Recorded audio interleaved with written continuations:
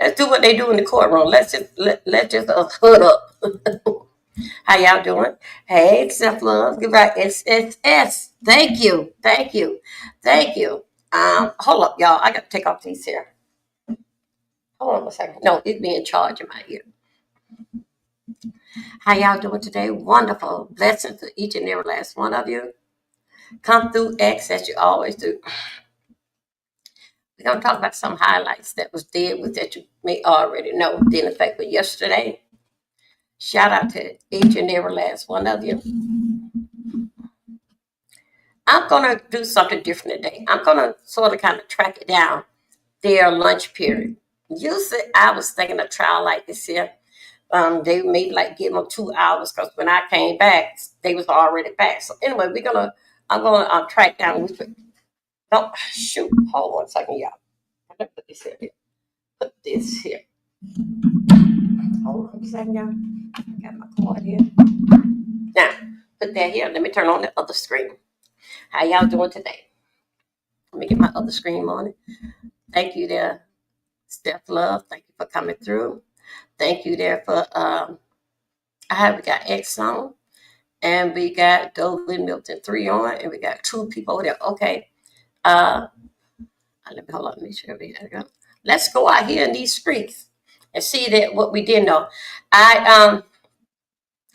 Michael Myers. That was one that I was talking about. And the other one was Mike Myers, and the other one was Michael Jordan's. Not the pro football. We all know. This is all what I'm saying. It's just what we had recapped yesterday. But I'm going to try to pace it on at 12 o'clock, basically going to lunch and coming back at 1. All right? So yesterday I did a little 12 o'clock and I came back at 2. And the only thing I got was 15 minutes. Everything else throughout the day, but basically was a rerun. Everybody saying everything. So anyway, let's go and see what's going on here in the streets. Just letting you guys know that I do. Hold on a second.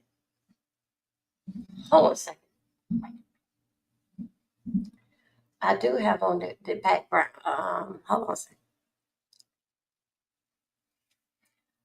a second. Weekend out here. Be coming out here into these YouTube streets. How about that? Okay. Okay.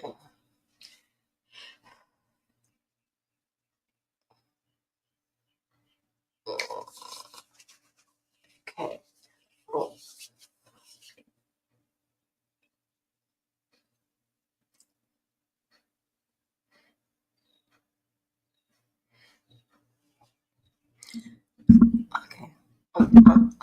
Hold on a second. Trying to make sure that I'm in here. Okay, yes. I am there. I'm there. Okay, here we go. Let me come over here.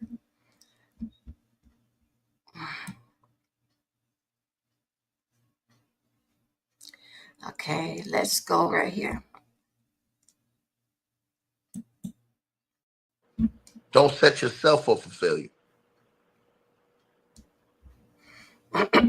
Hold on a second.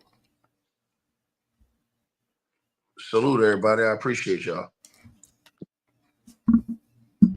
All right, you guys. So we appreciate everybody that popped in, supported this video. Make sure that you guys shop our merch. We got that new A Weapons merchandise right there below this video. All you got to do is look below. The links will be pinned at the top of the comment section as well to get the merch, to donate, support the channel, and subscribe to our podcast show. You'll see all those links pinned at the top of the comment section of this video. And we appreciate everybody that supports this channel and our networks. Also, that straight drop weight loss formula. Go to the website. You guys will see. Likely because he was addicted to drugs. Hold on a second. Okay, and that's the argument they don't want entered. Okay, that's what they're trying to fight against now, but that isn't what he's charged with. And so that also, they don't like that they're saying that he said that's not what he's charged with. Like, basically, y'all are going to try to use certain things against him, but that's not even the case that he's charged with. Now, in the podcast, Mr. Garagos advises listeners he'll discuss it next week further. As the defendant has repeatedly observed in the context of secret relief, Okay, hold on. Where was I? Let me scroll down some. Okay, so additionally, in seeking government intervention under the rule as recently as April 28th of 2025, the defendant has complained that lawyers for government witnesses have commented on pretrial litigation and continue to broadcast pretrial statements.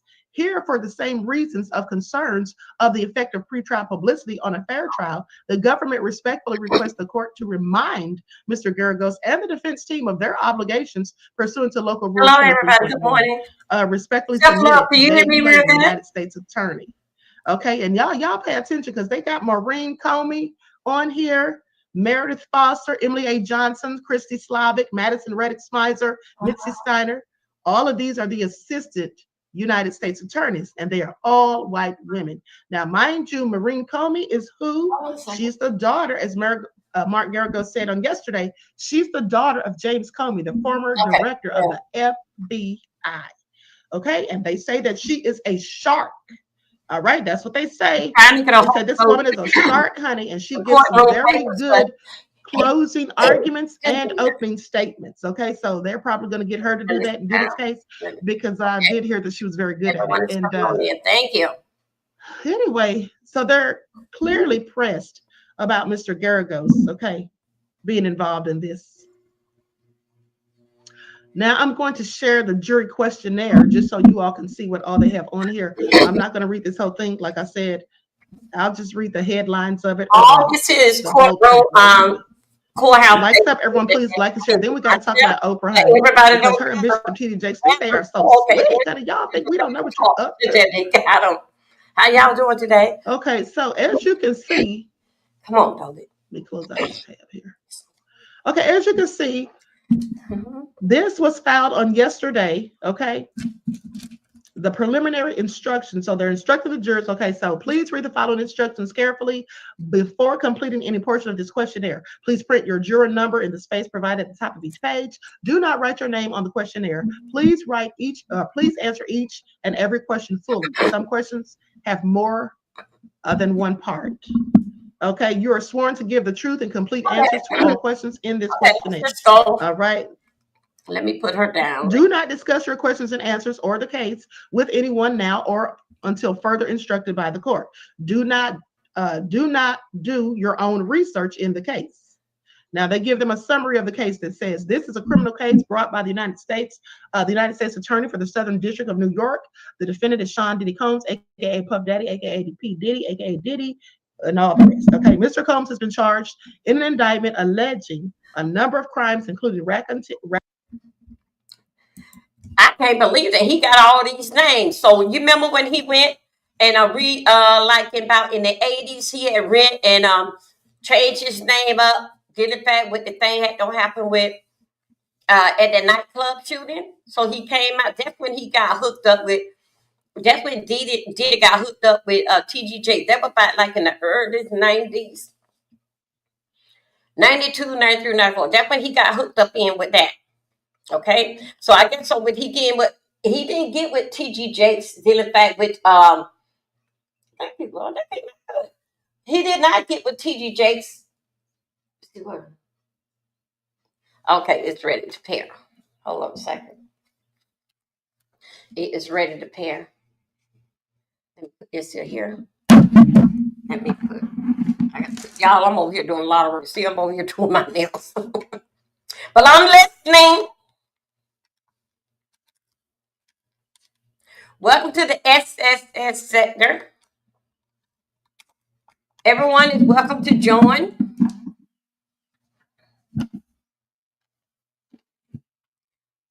Okay, here we go. Okay, let me go. Let me get myself up here. Let her do her thing. Let me see what else we got out here. I'm gonna try to give you something in the background to get you let me see. Let me see, did we get her? We did, we had got her. Okay, yeah. She just basically all they're doing a repeat. How y'all doing? Come through, X, come through. Thank you. Okay, good. I'm sorry. Okay, yeah, it's all basically what it's been going on. It's playing on. It's just a lot of repeat right now. Everybody basically don't say what all that they can say in day one, and we all bounce off one another information. Hold up a second. Let me get you in here. We all bounce off one another information. Nobody ain't got no more than what it was put in the transcript at the courthouse. Okay, so I just want to let you guys know you're not missing nothing. When I'm coming here, that's why I put at 8:30, because that just basically just put things in perspective in my words. And then look what I'm at. Ooh, child, I'm doing it. Ooh, child. Put things in perspective in my words so we can understand how y'all doing today.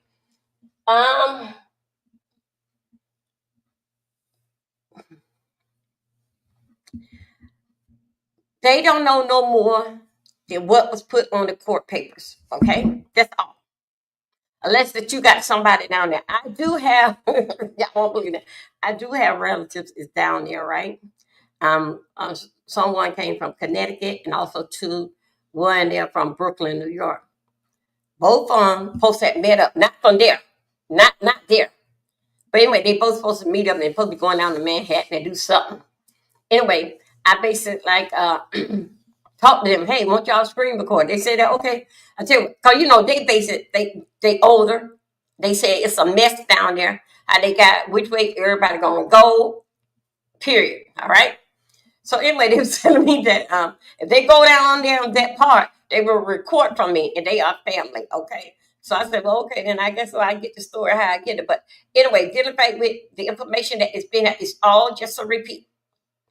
All just repeat, and it sounds so good and interesting in the way how that we say our words forward. Yeah, I got to go put some. Yeah, I'm okay.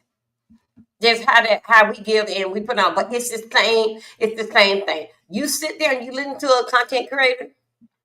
You go there and you listen to another. Okay, something about it is true because they basically saying the same thing. So you are the third person. You come up with how did you want to tell it. You ain't got to look up anything. Okay. So anyway, those are based on court order. I do go over there to the law crime and get the information from them over there. And when I basically got it down and I feel it, then I come out here with it. Let me see. Hold up, why Dover Milton 3? Self-love, which one that you on? Because I am picking up on, hold up a second, I'm picking up on 2. Why 3 not coming through? Hold on a second, you guys. 3 is, okay, you're on 3. Okay, because it's not saying anything based on 3. It's telling me that nobody out over there, but that's okay. That is okay. Anyway, you guys, we're going to spend some time. Thank you, X. You know, you guys, one thing I like about X, Twitter, you guys do come through for me. Yes, they do. That is Twitter. They like when I talk about politics and stuff like this, because I guess so they can understand the type of the words that coming out my mouth. Mm-hmm. It ain't based on nothing about being that you are educated or not. It's based that I can understand it. That's why I keep coming back, because I understand your language though that you speak. Okay, so I'm glad that one thing about YouTube got everything wrapped up. Everybody wrapped up in different form, come from different walks of life. And you keep going through that, you'll find someone that talk just like you, and you got a girl. You got a girl. Cause we got one up there in Texas in Congress. She talked just like Dover. But anyway, it's okay. I enjoy it. Anyway, you guys, let's go. Let me see. I'm trying to get us closer to the courtroom. Let me see what everybody's doing. Okay. Let's go over here. Let's hit some replays over here to get everybody in the mind frame. But like, what are we going up? What is going to take place today? Because there's some of these people. Oh, Brian. Oh, I was over there on him yesterday. Anyway, he he claimed that he know everything. Brian. Come on, somebody help me out. Why is Dolby? Okay, it says I got 4 over here, but why? Over here on Dolby Milton 3, it says that it's 4 of you over here, but I don't. Is that screen still got my face on it? Hold on a second, you guys.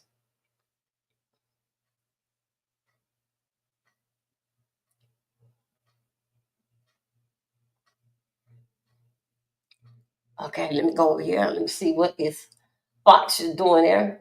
Real time. But this is just ain't nothing but the courtroom. Hold it, y'all work with me. Here we go.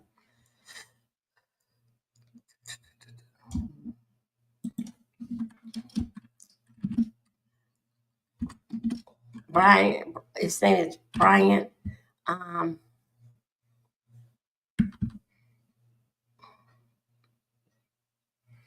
Hold on, you guys.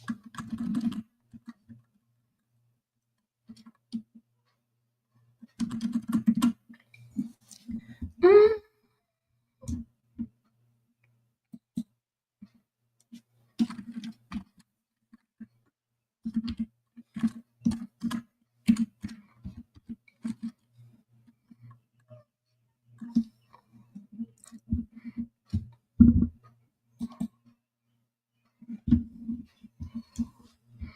okay, here we go. Let's go. The criminal trial for Sean Combs is set to begin tomorrow in New York with jury selection. Now, Combs has pleaded not guilty to multiple charges, including sex trafficking, and has denied all civil allegations against him. Now, sources say Combs' ex-girlfriend, Cassie Ventura, will be a central witness during the trial. Now, sources also tell CNN other witnesses expected to testify include his former sexual partners, a business associate, and a male sex worker. Joining me now to discuss is trial attorney and former senior assistant district attorney Otto Ekpo. Thank you for being here. Can you just put into perspective how significant this case is? This is a very, very significant case. I like to akin this to, this is the Gen Z's, I guess, version of the O.J. Simpson trial. Wow. I was in 5th grade whenever the O.J. verdict came out, and I remember my teacher stopping trial, or stopping the court, like stopping our courtroom just for us to figure out like, what's going on. We got to figure out what's happening with this verdict. What's different in this particular case than the O.J. Simpson trials, that this is not going to be live streamed. Yeah. You know, in federal court, you can't live stream any type of court at all. You can't live stream any trials. And so your audience is really going to have to focus on how CNN is kind of letting them know how the trial is progressing, but it's extremely significant. Yeah. Yeah. And I mean, it's going to come down to the courtroom sketches, to what you hear from maybe witnesses choose to speak afterwards. We'll see.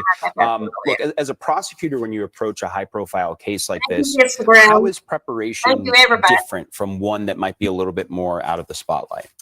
They have to prepare because they cannot make any mistakes. Yeah. This elite all women prosecution team, they've got to make sure that all their ducks in a row. This is either a make your career type of case, or this is a break your career type of case. So they're going to be prepared. I think they've been working on this case for at least a year now.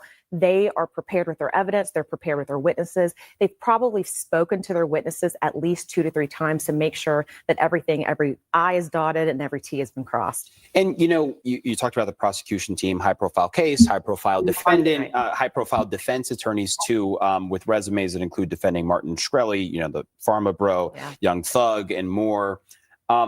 On the defense side of things, does that experience actually make a difference in a case like this? And if so, how? I think it does. Yeah. What the defense has done recently is bringing in a pinch hitter by the name of Brian Steele. You just mentioned the Young Thug trial. He was the lead defense attorney there. What the defense is trying to do is throw wrenches in anything that the prosecution is going to lay out. Any evidence they have, they want to try and misconstrue, throw out red herrings, throw out red flags, so the jurors aren't actually focused on the real evidence. And so their experience is actually very, very important. And so if they can get one juror to kind of look the other way and not look at this case the way the prosecution wants it to be, that's very beneficial for the defense's side. And, you know, obviously the nature of this case is a very sensitive one, especially for the alleged victims here as well. And not all of the witnesses coming forward have chosen to use their names as part of their testimony. But Cassie Ventura, Diddy's former girlfriend, is choosing to testify under her own name. What is the significance of that, I guess, from a prosecutorial standpoint, but also just in general? What is the significance of that? She's ready to have her day in court. Yeah. She's ready to let everybody know, not just Diddy, but to let the world know what happened to her.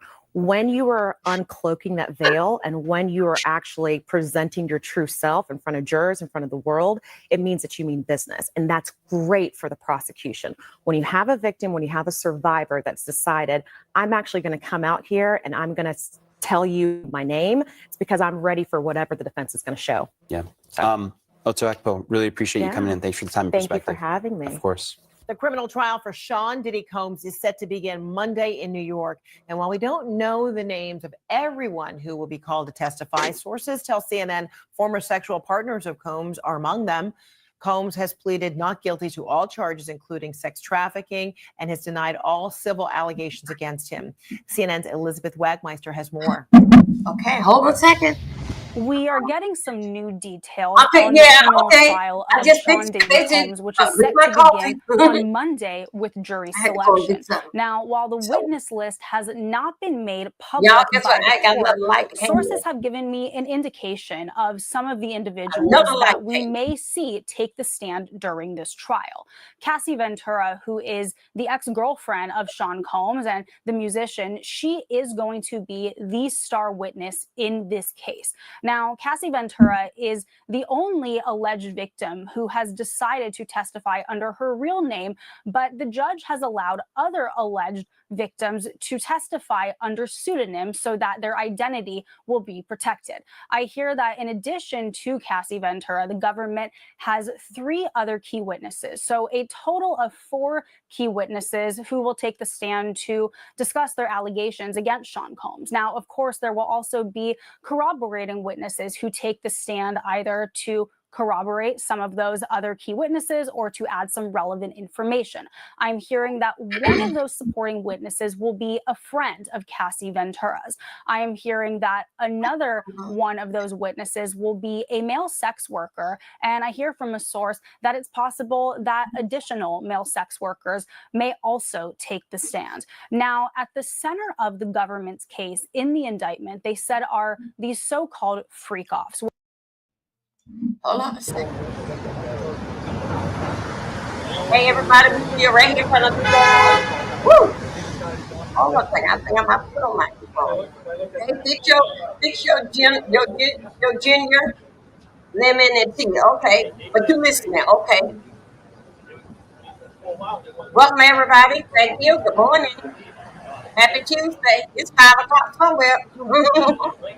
But me and Steph Love know that we are here. 9 o'clock. Right.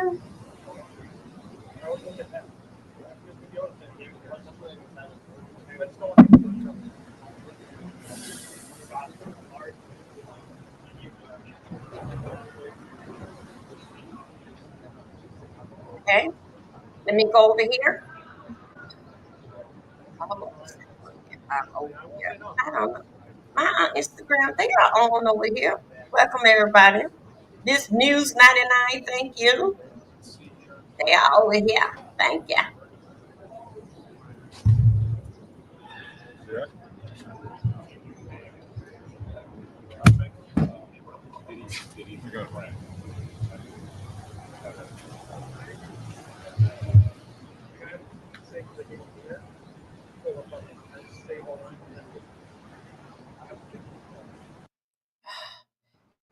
Okay. Wait a minute, hold on.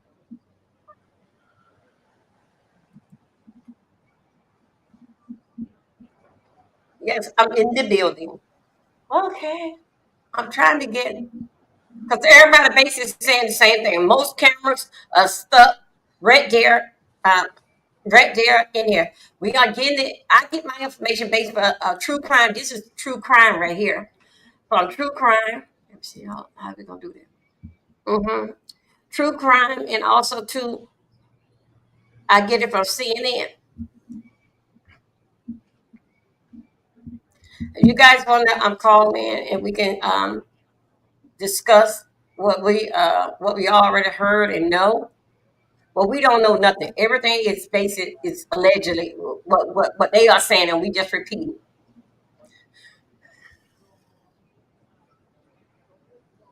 What's going on over there? Why is that camera? Yeah, you like CNN? Yeah. You know, y'all know I'm watching. I got it on 4 screens here. I got it on 4 screens here. Okay, let's go and see what CNN said. They come up with anything that we already know. Hold on a second. Here we go. Let's go and see. Oh, keep on.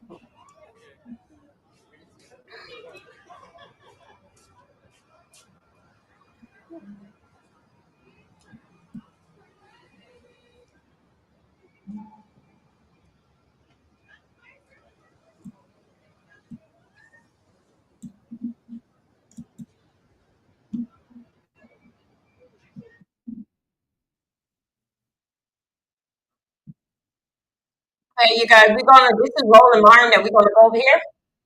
So right now they are in court, so we're gonna follow some things too. Uh,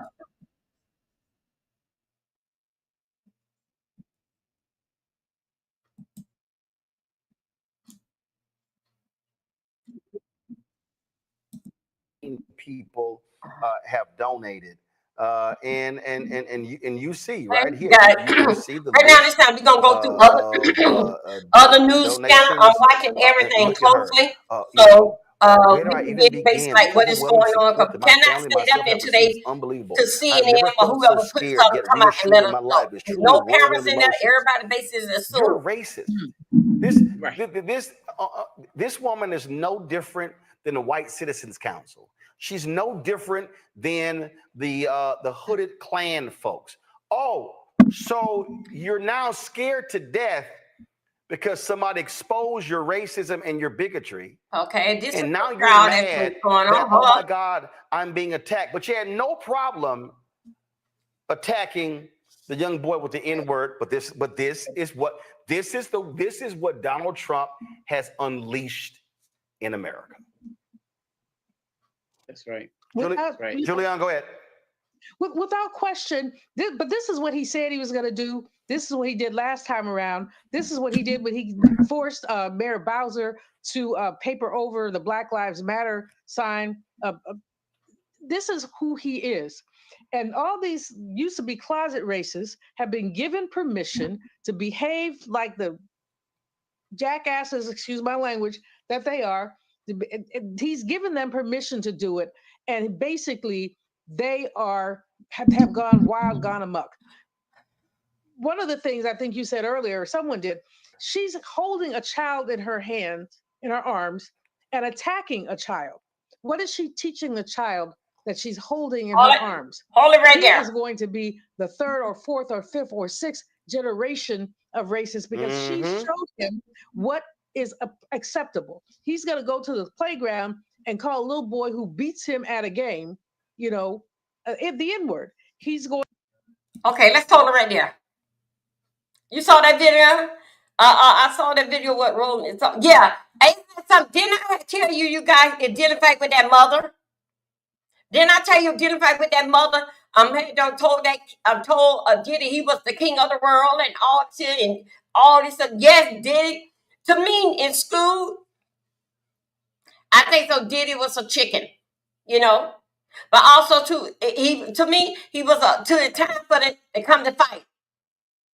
You know what I'm saying? When the time to come to fight, allegedly in my mind, he'll run home and tell his mama. Yeah, he'll run and tell his mama.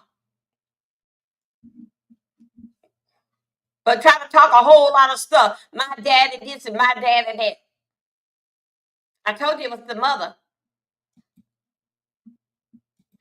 Going to we can't say what all he's going to do, but he has the worst kind of role modeling. And quite frankly, the Child Protective Services needs to come and get her child because she's unfit to raise a child. And that's what needs to happen. We have to fight back. Now, this is one case out of I don't know how many, but this is startling and it's startling and it makes you want to lay hands on somebody. Where you say she was again? What her address? First of all, there's an open case. There's an open case in Rochester, Minnesota, where this took place. And here's, now remember, you have two things going on here. We're gonna go over in the here. Congo. You got Dish, you got the story out of Texas that we've covered as well, where Austin Metcalf, the white kid, was killed, and the black kid was charged. Both are students. But what's interesting here is there's this one person who goes by BIPOC something. This is literally what his tweet was. It's official. We won. So here's what they did. They showed how much has been raised to help the racist Shiloh. Okay, here we go. Hold on a second, you guys. Brace me for a moment.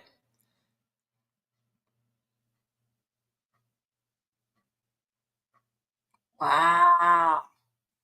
Okay, hold on a second.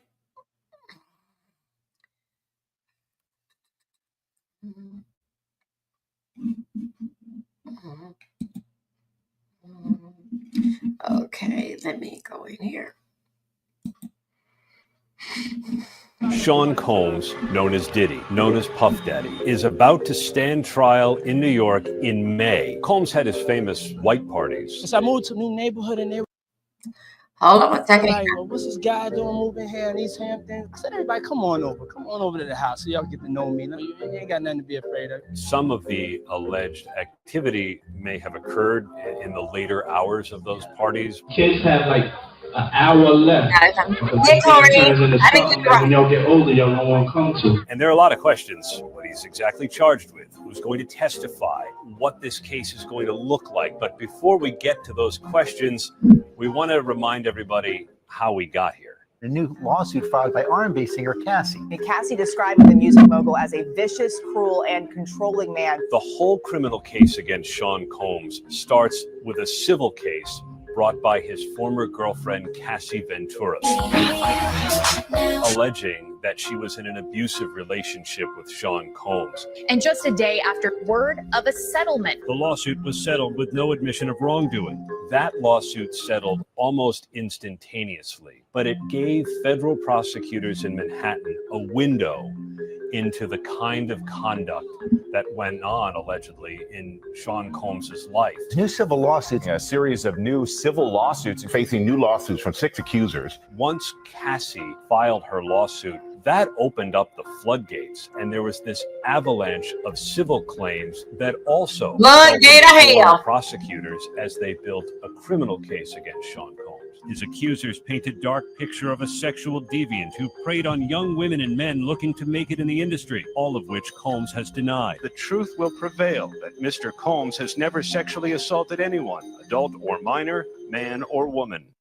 Combs has mansions, one in Los Angeles, one in Miami, and simultaneously, federal agents from Homeland Security Investigations ended up, guns drawn, going in to both of those homes to seize evidence. They did this with a warrant. Cartons of evidence, a lot of it electronic, ended up being seized by those federal agents to help prosecutors build a case. It's on tablets, it's on phones, because according to federal prosecutors, Sean Combs liked to film himself and others in sexual situations. Wow. And a lot of these videos are going to be played at trial. And so prospective jurors are being asked if they mind looking at all of this stuff, because they may see quite a bit of it once the trial begins. Right now, Sean Combs is being housed at the federal jail in Brooklyn. It's called the Metropolitan Detention Center, and he has been there since his arrest at a Manhattan hotel. It's not a nice place. Even federal judges have complained about inhumane conditions. But Combs is in a special unit. He's housed in a dormitory-style building. Until recently, one of his dorm mates was Sam Bankman-Fried, who was convicted in a crypto fraud scheme involving FTX. Ooh. Combs's trial is scheduled to begin on May 5th with jury selection. The plan is to bring several hundred prospective jurors into the federal courthouse in Lower Manhattan for as many days as it takes to seat a jury of 12 plus 4 alternates, all of whom will swear they can be fair and impartial, even if they've heard of Sean Combs. And really, who hasn't? There are no cameras in federal courts anywhere in the United States. And so this trial will not be televised, but we and a lot of other reporters will be there covering it. And that's how the public will learn not only the evidence against Sean Combs, but we'll be looking for how he reacts to it. We've seen him a lot in court, and he presents fairly upbeat. He comes in with a smile on his face, hugs for his lawyers, gestures to members of his family who have sat in court there to support him. He looks a lot grayer than he did when he was first arrested. You're in jailhouse beige, although at trial he may well be in civilian clothes, but he's treated like any other criminal defendant that we've seen. And we've been there for similar trials for Ghislaine Maxwell, Jeffrey Epstein's former paramour. We've been in that courthouse for Sam Bankman-Fried, the crypto fraudster, for Bob Menendez, the former United States Senator. All measure of walks of life come in and out of that courthouse. Sean Combs is only the latest. Combs faces 3 federal charges. Racketeering conspiracy, a RICO case, is probably the most serious and expansive and covers about 20 years of alleged criminal conduct. He also faces sex trafficking and prostitution charges. And taken together, federal prosecutors allege that for years, Combs has forced women into sexualized situations against their will, threatened them with violence if they didn't participate, and brought male prostitutes into a relationship in order to have what court records call freak-offs, which are basically a lot like orgies. Women, according to federal prosecutors, into these things. I gotta get Rooms were even though stocked that with it's like baby oil and other supplies. There were cleanup crews in the end, IVs to help restore people physically after they were made to do, according to the charges. And the jury is going to hear about all of it. Combs' defense team has said that the evidence so far is just an interference in the private sex life of Sean Combs. And what's depicted in videos or said by witnesses or alleged victims isn't crime, it's consensual sexual activity. There's not the slightest inkling, according to the interviews that I've done, of anything that's coercive, non-consensual, and it was adults and consensual, and everybody who was there wanted to be there. Will the jury buy that? We don't know. It will depend in large part on how the alleged victims testify, how they cross-examine. Yeah, of course, they was so far, the defense strategy seems to be to suggest that this was consensual activity, maybe until it wasn't, but it is not the kind of criminal activity that prosecutors portray. The only person we know for sure that will testify is Cassie Ventura. She is depicted, along with Sean Combs, in a video that CNN first obtained that shows Sean Combs kicking and dragging her through the hallway of a Los Angeles hotel back in 2016. Combs issuing an apology video. I mean, I hit rock bottom. No, you didn't. But No, I you make no didn't. excuses. My behavior on that video is inexcusable. Combs and his legal team have a different view of how we should read that video, how we should look at that video, but we know Cassie is going to testify about it and other experiences she says she had while in the presence of Sean Combs. There are also 3 other alleged victims whose testimony helps comprise the criminal charges. They're going to be allowed to testify under pseudonyms, and so they may not be publicly identified, but it's possible we will know who they are once we see them in open court. For people who have been following Sean Combs and the possible, celebrity side of things, I'm not sure how illuminating this is going to be, answering questions about Combs's relationships with people like Justin Bieber or Jennifer Lopez or others. We'll see how deep into it the trial gets, but for the most part, and we don't know who some of the alleged victims who will testify, we don't know who they are yet. But for people who are hoping for a deep dive into the private sex life of Sean Combs, we'll get some of that, no doubt, at least as prosecutors say it was criminal. But some of the other stuff, we're not sure.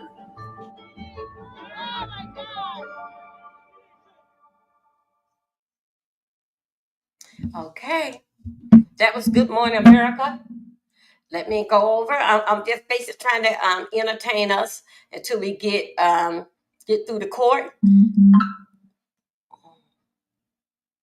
Okay, just to get us through the court until they come out with something new, because the cameras are not in the courtroom.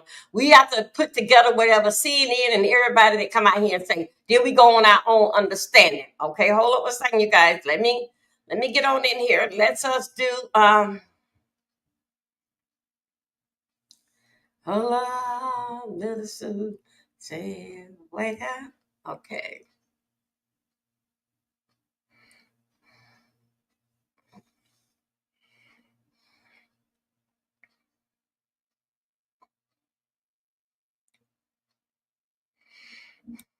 Oh shoot. No. Let me see.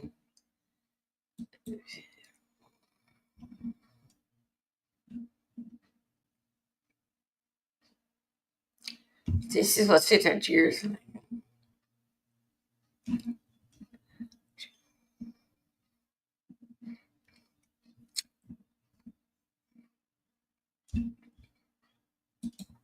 Y'all, I'm gonna do something. He's going to look at himself. Yeah, yes, that's exactly. But let me tell you something.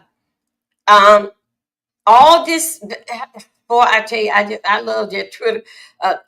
Twitter, they y'all, you know what? My following over there is something else.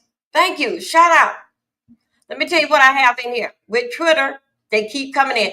13 over there at Twitter. Dover Milton 2, that's 5. And Dover Milton 3, that is 7. Also, too, with this here trial, I'm able to hold 1,000 that's in the room. That how I had basically set this up. So let me tell you, as we get closer to the trial, yes, things gonna start to move real fast. Okay, it's gonna get more gonna come in here. Shout out for those that is listening to me. No, I'm not a professional, and so are they not. Because we all would be in the courtroom under our own understanding. Okay, I'm telling you, even down to them little girls. Hold on a second. Here we go. Even down to them little girls. And those that stand for the girls. Okay, those that didn't. Is I'm okay? Okay, the little girls around there, his daughters. Yes, his daughter. Them. Yes, his daughter. They gonna have a little click on their shoulder whatsoever. Yes, they are. It's a family thing, and it's all came dealing back with grandma. I told y'all they gonna get grandmama ass. Clyde Davis, this month here, they said the trial was going on for 2 months. Somehow in this here trial, he don't lawyer because all his friends are lawyers. TGJ, all his friends are lawyers. That's why that he had to step back. TGJ's, I'm telling you guys, when it was time for me during my trial, I couldn't even think. Yes, I know why that he left.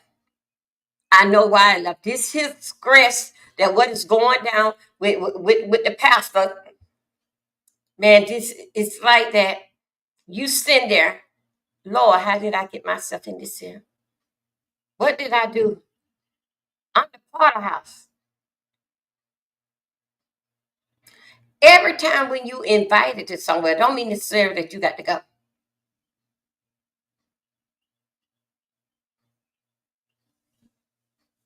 Everybody that was at Diddy's party, the white party, was they TGJ, well, your church invited all them people over in there, and then they say, well, children were there. So children, they go to church too. Well, your kids there. Well, your church there. And did they bring their kids? So in other words, I'm gonna give it back to you. This is where you want to be at. But my. What a where I go, what a well that we weep. Ain't that something? It was stress. You had to think. Now I'm talking to TGJ. You had to think. Your stomach is nauseous. Your nerves all tied up in your stomach. Yes. And what is the world going to say about you now? We're going to say the same thing that we all say, not only about you, but basically all the pastors. All of you are freaks. And the mother of the church, you are a freak too, because you have to put on that scrap on and everything else. I'm trying to talk some trash this morning on self-love. I don't know if you like this type of teaching, but I got to tell it. The mother of the church wears the scrap on too. Aren't they different? She ain't know everything. Everything was going around there Diddy's party. T.G. Jakes don't know everything, because if he was here as a pastor, he would say, no, brother, man, listen, son, listen to me, don't do that, because the Fed were to catch up to you. So a lot of things that he did not know. But did in fact with him, they basically want to get him in an uncomfortable position, which that he got himself into that. Because that he didn't have nothing to do. Everything hopping and popping over there to Diddy's house. Yes, he has seen children there, no trouble, but guess what? When they all, to me, allegedly, in my mind, TJ Jakes may be saying, well, and the grandmother, stop. Could y'all see old grandmama trying to ride something? Y'all remember I told y'all about the time my friend had them claws on her back? She in the nursing home right now with them claws like a tiger claw. Get up on this. Wow. And right now she over to the nursing home wearing a damn pamper. Doctor come and see her. They have to change her pamper, and on her back said, "Get up on this." Really? Okay. Now, boy, I tell you, thank you, you guys. Thank you for coming through as what you always do. As always, come through. Diddy, let's hold up. Diddy, mom, I'm gonna get your ass. Just wait a minute. TGJs, you know you saw kids there. Not only when the first time you went there, you saw kids there and a lot of boobies and all this type of stuff there. You still did not say nothing to him. Yes, you did. Take it back. You did told him, man, you better be careful. You don't want the feds coming in knocking down the door. He said, Sean said, you, what they call him, Diddy, said that I got this here. Hey, they all know what to do. They know how to get me. They all want to do. So basically, when TGJ, when he said that to Diddy, and Diddy says to him, man, I got it all covered. We'll be all right. It all happened. It's going to be all right. They know what to do. But he stayed and he stood there and he's seen a whole lot of stuff going on. From the time that you saw the first kid, from the time that you saw the first lady had her shirt off, from the time that you saw them in the pool playing, from the time that you saw them in the pool playing, Jakes, you should have been looking for the exit door right there. You know that whole thing was dealing with orgy and all this type of stuff. Yes, you did. Because soon you should have felt uncomfortable with the ladies in the pool playing with each other booby like that. That's what you should have felt uncomfortable about. But you didn't. You move around and you stay. Yeah, you got in there and you shook yourself behind the girls and like you were dancing. Yeah, yes, you did. You did that. I wasn't there, but I can tell you, if I was there, I know exactly what you were doing. But get in one of this sexual thing with one of these girls, I cannot see the pastor doing that.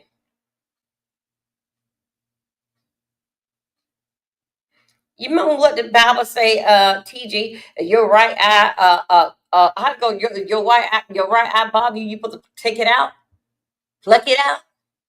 You didn't want to do that because it didn't bother you. But it was him. But all right, you really felt very uncomfortable with them shirts off and them kids there. Because you knew right then when you had told it, hey, man, they come busting down the door. But since it was going on for so long, you kept going back. You kept going back.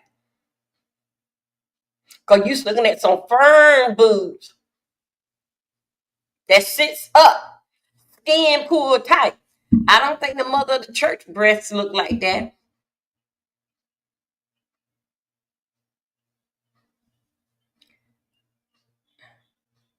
As a pastor for the church, and being in a situation like that, even down with little children, something that you get on your pulpit and you preach about, protecting the children. The children are our future and all this kind of that. But you go in there and let the children be into an adult situation.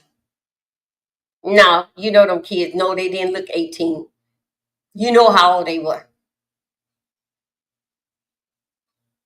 No, it ain't no thing that, hey, your mother let them do, and the mother brought them. Yes, somebody did bring them, and they dropped them off. You're right out to defend you just like, you're supposed to flick it out. I know a lot of you come here to see that basically like what's basically gonna go up, but y'all just deal with me and let me work with it. I'm getting better. I'm gonna work in the making. I'm getting better. I told my people I was gonna cover this up. After basic yesterday, I did like 15 minutes, and then I like mantra all day and all day. Everybody was saying the same thing. And as y'all see clear, CNN, other news, they will put that out. But guess what? It's not put out free. Those letters that they put out, and they know this note and that no. See, I haven't made it that way because my mouth do enough for me, and then I let them get the paperwork. And they come out here and tell you, yes, that is building up their channel, but guess what? I haven't made it there yet. Those transcripts, no, they have to pay for that. But since they're gonna pay here and air it out here to the world, I'm not gonna go down and listen to them. And I'll come back here and tell y'all what I think and what he or she said. Because everything what everybody's saying is allegedly. It ain't nobody in that courtroom. Them people probably got a glass up to the door. The news report got a glass up to the door, a cup, and listening to what come in because they can't be in the courtroom. A federal charge. I do feel that dealing with the adults, they was there and they play at their own risk. Only thing, the tricky part, y'all, with me with this here thing is that they knew what they was coming into. They was coming to a Diddy's party. Everybody that came there, they was coming to a Diddy's party. Even though with the ones that they had brought in with their own free will, they was coming at a Diddy's party. And when they got there and see what it was all about, yes, they wanted to leave, but you better drink this here. They forced the drinks on the people, even though you're not a drinker. That's why I'm thinking about TG Jakes ain't touched that that wine, that look whatever that they was serving. He wasn't touching that. Because he didn't know, as seeing what everybody was doing around there. He did not know that this was going to put him in an uncomfortable position, and what that drink that they was giving you, what it may lay him up to. Because I'm telling you the truth. With all them young little things around there, how many of them really want to see TG Jakes with his body? Actually want to see what's that give. I just want you to think about it. Out of all these things around here with these young guys, TG Jakes, if he were to take a drink, he'd take off his clothes. Who is going over there? Let me try it again.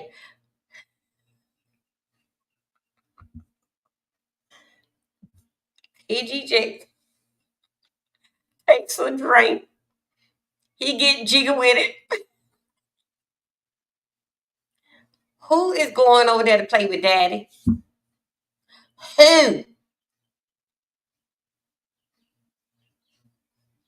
I don't think.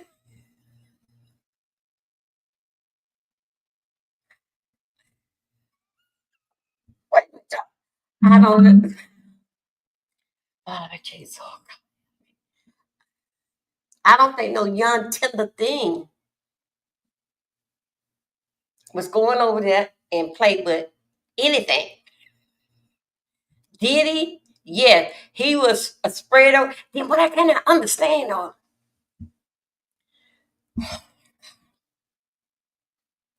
Y'all, let's do this. How many of them had their clothes off and was on their cycle? You going to a Diddy's party? Y'all, this thing here, this thing here is going to get rough. Don't tell me whenever Diddy's party is going on, you able to shut down your cycle just like that. Really? Don't come on this still time for the next 4 or 5 days cycle. Because we're going over there to Diddy. And when they give me that drink, I don't know what I might do. Y'all gonna in that courtroom, you gonna see some stuff. Oh my God.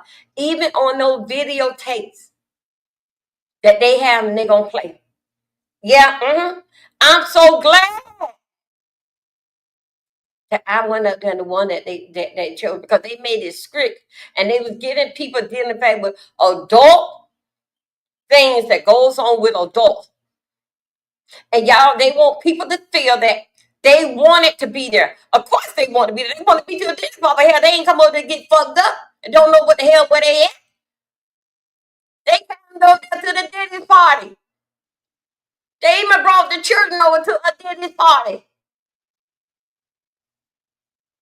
Was the children playing with grown people? Yes, they were. Because Justin Timberlake, that boy Justin Bieber, he was there. He was playing with grown people too. Everybody was there wanting to turn the white boy out. Turn out. Come on, somebody gonna want to turn son out. Yes.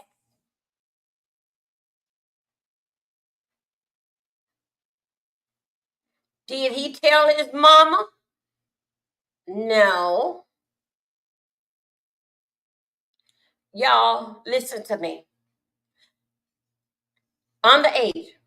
We may not know all them other little roof rats that run around there, but we damn so know Junior, Justin. We know his ass. We know that he started about what time? 12, 13, or 14? And let me tell you something. I got to work. Hold on, so y'all got to hold me. I got to work for a few minutes. Even now to you, what's it, Usher? You played with him. You played with that kid mind that he was going to be a star. Now, wait a minute, y'all. Hold up. Wait a minute. Let's not get up with Diddy. Because Diddy already told Usher, I like that right there. What's up? What do you think about that? Hey, can you get him over here? I like that. Usher.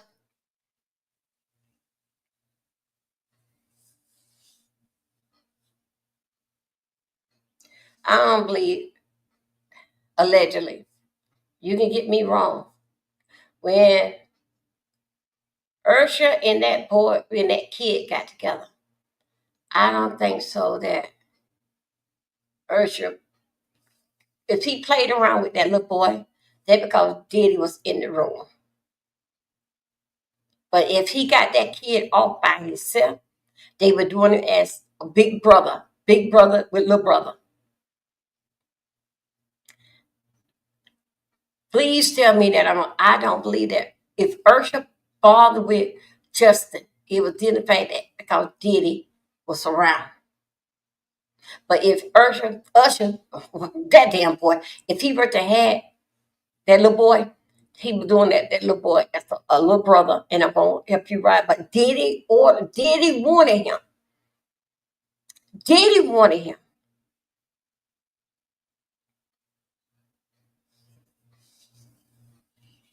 And he had to pass him along.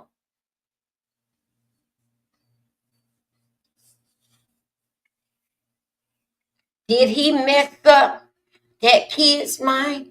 Yes, he did. Only thing, that kid was in his bedroom trying to be a rock and roll star.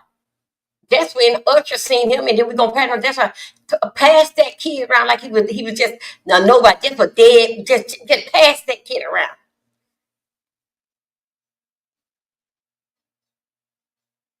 you mental screwed up that kid mind.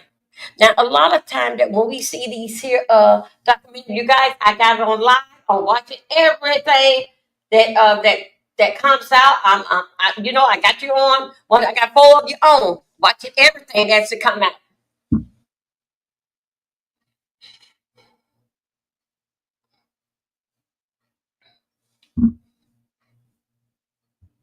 Okay. Everybody know what he's on trial for? Hold 1 second. Let me. I see something here. Let me go. This is basically from.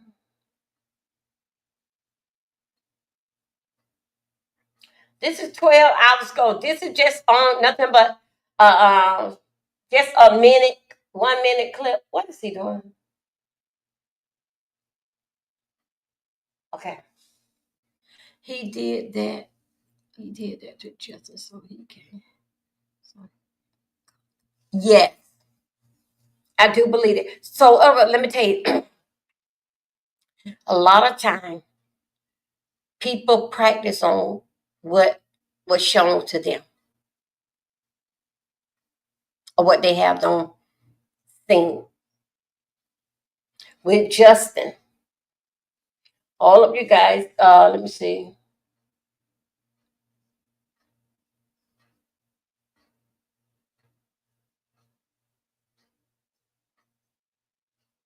Okay. The stuff that have been seen, okay. The stuff that with that kid was shot too. But they had the kid on this NDA. You see what you see, and you don't tell nobody because this is our secret. That's just like when an older man, someone, dad, uncle, grandpa, mess around with a grandkids, niece, daughter. This is our little secret, and everybody be glad to get a secret pertaining to. Come on, stay on. Let me see. Hold on a second. Let's go over here. Hold up a second. Let me go over here. Okay, here we go. Let me go take this here out here. Okay, wait a minute. I think we're still in a little bit of action here. Mm,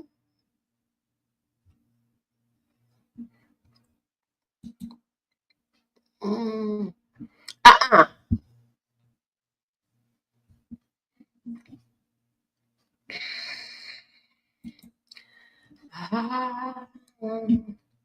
Here we go. Oh, where is it? Wait a minute, you guys. I'm trying to get it what I see right here.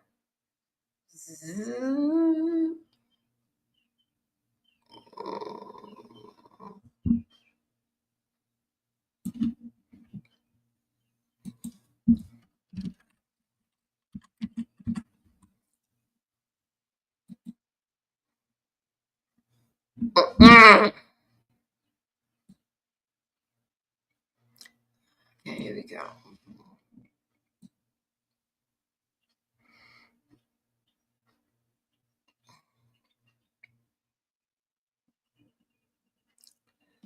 Okay, hold on a second.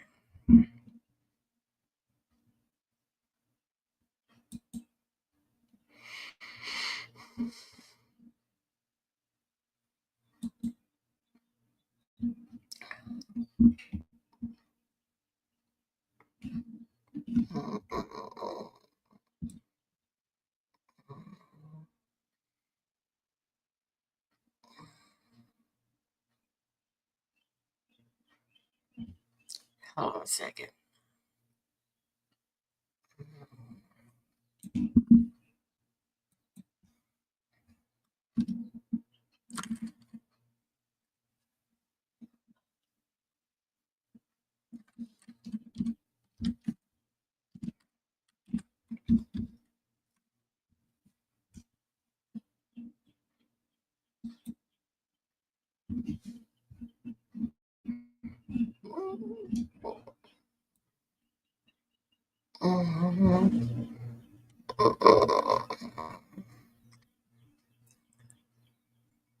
Oh,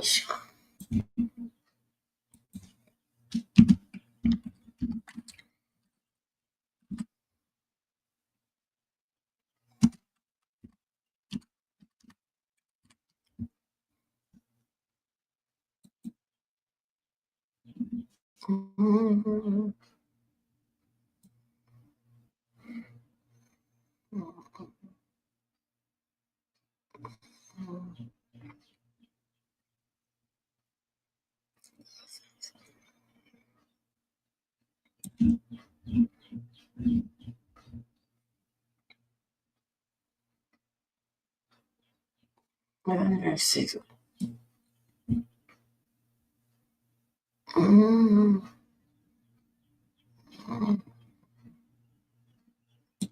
Let's see.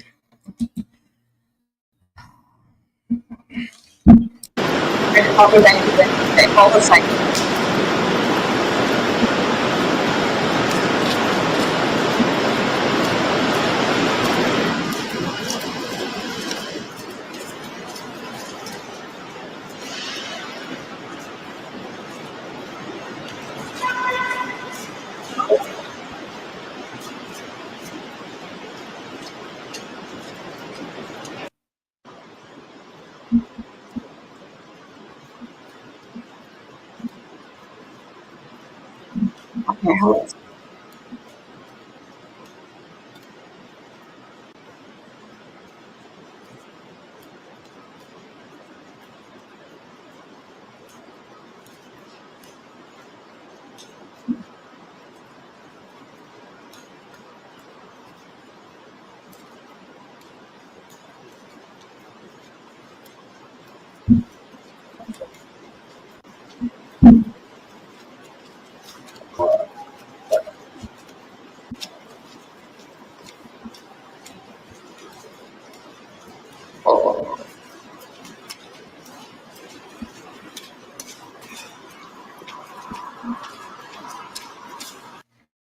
Welcome back to Live Now from Fox. Our next story takes us out to the Big Apple as Sean Diddy Combs will be back in court today for day 2 of his sex trafficking and racketeering trial. Jury selection is set to resume with 19 jurors from the first day's pool moving on to the next stage. Fox 5 New York's Briella Tomasetti joins us live this morning outside the courthouse in Lower Manhattan with the very latest details. A lot of eyes on this case, Briella. Good morning.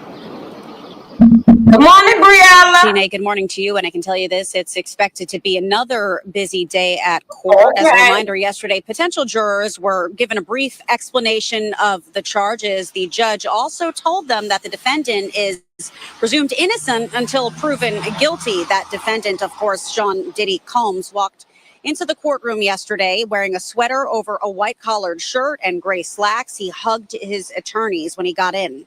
As proceedings got underway, Judge Arun Subramanian jokingly compared the long list of the prospective jurors to the Lord of the Rings trilogy. Several of them said they already saw a key piece of evidence in this case, video of Combs beating R&B singer and ex-girlfriend Cassie Ventura inside a Los Angeles hotel. One woman was dismissed after describing a still image she saw from that video as, quote, damning evidence. Ventura, one of the 4 accusers, is expected to testify.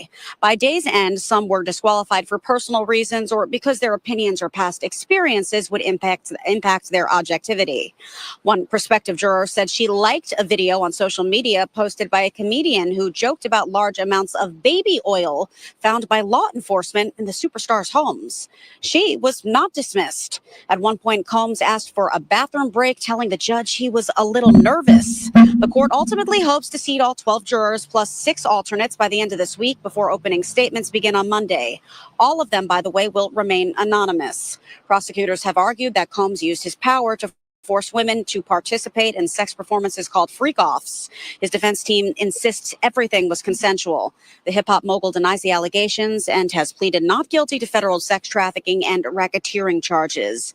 Now, as you mentioned, Gina, 19 people from that first group of potential jurors are still in the running, and 36 more are expected to be questioned today. For now, we're live here, though, in Lower Manhattan. We'll send it back inside to you. All right, Fox 5 New York's Briella Tomasetti. Briella, thank you so much for the detailed breakdown. We'll see how day 2 goes and check in with you tomorrow. Have a great rest of your day. Yeah, everything's getting real for Brother Man. Thank you. And I want to share with you this latest tweet coming down on X this morning from the New York Post. It says, quote, Diddy makes sobering admission about his emotions as jury selection in bombshell NYC sex trafficking trial kicks off. So we are keeping a close eye on this case right here on Live Now from Fox. Of course, cameras not allowed inside of the courtroom because of the high profile case and all of the media attention that has surrounded this case far before a jury selection kicked off yesterday. But you can get the latest details right here on Live Now from Fox. So make sure you are staying tuned. Thank you. Okay, hold on a second. Let's see what we got here. Today, in a New York federal courtroom, Sean Diddy Combs told the judge he was, quote, a little nervous. The rap mogul's criminal trial began this morning. He is sex trafficking, racketeering, and more. The two sides are now in the process of selecting a jury of 12 plus alternates. Most of the prospective jurors acknowledge they're aware of Combs' case and also the allegations that span some 20 years. Among those allegations, he's accused of forcing at least 3 women to engage in sex acts with him and at times with male prostitutes during parties known as freak-offs, which last for days. Combs faces spending the rest of his life in prison. CNN's Kara Scannell has been covering all of these developments for us. She's outside New York's federal court right now. So some of these prospective jurors already turned away. Kara, why? Yeah, a number of jurors have been turned away. One woman, because she had seen that hotel surveillance video, she saw a still image of it where Combs is on camera kicking and dragging his then girlfriend, Cassie Ventura. Now, the juror said that she referred to it as damning evidence. And after a back and forth with the judge, he decided to excuse her for cause because she had formed an opinion on it. I mean, other jurors have been excused, one because the man had just started a new job and couldn't take off 8 weeks. Another juror was excused because he said he had a negative experience with law enforcement. But so far, 11 jurors have qualified to continue through this process. And the magic number here is 45. Once they hit 45 jurors, that is when the judge will have both the prosecutors and Combs' team do their peremptory strikes. That's where they can eliminate jurors for just about any reason until they get to 12 jurors and a number of alternates. But those who have gotten through, some of them have seen the tape. One woman said she did see that hotel surveillance video. Others were familiar with the case. I mean, there were 2 women who said that they had been sexually abused, saying it happened decades ago, and they thought that they could look at the evidence in this case, which is about sexual assault, and view it fair and unbiased based on what comes into the courtroom. And one woman had, who is proceeding, said she was arrested when she was 16 for shoplifting at Harry Potter's World at Universal Studios. The judge asked her what she stole. She said it was a wand.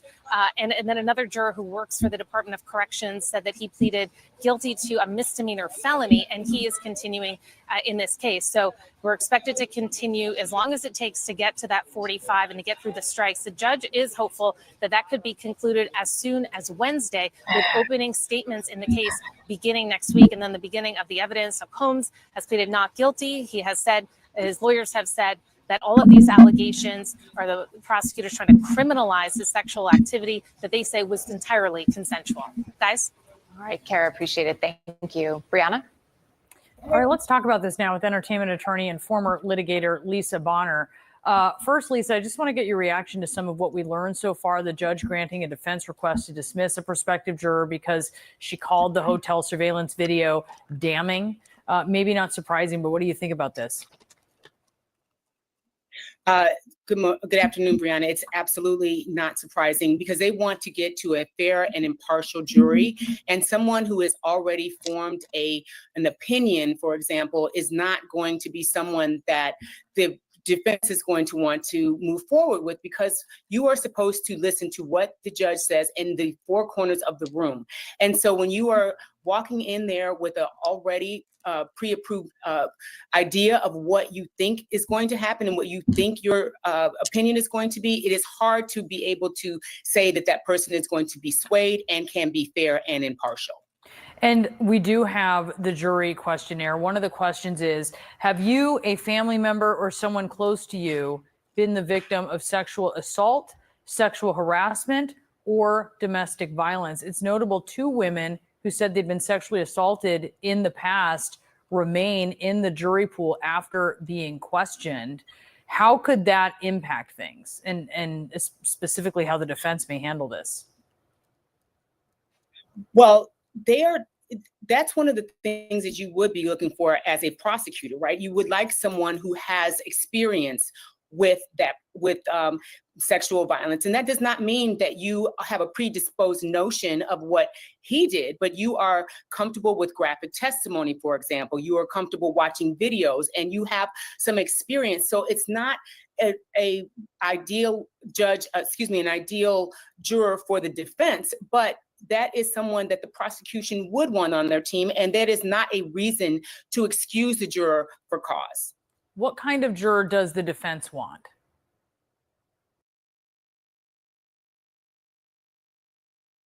How you doing? Okay, what person wants to be on the jury? They gonna pick somebody on the jury because they got experiment. Really? Really? Hold on a second, you guys. Hey, hold on a second. Let me get on mute.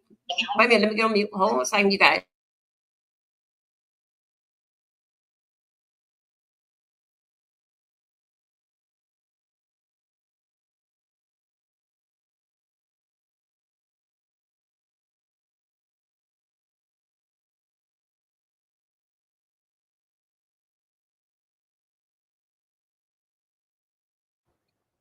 The defense ideally would be looking for a man, an older man, for example, someone who has maybe been falsely accused by the police, someone who may be in a high-powered job with traditional values, someone who really does not come in with a preconceived notion, someone who is skeptical of law enforcement. Those would be the type of jurors that the defense would be looking for. And at this point, Combs's lawyer is saying he could take the stand. Would you find that difficult to believe? Do you think he could help his case or hurt his case? Well, that's one of the things that a defense lawyer always says. If you look across any of these prior cases, oh, my client is really considering taking the stand. He really wants to tell his side of the story. And I'm willing to bet that he is not going to take the stand. That would be the absolute worst thing that he can do, because that offers up cross-examination. It offers up his priors. It offers up him to be caught in a lie, and really, really can talk to him about anything that he has ever done. So there is probably no way that Sean Diddy Combs will take the stand, although that is the very old trick in the book with the defense lawyer saying that he wants to tell his side of the story. I don't see that happening.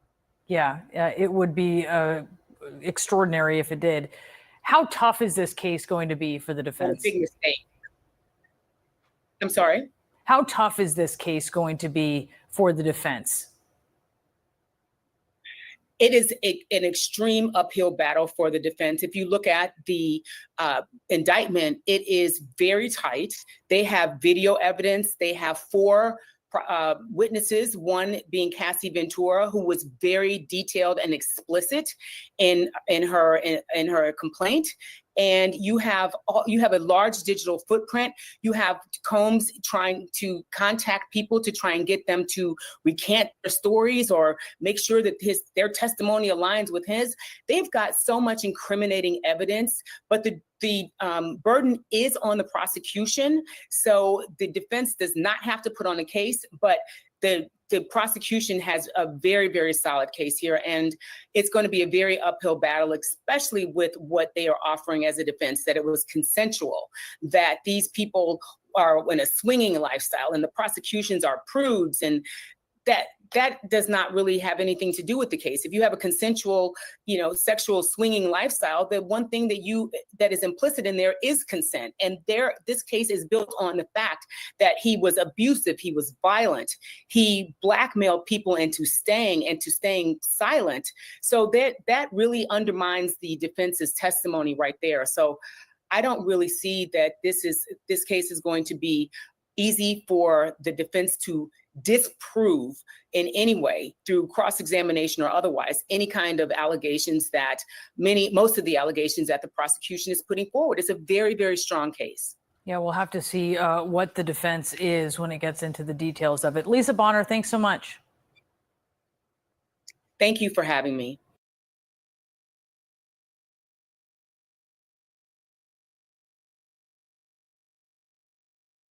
Welcome back to the Stephen A. Smith Show. Let's get to New York, where jury selection began today in a federal sex trafficking and racketeering trial of Sean Diddy Combs. Federal prosecutors allege Combs used his power and wealth to sexually abuse, coerce, and exploit alleged victims for decades. If convicted, Combs would be spending the rest of his life in federal prison. Defense attorneys for Combs contend that all of his sexual encounters were consensual and have described the music mogul as a swinger who invited third parties into his bedroom. Last week, federal prosecutors offered Combs a chance to plead guilty for a reduced sentence. He turned down that offer. Joining us now, obviously, to discuss the trial is Ellie Honing, legal analyst for CNN, who's been on this show many times, one of our favorites. What's up, Ellie? How are you, man? How's everything? Stephen, this is going to be a fascinating trial. This is the courthouse I used to practice in, so I can bring you inside the huddle on this one. Well, I can't wait for you to do that. First things first, him turning down a plea deal for a lesser charge, is that something to be expected? Should that be considered a surprise? What do you make of that? You know, it's an interesting little bit of last-minute gamesmanship here. It's not that uncommon for prosecutors to make an offer on the eve of trial. Now, the big question is, what were they offering, right? It's one thing if they were offering him 12 years. It's another thing if they were offering him 3 years or something like that. The fact that he said no, I guess it depends again on what the offer is, but he's dug in. Look, he appears to believe he's got a shot at winning this trial. Otherwise, he would have taken that plea, because the downside here, if he loses this trial, Stephen, he's going to get 15 years minimum. And as you said before, up to life. So Sean Combs and his lawyer must have sat down and said, look, there's a chance to get out of this for less, but they're comfortable rolling the dice. Those are very high consequence dice to roll, though. Let's get to the jury selection, Ellie, which obviously started today. How long should we expect this process to take place? So this is federal court. Federal jury selection is way quicker than state jury selection, right? We've seen I didn't know that. weeks and weeks and weeks. I have had juries selected in multiple murder cases in 2 days or so. Now, we have the complication in this case that everybody knows the defendant. Everyone who comes in there as a prospective juror will have at least heard something about Sean Combs, about Diddy. So that takes longer to wade through. I am certain we will have a jury by the end of the week. If I had to guess, I would say we'll have one by Wednesday. Federal court moves pretty quick when it comes to jury selection. Given the charges federal prosecutors levied against Diddy, what type of jury should his defense team want to see, actually? So this is where the gamesmanship comes in, Stephen. I'll never forget something that when I was a young prosecutor, a veteran defense lawyer who'd been practicing 40, 50 years said to me something like, jury selection isn't just a big deal, it's the whole ballgame. I mean, these are the people who decide the case. Now, let's think about this from the defense side. Like you said, you're Sean Combs' lawyer. What are you worried about here? To me, it's pretty obvious. You want to avoid anyone who A, knows about this case, mostly everyone does, and B, just has their mind made up, has already come to some sort of judgment. There will be many, many questions asked of the jurors, the potential jurors. Have you heard about this case? Right. Have you formed any opinions? Could you still consider the evidence fairly? But look, the fact of the matter is this case has gotten an enormous amount of publicity. Sean Combs, since the indictment came down, has been the subject of all sorts of criticism, of jokes in the media. And I would be looking out for people who already had their minds made up against him and could not come in there and judge the case fairly and impartially. But the catch, though, Stephen, is a lot of people will say, oh, yeah, I could be fair and impartial. I could put aside everything I've heard. But this is where your gut instinct comes in as a lawyer. I tried a case against John Gotti Jr., right? Everyone had heard of the guy. Okay. A lot of jurors said, oh, I could be fair. But then it gets into that gut. Like, do I believe him? Am I sensing something weird that I don't think this person could be impartial? So defense is looking for people who've already convicted the guy. But defense is also looking for people who know little to nothing about the case. I would imagine. Yeah. How plausible is that in considering how high profile he is, that people don't have foregone conclusions because they're completely oblivious to what's going on? Right. So you'd be amazed the types of answers you get from these potential jurors who sometimes like have barely heard of things. I think everyone's going to have to say they've heard of the guy. I imagine 90% of the people Okay, let's get on I there. know he was Okay, in some let's go. trouble. Let's go and But I talk actually about think that. you're right. I don't think that many people are going to say, well, I know he's charged with racketeering and sex hold on a trafficking second. and all that. I think they're going to just basically. Okay, yeah, let me get over there. I have. Let's work on him a little bit. Let's work on him a little bit. Let's go. We got so much here to identify with Diddy. Let's go in with here. What's today's day? Okay, here we go. Let's go in here. During an asthma attack, every second feels like an eternity. How Primatene y'all Mist doing works today? fast. Just on, It's yeah, let's get clinically on here. shown to open airways I'm just quickly. gonna Get the go number through some one things. It's been a lot FDA-approved of time with you over-the-counter asthma guys. inhaler. Primatene Please Mist. like Breathe my easy again. video and We share. asked people who said they've had Domino's Thank stuffed you. crust pizza before to compare it to our All new of you stuffed listen crust. to this all fix and rerun. Nothing haven't come out. Domino's We has won't never know had stuffed anything crust until before. like by lunchtime. Until now. That's when Introducing they'll come out Domino's and new and start first bringing ever out stuffed crust pizza. Try one for the first time information. tonight. This is phenomenal. Come on. What's wrong with car. you? You can find it on Auto Trader. Hold on a second. In my TV detective car. Just put your info in the Kelly Blue Book My Wallet, browse Well, personalized monthly payments from dealers in your area, hold and on a start to second. finish the deal online. Case closed. Come on here. The history of winning started with Okay. 65 Gators losing steam, losing sweat. We've identified the problem. What is the solution? A drink scientifically designed to hydrate better than water, so they could sweat more, win more, and change the game forever. Boom, boom, boom, boom, bam. Naturally, we called our stuff Gatorade. What you want to do is save Hold on a hundreds and second. Liberty Mutual customizes I'm your not car gonna do insurance. That's great, but can you ask your friend to stop digging into the green? I can ask, but he's not going to. Only pay for what you need. Liberty, liberty, liberty, liberty. The new McCrispy strip is here. Dip approved by ketchup, tangy here. Dip approved by ketchup, tangy Bobby. Okay, that's still going on. Right? McFlurry, Big Mac sauce, double dipped in buffalo and ranch, more ranch, and creamy chili McCrispy strip. Okay, all of us is Now doing the at same thing. McDonald's. Hey guys, there's a change in the air. Two changes. Two changes. Crispy strip dip, now at McDonald's. Hey guys, there's a change in the air. Two changes. Two changes. The 3-row luxury TX, because everyone should feel like the center of the universe. Your record label is taking.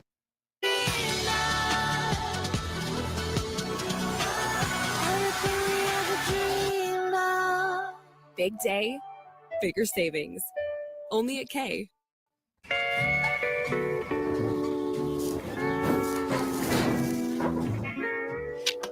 For the queen, why you hating on me?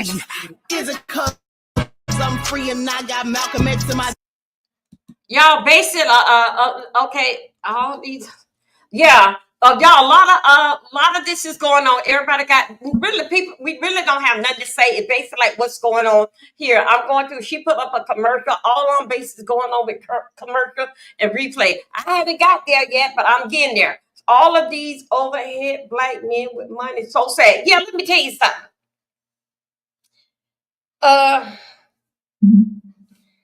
If you, I don't know if y'all understand this type of talking.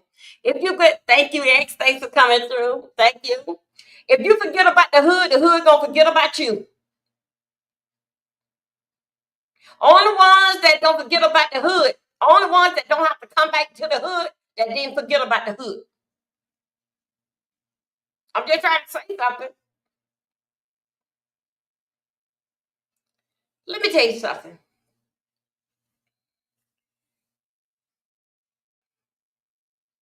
Me, in my good days, back in the days, y'all got to listen to this here. I'm gonna be straight up for you, with you. And if I have to go back there, just fine. But I'm not gonna stay nowhere too long. You're supposed to learn something and get about it. You know, y'all, please hear me out good. When I went to travel the world that year, and I traveled for how long? For 9 months. Let me tell you something. That was something that you could make things happen in your life and make them come on. Come on. Because some of us got knowledge of certain things. I'm a gifted knowledge person. I knew, y'all, don't feel no way about me at all. And if you do, you that's left up to you. Y'all, let me tell you something. I never, you hear me good, stuff up. I never knew. I have heard how that people live. Myself, I didn't come from the hood. We didn't have the hood. It different. We all just had a black area. They were it basically no. We don't know nothing about it. As we got older, and now we'll see that basically it's the hood now. But where we was living at Deerfield Avenue home, no. It wasn't none of that. So basically, I never did see what I happened to see what the hood looked like is when I moved to Pompano. Then I like, oh, okay, this is what it is. Okay, let me tell you something. When I went on my travel 2.5 years ago, I wanted to go because I knew I had to go back to see exactly what's really is going on. What did I didn't see in life that I need to see before I transition or before I go to the next step in life? I was shocked and amazed what I have saw. Because guess what, y'all? I never been there before. I never. And what I mean by being there before is that I'm used to a garbage disposer. I'm used to a dishwasher. A lot of things that I am used to and have grew up on. Washer and dryer that I have grew up on. But I was ridden on, that's him doing it. I was willing on to take that risk and learn what is really is going on in this here world. I had already accepted that we all are cut from different cloth. This is I just gotta say this here for a little bit. Even down at my daughter's place, I wasn't living there, I was staying there. Like I extended stay, I just staying there. I live in North Carolina, but I was saying, even down to my daughter had a garbage disposal and dishwasher. It's not so much that I'm going to use the dishwasher, but I usually have the dishwasher basically is like a storage place. The things that like we're going to use quite often, I use the wash them up and rinse them up and everything and let it be in the dishwasher. But when I happened to move over there, what it was like in Middens, and I had moved over there to Renee's house. I'm sorry that it feel like that. As what her daughter said, that I thought I was better than them. But it's not so much better when you use the things at your hand.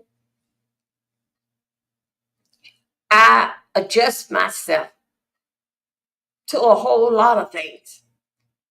I grew from that to know that this is life. This is what they used to. And Dover, you got to bow down. This is how it is in their world.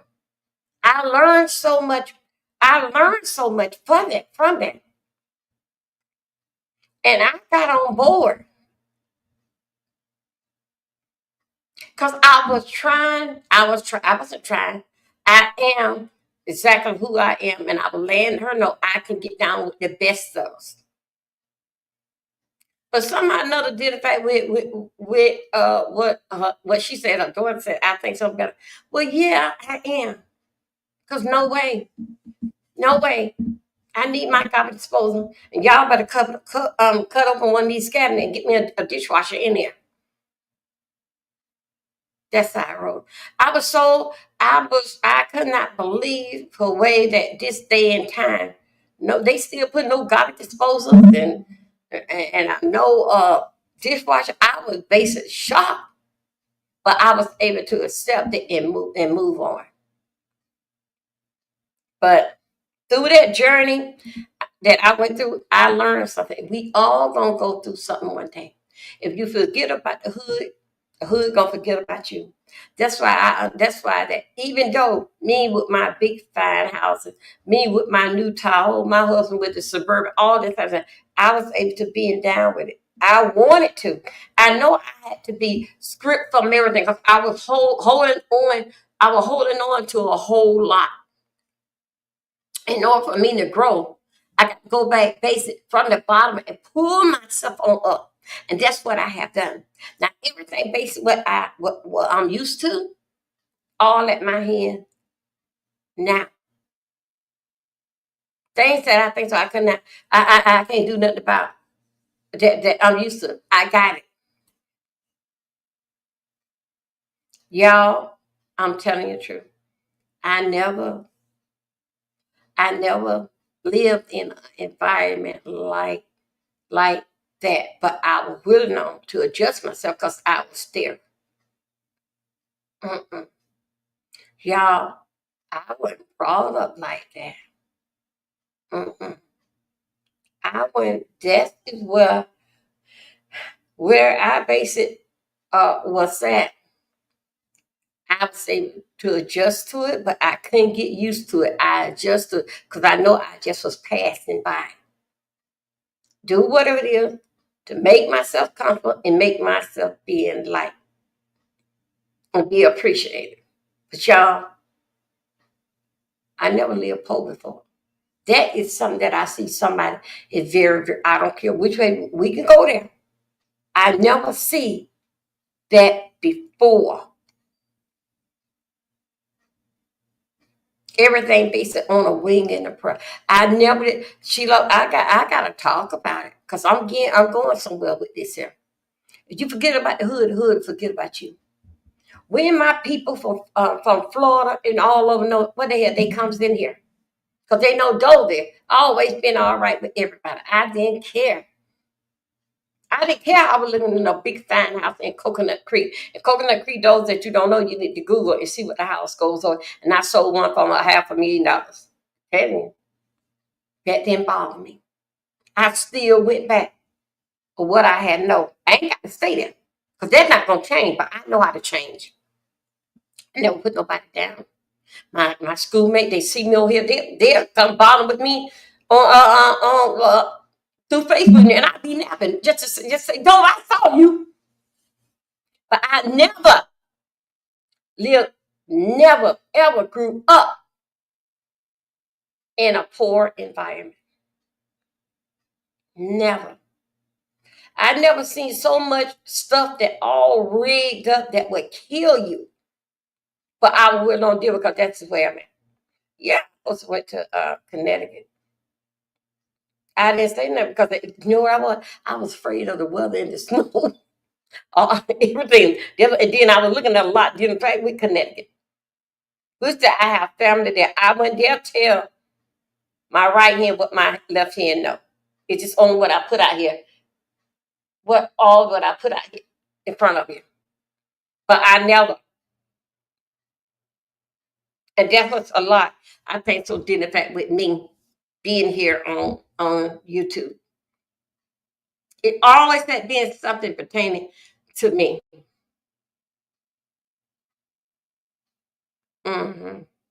Always had been since I've been here. I give along. When you fall out, I give along. But guess what? That is all behind me. That's all behind me. I'm going to a different, hey X, you guys go, I'm going to a different and better place with my channel and me also. So if I have to go over there to X and bring all the kids to the yard, YouTube, I'll be here, but I got to go over to X. Let YouTube look in on X.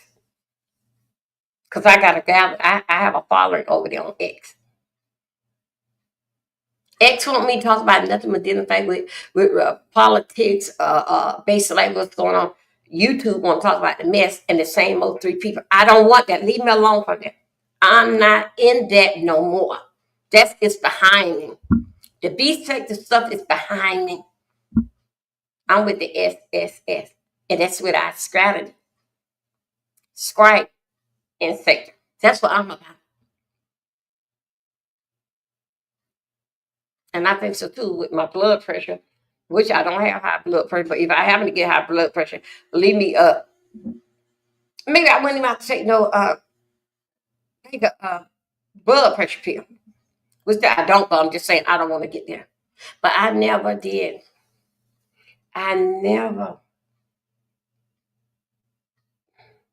Y'all, this is that. Dealing with circumstance or where that you at in life, that's basically what you did, and you got everything what you need. Everything. I guess that's what you used to. But I want it better and more.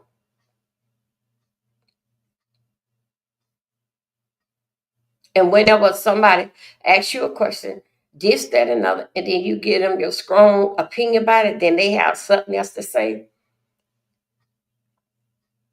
Let them win in their own stuff. It's okay to lose. Because guess what? Especially when you're not going to be there long, when you there at a stay. Anywhere you live, at a stay.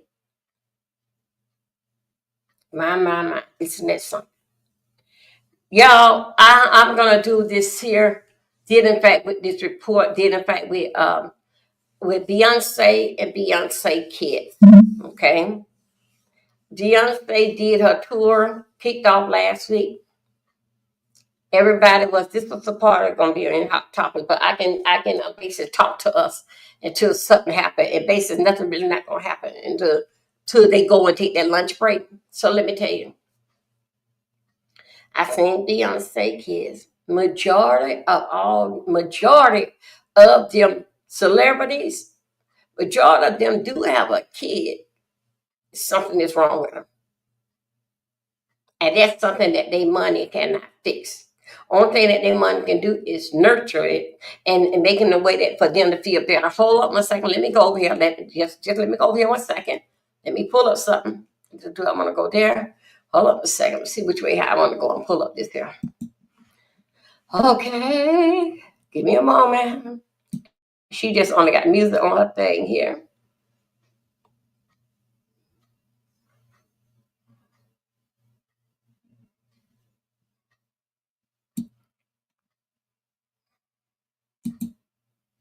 Hold on 1 second.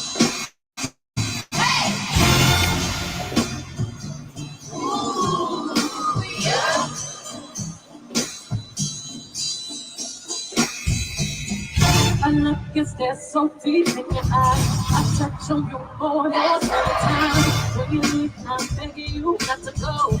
Call your name 2 or 3 times in a row. Such a funny thing for me to try to explain. Hold on a second. I'm feeling in my pride and my I still don't understand just how you feel like you don't understand. Tell me that this is crazy right now. Tell me that this is crazy right now. Tell me that this is crazy right now. Crazy right now. Crazy right now. Nigga X, nigga X. Tell me nigga X, nigga X. Tell me nigga X, nigga X. Tell me nigga X. Hey, let me look for some other pictures.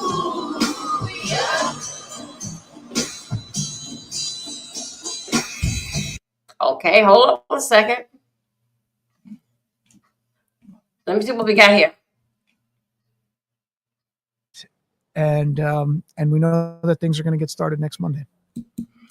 We I know we've had a couple questions. We have anything that people are sort of thinking about out there. You know, the cast. Well, I mean,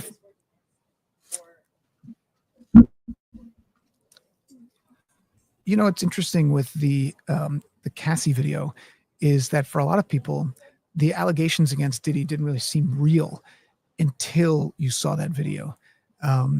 You know, you hear about the civil cases and some of the side litigation, maybe the cases that were settled out of court, maybe they weren't, maybe they were dismissed.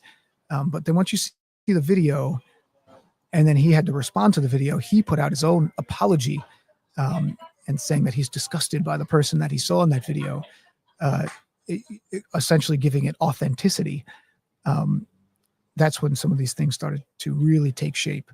And eventually the charges came. His home was raided in Los Angeles. His homes were raided. There was the video from above of the helicopters removing the evidence from his house, removing they said they had weapons that had serial numbers ticked off, and the different materials from the so-called freak-offs parties, all this other kind of stuff. I'm not going to get into all that, but a lot of people have seen the headlines. And so when it comes to the Cassie video, we know it's going to be introduced, we know it's going to be involved, and we know that she is going to be one of the key witnesses for the prosecution. I wouldn't be surprised if she wasn't the first witness, because a lot of times you put your stronger witnesses right toward the front and right there at the end, because the prosecution probably is going to take, a couple weeks, maybe 2, 3, 4 weeks to lay out their entire case, because there are so many different charges involved here: racketeering, sex trafficking, transportation to engage in prostitution, conspiracy to distribute controlled substances, and obstruction and retaliation. So that's what we got going on this morning. 10:15, 10:16, 10:17 now, we should say. Taking a live look outside of Pearl Street, Lower Manhattan. Things are going to get rolling as we get these updates. We'll let you know. You are tuned into the Fox 5 YouTube page. We are live streaming outside all day. If we get a press conference, maybe one of the defense attorneys comes out to talk. Obviously, we always bring it to you live. Okay. Hold on a second. Let's see what's going on here. Yeah, we are watching the trial. Watching the trial. That's basically it ain't nothing but a repeat what the C's saying. Okay, let's go here. Let's get over here where I want to deal with you guys. But let's talk about Beyonce and the children. Okay, this is live. Hold on a second. Let me get us together right here.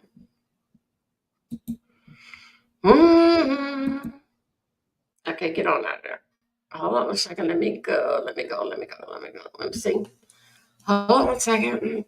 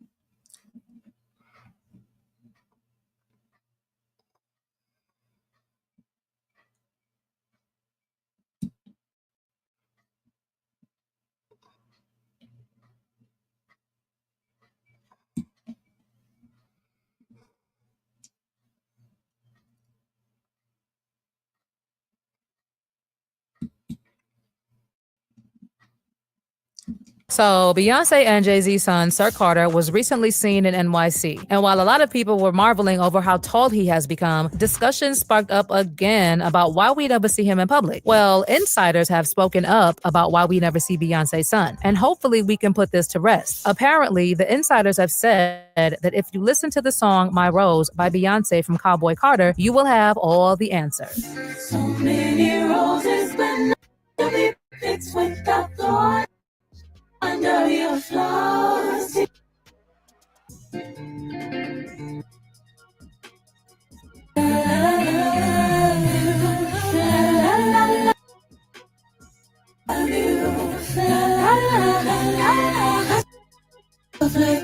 I really hope the best for you. You're my love, my sweetie pie, my baby.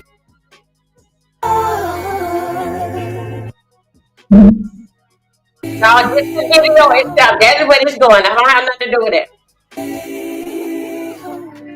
Now, I know that a lot has been said about why Sir Carter is rarely seen in public, and one assumption that has made rounds a lot is that he possibly has a medical condition, and trust online detectives to post photos and videos that seemingly prove that Sir has some sort of condition. In addition, someone like Azalea Banks alluded to this when she once called out Beyonce saying, "And stop hiding your son from the world, sis. People will find out sooner or later, and you're really gonna look like a piece of ish for being ashamed of your own child." Followers have also speculated that Sir could be autistic. And while there is no official confirmation from Beyonce and Jay-Z, some fans have taken it upon themselves to analyze his behavior and draw their own conclusions. Apparently, the symptoms were present in Beyonce's Renaissance, a film by Beyonce. And people said that both Sir and Rumi have the characteristics. Based on what people speculated, Sir doesn't come out because his disabilities are profound and easily recognizable. But Rumi is seen a lot because her disability is not so easily recognizable. In addition, several followers even went so far as to create a list of autistic traits that Sir has allegedly exhibited in the past, including a leg drag, hand flapping, staring at lights, and repetitive movements. But what I can tell you for a fact is that Beyonce required an emergency C-section when she experienced preeclampsia, which threatened the health of her unborn twins, Rumi and Sir. According to Beyonce, her pregnancy and delivery were extremely difficult and one of the most challenging experiences of her life. She actually discussed how her body went through more than she ever thought it could. For example, she stated that she weighed slightly over 218 pounds the day she gave birth to her twins. And she also said that throughout her pregnancy, she developed high blood pressure. Reportedly, while in labor, one of the baby's heartbeats stopped a few times, requiring a C-section. While Beyonce didn't specifically mention which one of her twins experienced the heart issues, it has long been rumored that the twin in question was Sir. And people assume that the complications may have affected his health and his development. That's all we know for certain. But as for whether there's anything actually wrong with him, I can't confirm that. But that hasn't stopped people from questioning and wondering why we rarely see Sir, yet we see quite a lot of his twin. I mean, Rumi modeled for her mother's fashion brand, Ivy Park, alongside her sister Blue. And while some may say that it was a girl's thing, then we could also question why Jay-Z never takes Sir anywhere to do boy stuff. In fact, even when he is out, he is always seen with either Blue or Rumi or both. For instance, Jay-Z took Blue Ivy and Rumi to the 2024 Super Bowl with him, where they were spotted posing for photos on the field. In addition, after Beyonce's halftime performance last Christmas, where Blue was also present, Rumi was spotted leaving with the rest of the family and was captured on camera backstage with her dad, Jay-Z, grandmother Tina, and Michelle Williams dressed in an all-white outfit just like Bey and Blue wore on stage. As for the other sibling, Blue, we've also seen her on social media and at events more times than we can count, including very recently in an interview with her mom. A really amazing experience, and I feel like everybody that's a part of this is so helpful and supportive. The director, Barry, is a really sweet person, and he tells me ways that I can improve in my lines, and he's very supportive of me and tells me in the nicest way possible, and I feel like so does everybody else.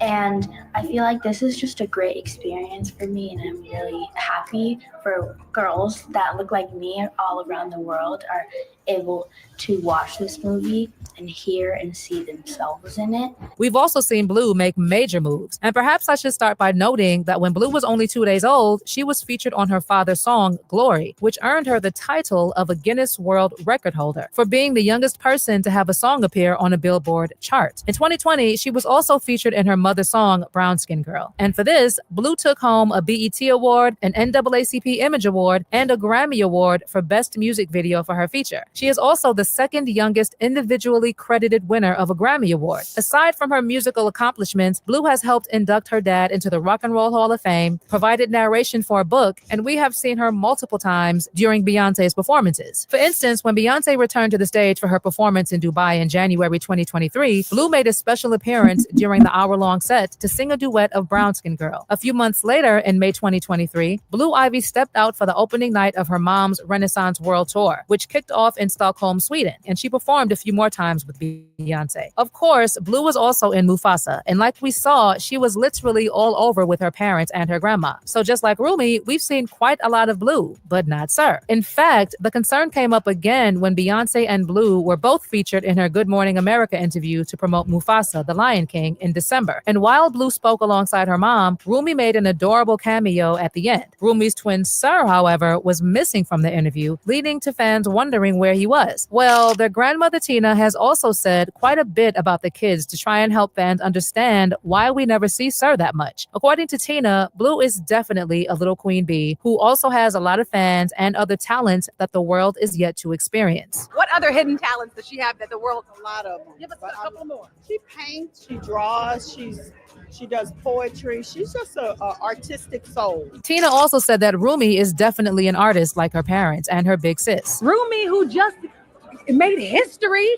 She's 7 years old. She just made history. I think, Billboard Hot 100? She beat her sister, Blue Ivy, because now she's on it at age 6. What does that mean to you? Tell us a little bit about Rumi and how excited Well, she is. Rumi is amazing. She's an amazing artist, like painter and creator. And so, I mean, how could they be anything else growing up in that environment? That's all we talk about is creativity and fashion and the whole thing. As far as Sir is concerned, Tina Knowles shared insight into her grandson's personality in an interview with E! News, revealing why he is often absent from family events. She said, Sir is very quiet. He does all of the number stuff, so he's not into fashion as much. Now, other than Tina, the kid's grandfather, Matthew, also gushed about his grandkids and said, Blue Ivy is just so incredible and reminds me of Beyonce so much. Sir, he just wants his world to himself. Rumi reminds me of Solange. Other than what the grandparents have said, I also know that Beyonce and Jay-Z have said a few times that they would want their kids to have as much normalcy as possible. Like, there's how Bey told GQ that she had made an extreme effort to stay true to her boundaries and protect herself and her family. First of all, she said about Blue, Blue is an artist. She has great taste in music and fashion. She is a fantastic editor, painter, and actress. She has been creating characters since she was 3. She's a natural, but I did not want Blue on stage. Blue wanted it for herself. She took it seriously and she earned it. And most importantly, she had fun. We all watched her grow more and more every night before our eyes. My kids come with me everywhere I go. They come to my office after school and they are in the studio with me. They are in dance rehearsals. It's natural that they would learn my choreography. They also emphasized that no amount of money was worth her piece. And she also mentioned that she tried to only tour when her kids were out of school. She also stated that she had always dreamt of a life where she could see the world with her family and expose them to different languages, architecture, and lifestyles. Jay also said the same thing during an episode of Kevin Hart's Heart to Heart series on Peacock, where he spoke candidly about how much he tries to prioritize taking time away from music to be with his 3 kids. Jay-Z said that time was all anyone had and that it was the only thing people could control. He emphasized the importance of how one spends their time, stating that every second spent was a second taken away from the development of the children they had brought into the world, whom they loved more than anything. In addition, regarding the children's privacy, a source also told Hollywood Life that Beyonce tried her best to keep life normal for them. The source added that she was instrumental in choosing schools for Blue to attend and made sure to choose the most private school she could find so that Blue could just be a normal child in preschool like all children her age, and she did the same with the twins. Basically, the family members' comments have highlighted the fact that Sir's absence from public events is simply due to the fact that he is laid back and chill and seemingly not interested in large public outings. Or maybe he does have a condition like people have been suspecting. And like I said, we had sources saying that the answers are in Beyonce's song, My Rose. Like, she literally sings, how many times have you let yourself get you down? Let yourself get you down, my dear. So many roses, but none to be picked without thorns. So be fond of your flaws. Dear, I just hope you love yourself like that. And I really hope the best for you. You're my love, my sweetie pie, my baby. You're my heart. I hope, oh, I hope. Well, we also had people saying that the only reason why people want to see Sir Carter more often is so that they can confirm that there's something wrong with him so that they can feel better about themselves. Child, it's pretty messed up if you think about it this way. But what do you think? Are Beyonce and Jay-Z just keeping Carter away from the spotlight because that's not his thing? Or are you among the ones who think that there's something more to the situation? Drop those thoughts in the comments section below. Okay, you guys, hold it right there. Let's just okay, hey, let's let's talk about it. Let's talk about it. Okay.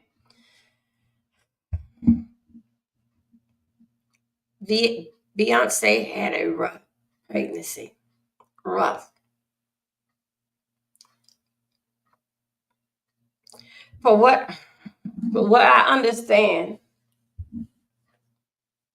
hearsay that the babies is like hours apart. Hearsay says that y'all, I'm trying to keep my eyes on everything. Y'all gonna keep my eyes on everything as things move. Hearsay says that that Sir came out. He came out last. Beyonce did say she was having a hard time with the pregnancy. Usually when it come down, allegedly, I don't have no kid like that, but still, yeah, I can still basically like talk and identify what I have seen in the live that I can't say what I experienced because again, I never lived that lifestyle, but I being around children and all different life that different from my kids, I basically can speak on it. Let's talk about the baby girl.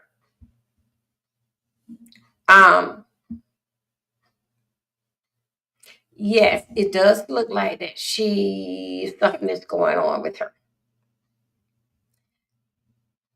She is very excited. She's a very excited young lady, baby.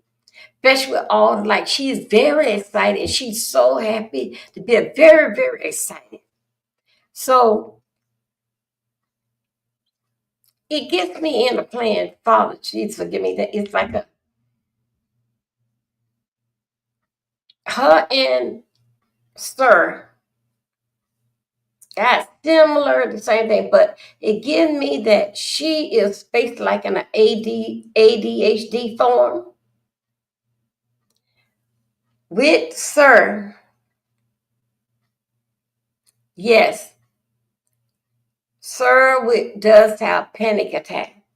Baby girl is very, very like other word, but she's like AD. You got to basically like be on and see what she doing, and basically like watch over because she very to get excited by life. She excited by everything, colors, everything, and her attention span is can't stay coordinated. But if she can stay there and someone sits there, that she would do a great job. She with Sir is not no longer, but the family basically pull him on in.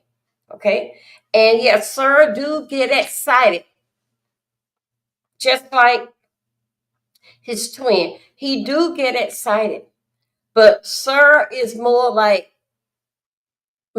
have outbreaks. Outbreak where they would shake their head. Like outbreaks. Yes, she do have the money. Yes, I feel that each one of them should have their own nanny and someone basic space special training did affect with Sir. Sir, those kids are genius. They are genius. But it takes special people to spend the time with them. You guys, I'm still watching the courts. Still watching the courts. I got them here, and we got them here. Yes, Beyonce do have a hand all cut out on this here. Yes, she take her kids out. Yes, she show her kids and everything and want them to be normal, but they not normal. Have a normal life where they can't. Because look who their parents are.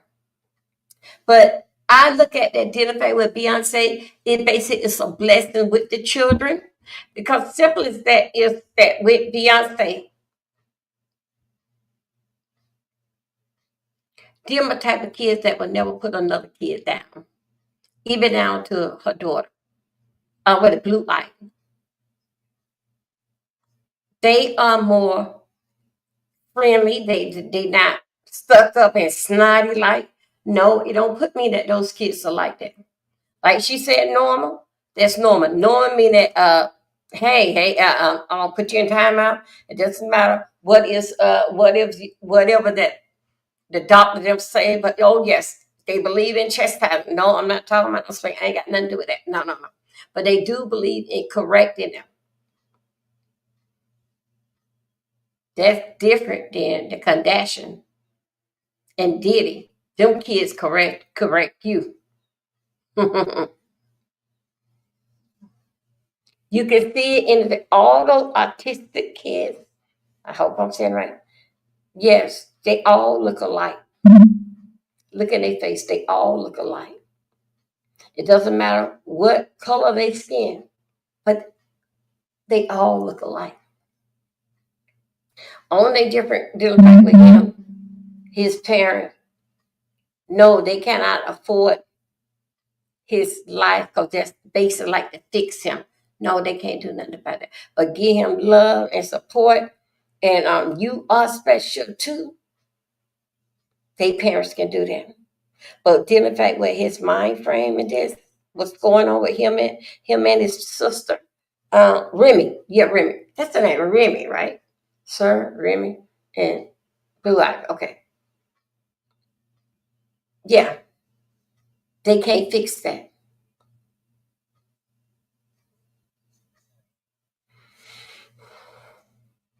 That's what you see.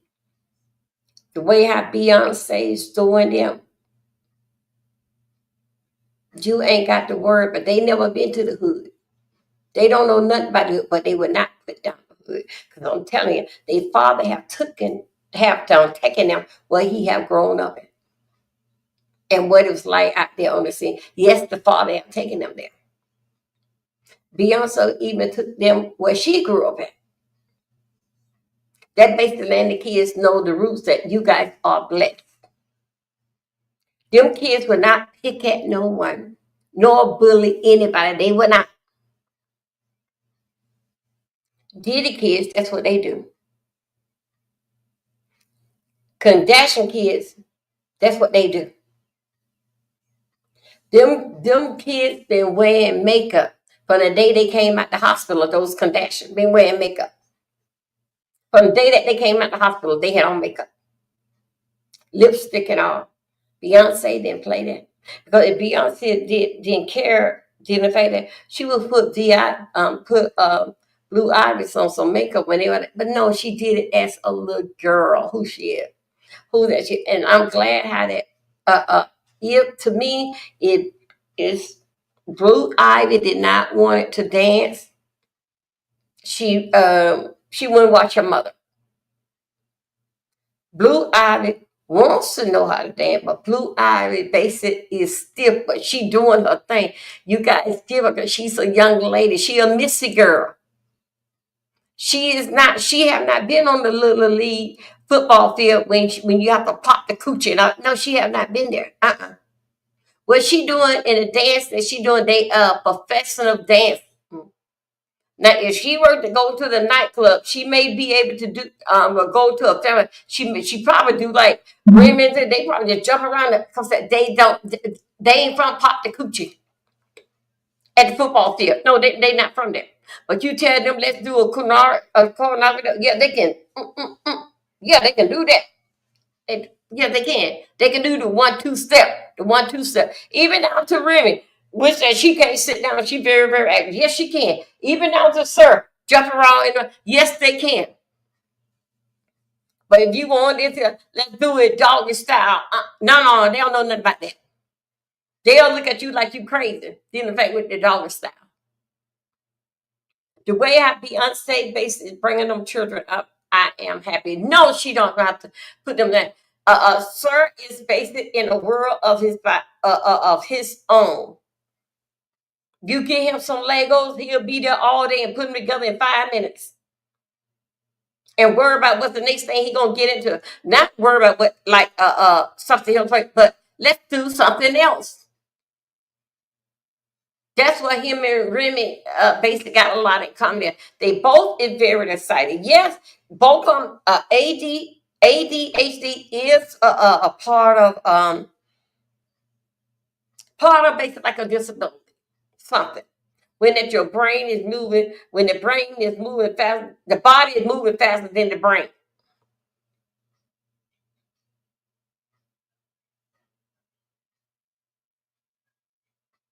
To me, Sir was the last one that come out. She had a lot of fraud. She said also too, in fact, she said she would not have no more kids. And guess what? Because that Sir, the babies put her through a whole lot. Beyonce through a whole lot.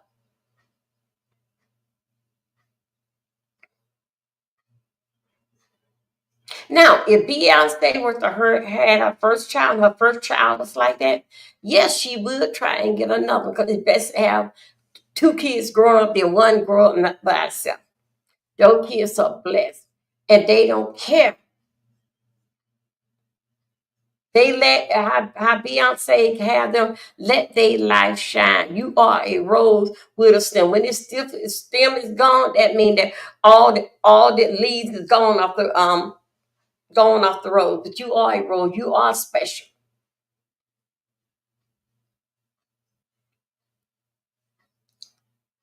I'm not so much as a B fan because that, I listen to that music and I like it, but hey, I'm a 1967 girl. But what they do to that baby, both of them, they can deal with women just ADHD, very, very hyper, and this and that. But Sir, yes, Sir gives me a mind that he cannot take noise. What he's saying, he give me a time that he cannot take noise. Y'all, let me tell you something. My son Nick, even though it was a nightlight, and each one on the room right there, you know what Nick did? It doesn't matter how easy I made it for Nick. Nightlight here, track lights down the stairs and everything. Then in case they get up during the night, the track light come on with a motion and follow them on down the stairs. That wasn't good enough for Nick. Nick needed a flashlight. Nick would take a flashlight. He already got on his nightlight. But he knows when Daddy, my husband, when their dad come upstairs, Dad used to turn off the TV between 9:30 and 10 o'clock because they had to be in bed. They had to be in bed 8:30, 8:15, long as that. Then they get basically like an hour or so with the TV. Somehow or another, my husband, he'll start coming upstairs about 10 o'clock. He would Nicholas watching TV. They don't tell him damn time. Okay, I'm turning the TV off. I'm trying to go to sleep. Whenever that my husband do that, did y'all know Nicholas would take this kid here was such a happy kid. Really remind me of that I don't care what time of the morning, what time of the night that I come in there and check on them. When I pull that cover from off Nicholas' head, when I pull that cover from off of his head, Nicholas is smiling. He's such a happy kid. Even in his sleep, he was happy. But guess what? When his father turns off, when my husband turn off the TV and say, "Good night, son. See you in the morning." I'm turning the TV going off now. Nicholas, even though they seem like Nicholas is asleep, and he always laid with his back against the door. He looking straight at the wall. You know what Nicholas would do? Nicholas would turn over and have a flashlight under the cover, a flashlight, and he'll turn that flash. As soon as my husband turn off TV, Nicholas turn on the flashlight, and he'll take the flashlight and do it like this here. Do it like this here.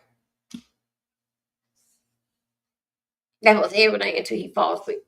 Let not, if that flashlight go dead and the battery go dead and he can't find no battery, y'all, I'm gonna tell you, it be war. What I mean war is that back then Walmart used to stay open like 24 hours. My husband and I make sure that we got batteries in the house. My husband used to go to BJ. BJ is like Costco's down here. You buy a long track of batteries like this. Maybe like with all the batteries that he bought will wind up being like $40-something. All the batteries. Because if his flashlight don't have no battery, he don't care. He will Nick, y'all, I can't make this up. That's why I can see a lot did in fact with her children. Nick would come in my bedroom, Mom, it won't work. That's what you used to say when I need batteries. Then he'll go eating. Even though he got like the D battery, he'll go eating just to make sure. Even though I tell him that the remote is not the same battery as what's in his flashlight, he don't care. He gonna go. He still want to do it himself to make sure that it's not. JR, get up. Go and get some battery. I don't know. That's how I base it was talking. I will go around with Nicholas and try to look for batteries. In his room, all the kids had their own life. In his room, he had like little stars. Because that we had lived in over there with NASA and the astronaut them they go up. Nicholas would have stars, they would like glow. He put them all up in there. And that's what he do when he turn on that flashlight. He see those stars. He be under the cover seeing those stars. Sometimes I get up, like basically like I'm going to work or something that I'm gonna do. I go in there and I turn the light off. Sometimes he would turn his flashlight. Sometimes he would say, "Mom, I see you." But guess what? If I worked, and he always slept with the cover over his head. If I pull that cover off, that's the happiest kid. That kid is happy sleeping. I sees that in her kids. Mm-hmm. Yes, I did. Nicholas really was a lot of work. Yes, at 7 years old, I knew it wasn't normal. I knew it was normal. Nicholas was just like, I'm not calling my kid no dog. He was just like Bo. I could put Bo in the house, put him in the cage, go in and take bags out the car. Every bag I come out the car, Bo is happy like he just not sitting. With Nick, we take the grocery out the car. When we get through finish taking it in, Nicholas is so excited. He is so excited. When my husband come home, and Nick can hear his truck 3 or 4 streets away. Here come Nick, Dad's home. He coming wide over there. His friends them running behind him because that my husband is home. But my son Nicholas was so it was too much. So basically, this is what we did. It like Jay-Z and Beyonce. My husband, he had to take Nicholas. You responsible for Nicholas. I got Matthew and Megan. Okay, you probably okay. Go ahead, prep you down. You know what? When I went in the kitchen, I took out new stuff for dinner because that after lunchtime we gonna work a little bit. Y'all, let me tell you, with Nick, whatever that my husband base goes, especially like on the weekend. Even if he have to come in and he have to do something like somebody call him and we know that Nick all riled up, my husband got to take Nicholas. Because I know I ain't gonna be able to do nothing with him. Because the idea of sales he really gonna work my nerve. He really gonna work my nerve that Nicholas stop. Leave Megan alone. Don't stop, Nicholas. Matthew hollering upstairs, Mom, you better get your son. That's how my kids them was like. Megan would call up, Mama, do something with this little boy. You gotta get him in the field. And Nicholas is older than Megan.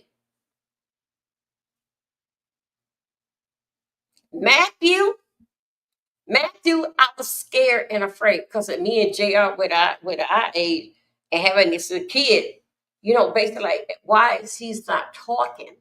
What is going on with my child? Took Matthew to the doctor. The doctor did brain test. He said that he can talk. So the problem is that he don't have nothing to say. He can talk, but the doctor told me when Nicholas start talking, Nicholas is going to teach Matthew how to talk. Nicholas and Matthew are 11 months apart. Said that when he start talking, say he is going to talk. Said that Nicholas took a lot from Matthew because they were so close. He took a lot from Matthew. But when Nicholas started talking, he said that he's going to teach him how to talk. Me and JR sit there and look at our children. I'm trying to relate this here with Beyonce again. We used to sit there and Matthew understand everything what we were saying.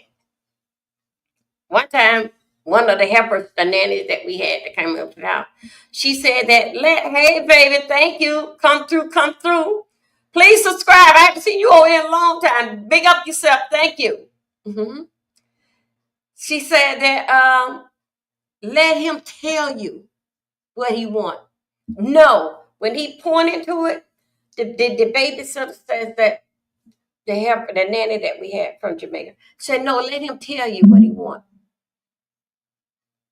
Okay, I said, okay. Say like we going in the kitchen or something.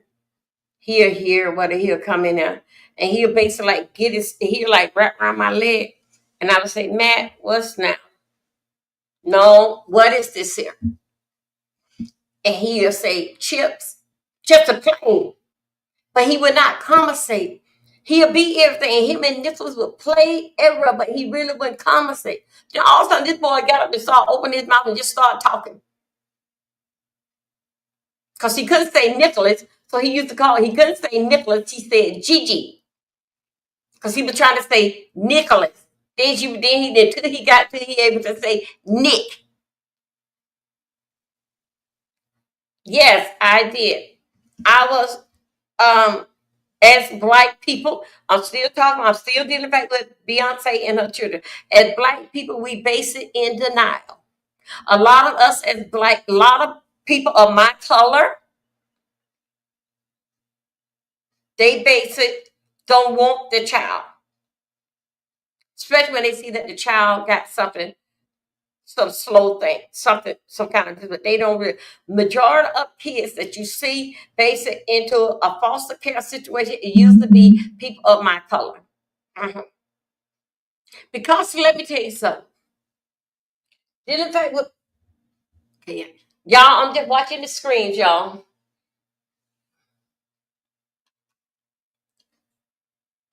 Okay. Nothing not going on. I'm still watching the screens. Dealing with people eye color in some countries. For instance, like Haiti. When they see a child that got something is wrong with them, as mixed Jamaican, just me, knowing what I know, they said that that child has been cursed. Now, that's what we say. Also, too, it's no different. The Jamaicans, they say that too. When they see a child like that, that child has been cursed. Then they try to put that down in history, something that somebody don't did, just that they really don't take those kids around. For example, this is something that did affect with personal here. I into the youth too street. We do have one lady that got 3 kids, and she got the baby girl with her. The father really cannot take the little girl for a day because he cannot do basic nothing with her. Now I believe that the father will take the little girl. Is the mama come along with him? But dealing back with the little girl, Lord taking her around his family, that is not going to happen because they look at that as being a curse.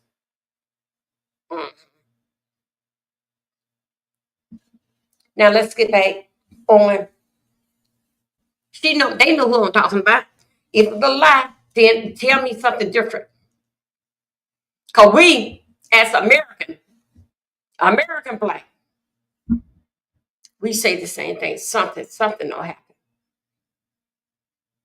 Even though that it takes a whole lot of different type of people to make this world go around. Haitian people, Jamaican people, they used to think alike. That's a curse that's on the child. I'm not talking about Beyonce kids. I'm just going to talk about the part that I hear in the YouTube screen. Now, let me get back on with Beyonce. Yes, Beyonce need help with the children. With Blue Ivy, they very aggravated, but she love her brothers and sisters. She love them. She understand basically like dealing back with Sir and dealing back with Remy. Remy is just hot. She just not. She just very, very hyper. She understands, but she very, but all the kids need to see that the love that's in their heart. It's not nothing wrong sharing him off from that around. And the world can be so cruel and evil. And those kids there can feel it. Just like a newborn baby can feel, they the first one that get the signs that are uncomfortable. Same way as the newborn baby, same thing as a dog can know that they say this, I don't like this. This is an uncomfortable feeling for me. I look at Sir as being very, very shy. He liked his peace and quiet. He liked being in his own world. It ain't nothing wrong with that. Because in his own world, it's a lot going on in his head. A lot of things, you can hear him can be in the room talking or something like that. Don't worry about it. In his mind, he talking to me. Because we don't see in his mind what doing. Oh, yeah, he talking to me. Because my son Nick did the same thing.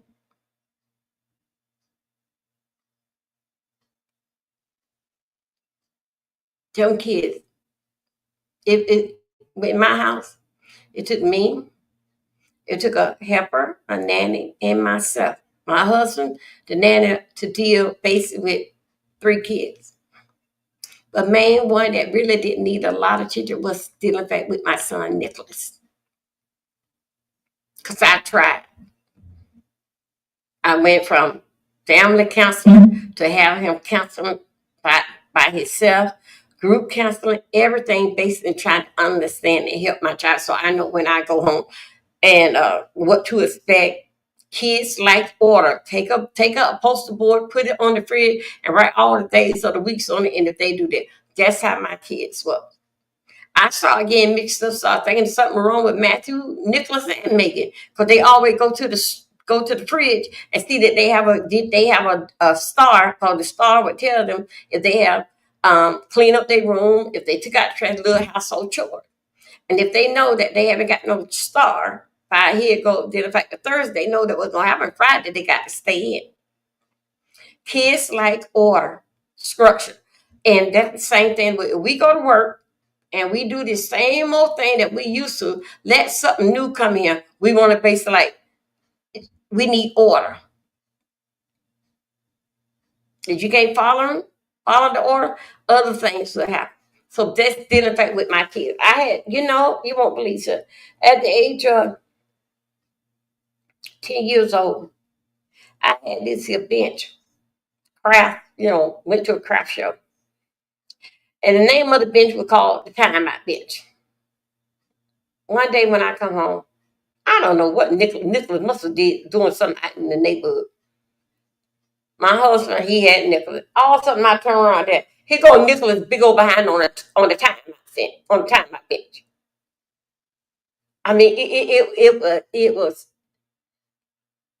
it basically like how his mind was running. Do those pills stop the kids' growth?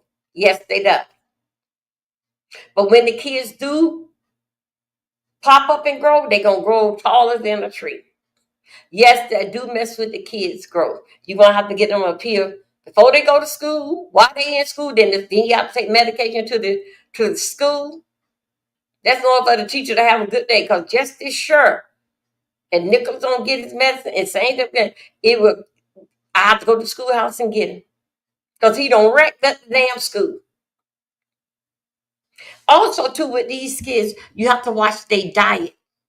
So a lot of times with the medication, what they on and their diet, it will make them act up. Sometimes that with the food they on, I'm talking about identifying with my 3 and Beyonce too. Sometimes with their food, it will overpower the pill.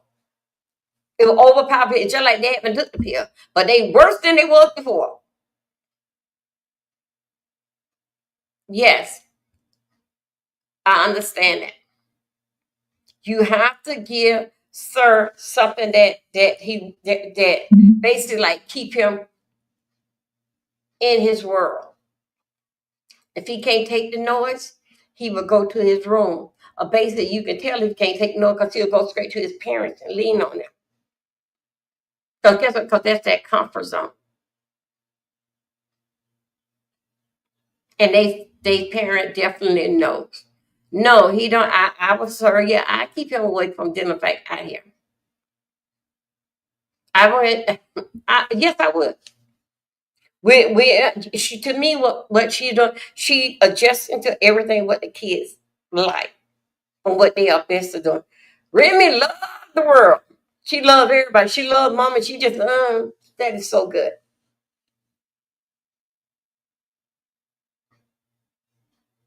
Yes, it is something. But only thing I can see, I really can't see dealing right with Sir, besides in his face and even in the little girl face. In the little girl face, it's the same. Okay, of course that they are twins, but it's nothing. It better than said than live it. Did in fact with her kids. Cause believe me, with Nick, cause Nick was so much out of control. They will with them kids will wear you out. When you can't get them all what they need, not all what they need, all what they need, all what they want, and everything, and some extra, they gonna go outside and they gonna find something. There's something different to do. Yes, it is something wrong. I don't know what the diagnosis, but I do think so that the baby girl is ADHD, very, very hyper. She is excited. She reminds me a lot of Nicholas. They love excitement, lights, light. Oh, camera, lights, light. I told you, Nicholas had that flashlight and was playing, got those stars up there.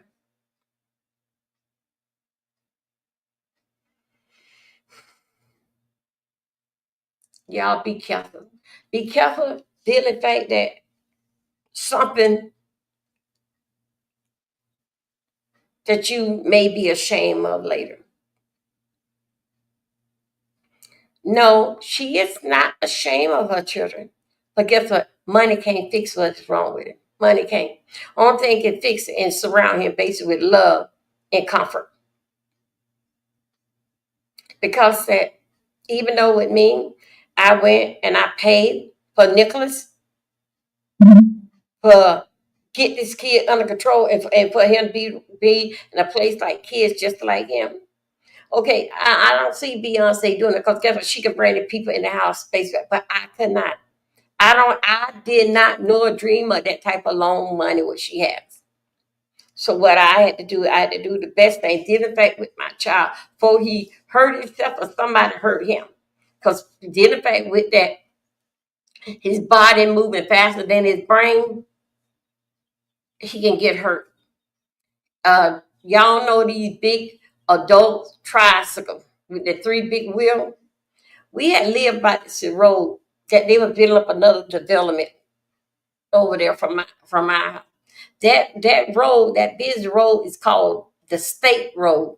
That road there have nothing but big trucks, 18 wheelers, even though it's a 2-lane, because they are taking debris from back there and taking concrete and all that. My son went and found a 3-wheel tricycle. He got on the state road. Yes, he did. Thank you, Silla. My son had got on the state road with them big 18-wheelers and all them plywoods and all that on that truck. And I think the speed limit was 55. He got on that, started trying to outrun those big trucks. Yeah. I knew something is wrong. Something got to get. I cannot keep doing this here. I need somewhere. Help me to understand my child. My child had got those on that 3-wheel tricycle, running down, trying to outbeat the big trucks that got plywood. They building a house and all around us, knocking down woods and everything. So he went and got and found a 3-wheel tricycle. He got on that big state road. Cars are going 55 miles. And should have seen him trying to outrun the car, outrun them big trucks.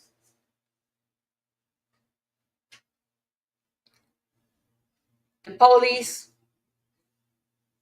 got him,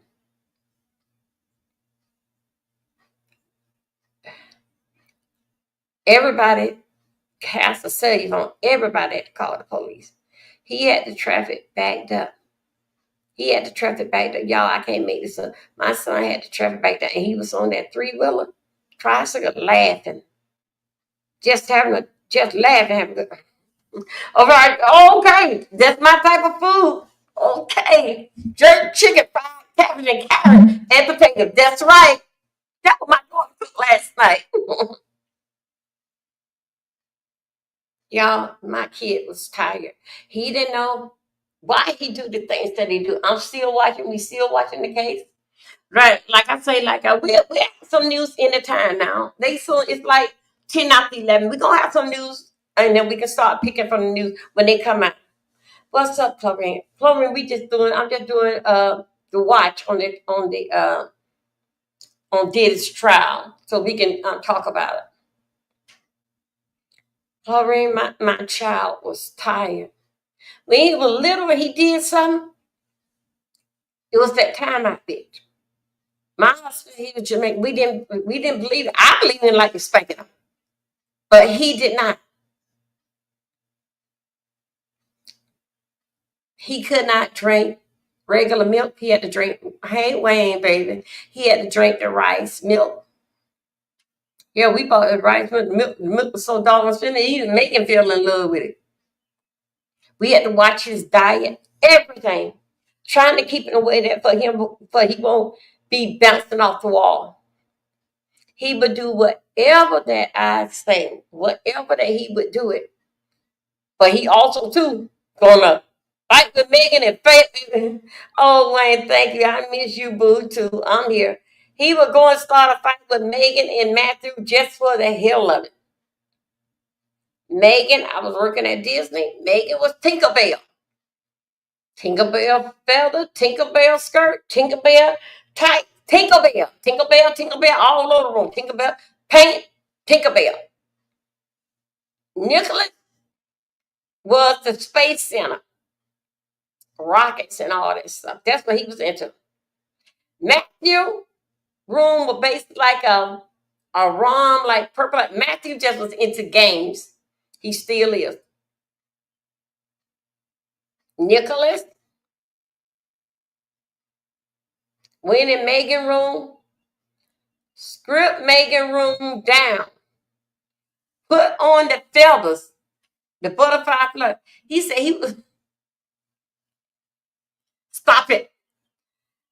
Stop yourself, love. Don't laugh. Nicholas said he would Tinkerbell.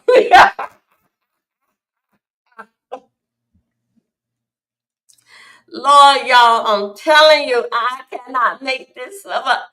Nicholas said that he was Tinkerbell. Megan comes home. Mom, I wrote this and I mean, I had it when my husband gone. I said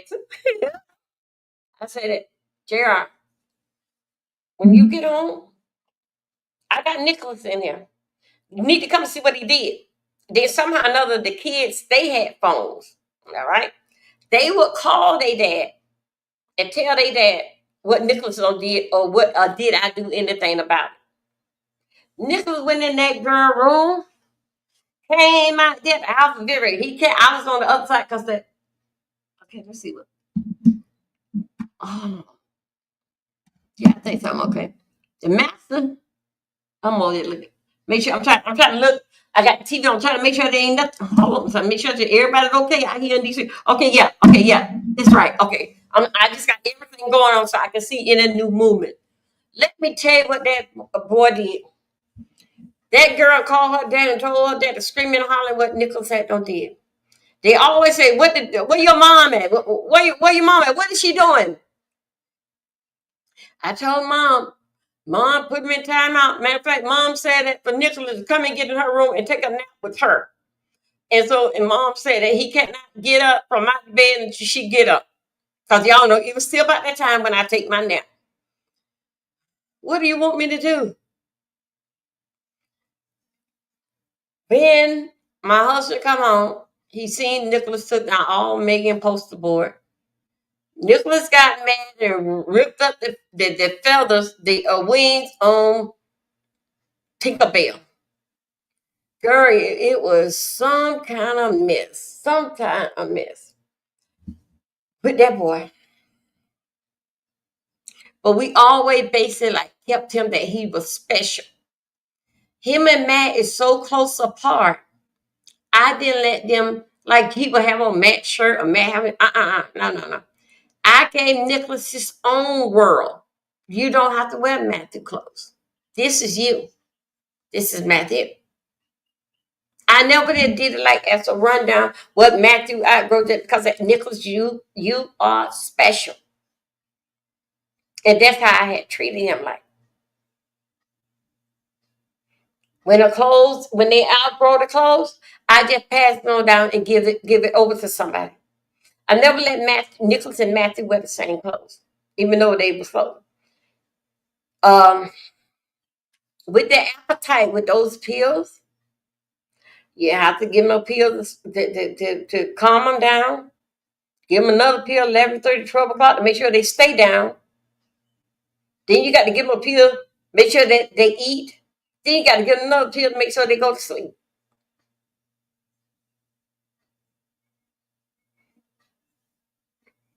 And still watch their diet.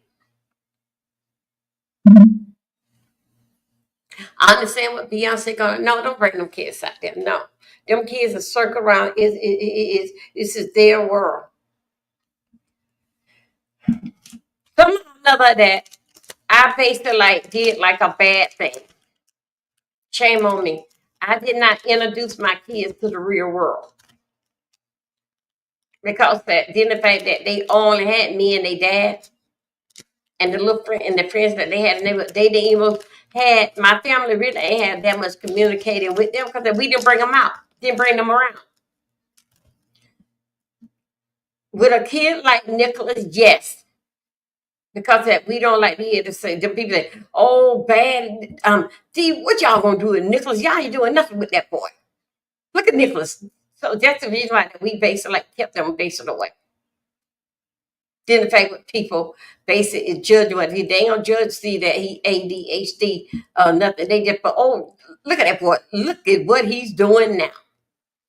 So I know how to be on say them feel. Yes, baby girl is ADHD.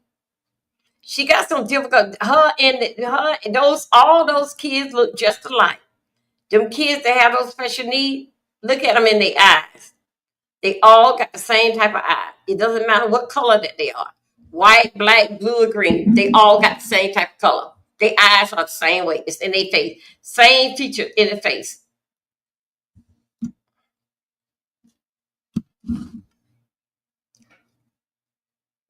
I had to just cut something off.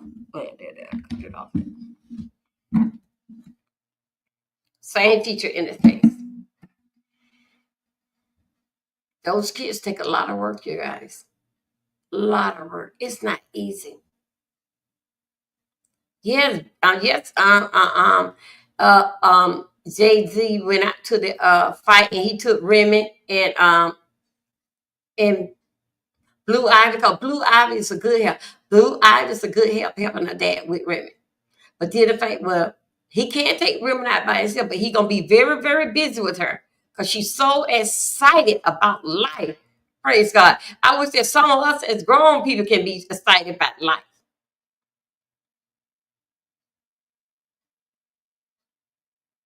Y'all know what I'm doing.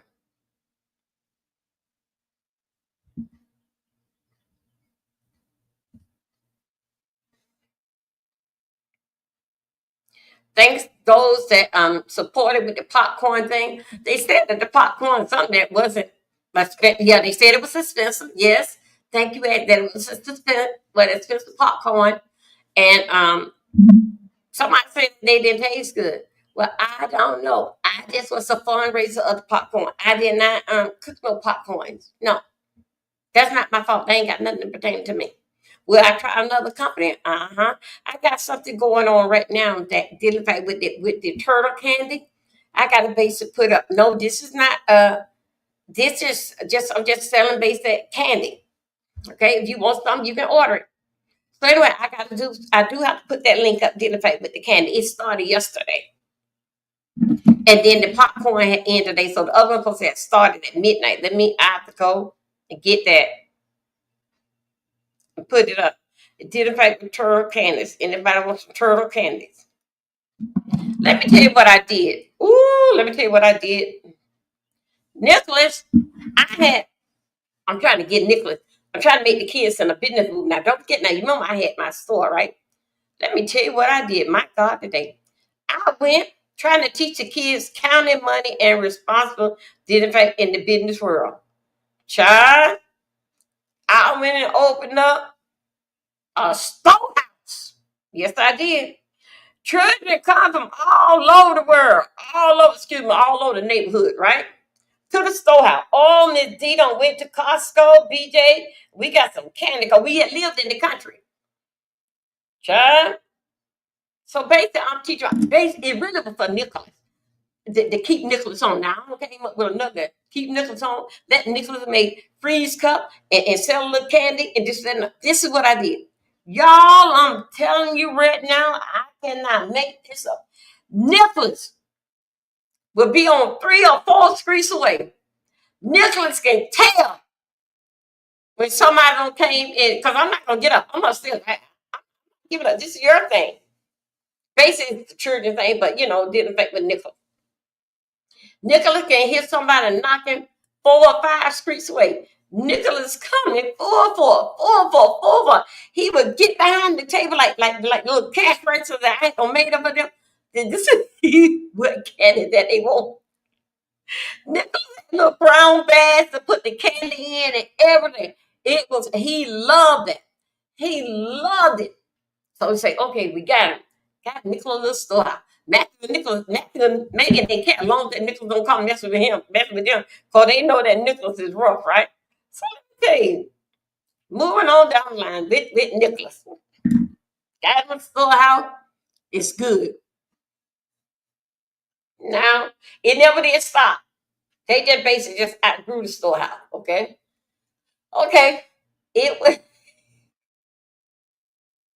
Nicholas, Matthew, and Megan, them kids kept money. They get their allowance dinner back on either they can get it Friday, either Sunday. They get their little allowance from their dad. They was okay. Did you know them damn children, especially Nicholas, took candy to school? Mm-hmm. Was selling candy at school when they're supposed to stay at home. He put candy. Then let me tell you something. He walk around there and then he'll tell everybody in school, "You owe me for some. You owe me," and had a little note or who all owe him and what money. That's what Nick was doing in school. The school called me out there and said, "Did I know that Nick was selling candy?" No, I did not know that. I said, "Yes, I know that he had a storehouse." Anyway, he said that, basically talked to him that he can't do that. Nicholas, Matthew, and Megan, they kept money. Because I worked at Disney. So, hey, we going out to Disney this weekend, 3 days or something. They kept money. All while they were taking the money from out the storehouse. No, selling candy at school from the storehouse, and that's how they got their money. All the money supposed to went into one pot. Then I take out there to go to Costco or BJ and get something. That's the things that they were doing. That little boy, Nicholas, that boy kept me on my feet. Let me see how we doing out here in these streets. Let me see how we doing down there. Who is this? Cha.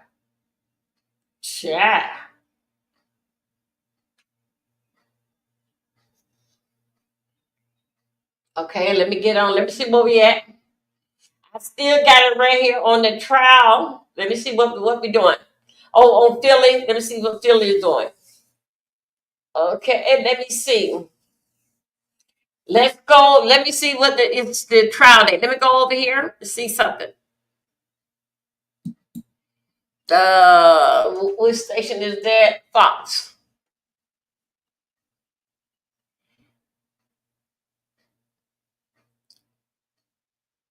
Hold on. Let's see what this is giving us.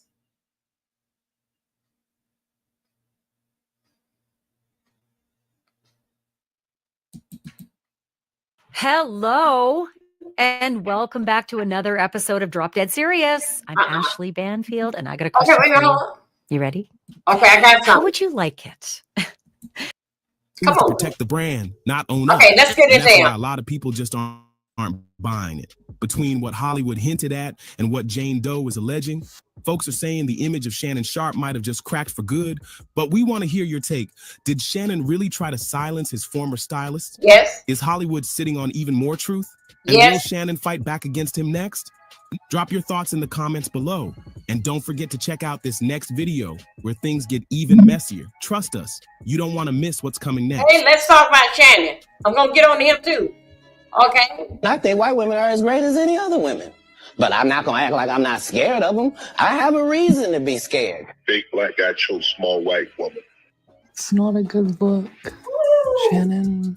I just want to know why is there so much race play going on? Why is this lady, her name is Gabriella, talking about, yeah, I want you to put a big black baby in me? Is that what people that date outside their race do? Is that what y'all do? Shannon Sharp go after women whose frontal lobe have yet to develop, and then when they prove to you that they are still children, it's how dare she try to manipulate me? How dare she try to get money from me? Why do you think she was your old ass? Remember when Cat Williams sat down on Club Shay Shay and told Shannon Sharp straight up, messing with white women could have him locked up real quick?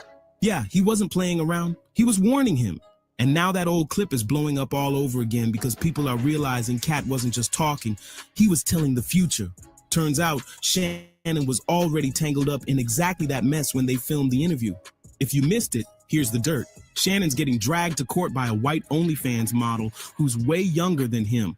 We're talking about a girl who was fresh out of her teens when he allegedly started messing with her, young enough to be his granddaughter, no joke. Now she's accusing Shannon of rape and demanding a mind-blowing $50 million and a trial by jury. And here's where it gets even crazier. That Club Shay Shay sit down with Kat, it was recorded while Shannon was already wrapped up with this same girl. You could be Kang the Conqueror, and they could take your rabbit down in 2 weekends. Now people are rewatching the footage and saying Shannon looked mad nervous when Kat started warning about how white women can flip your whole world upside down over a weekend. But hold up, it ain't just her age that's got people talking. According to the lawsuit, Shannon was allegedly into some straight up wild stuff behind closed doors, including race play. Yeah, it's getting uglier by the minute. If you don't know what race play is, you might want to look it up yourself, because trust me, YouTube ain't about to let me break that down here. Let's just say, after hearing what Shannon was into, people online got zero sympathy for him. Messing with a teenager at his big grown age was already bad enough, but throwing race play into the mix, it just dragged the whole thing even deeper into madness.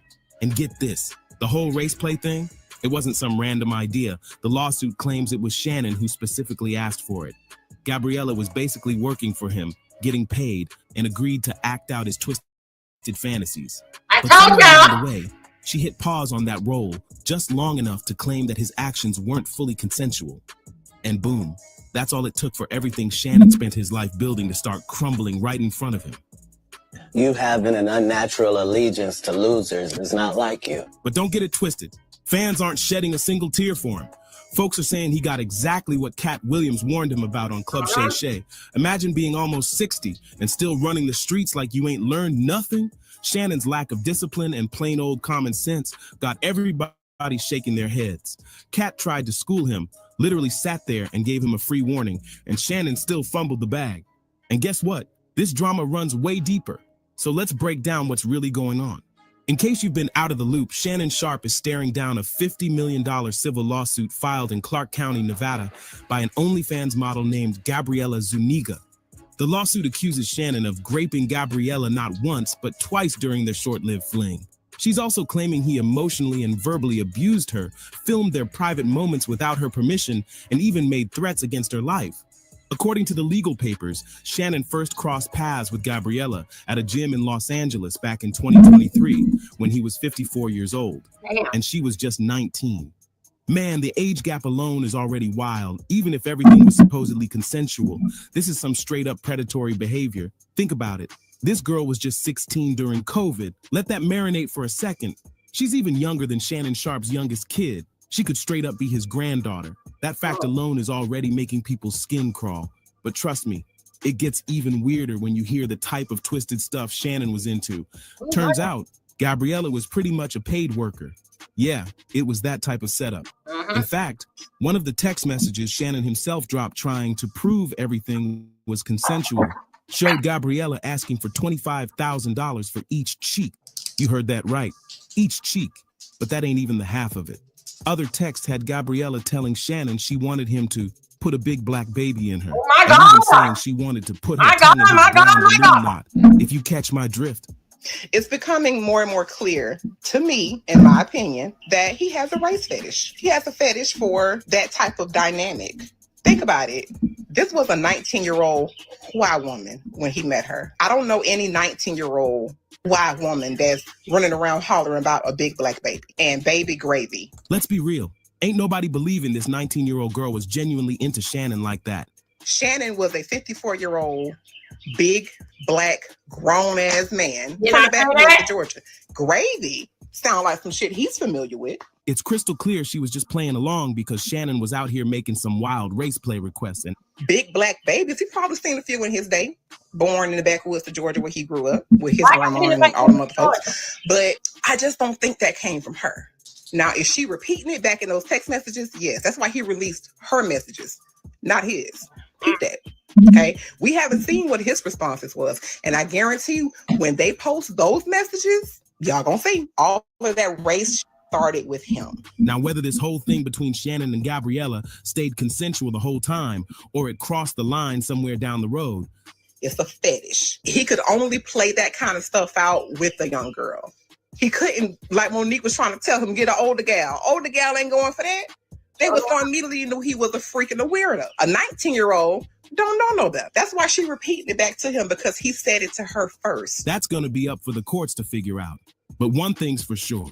Shannon's looking real bad in all of this right now.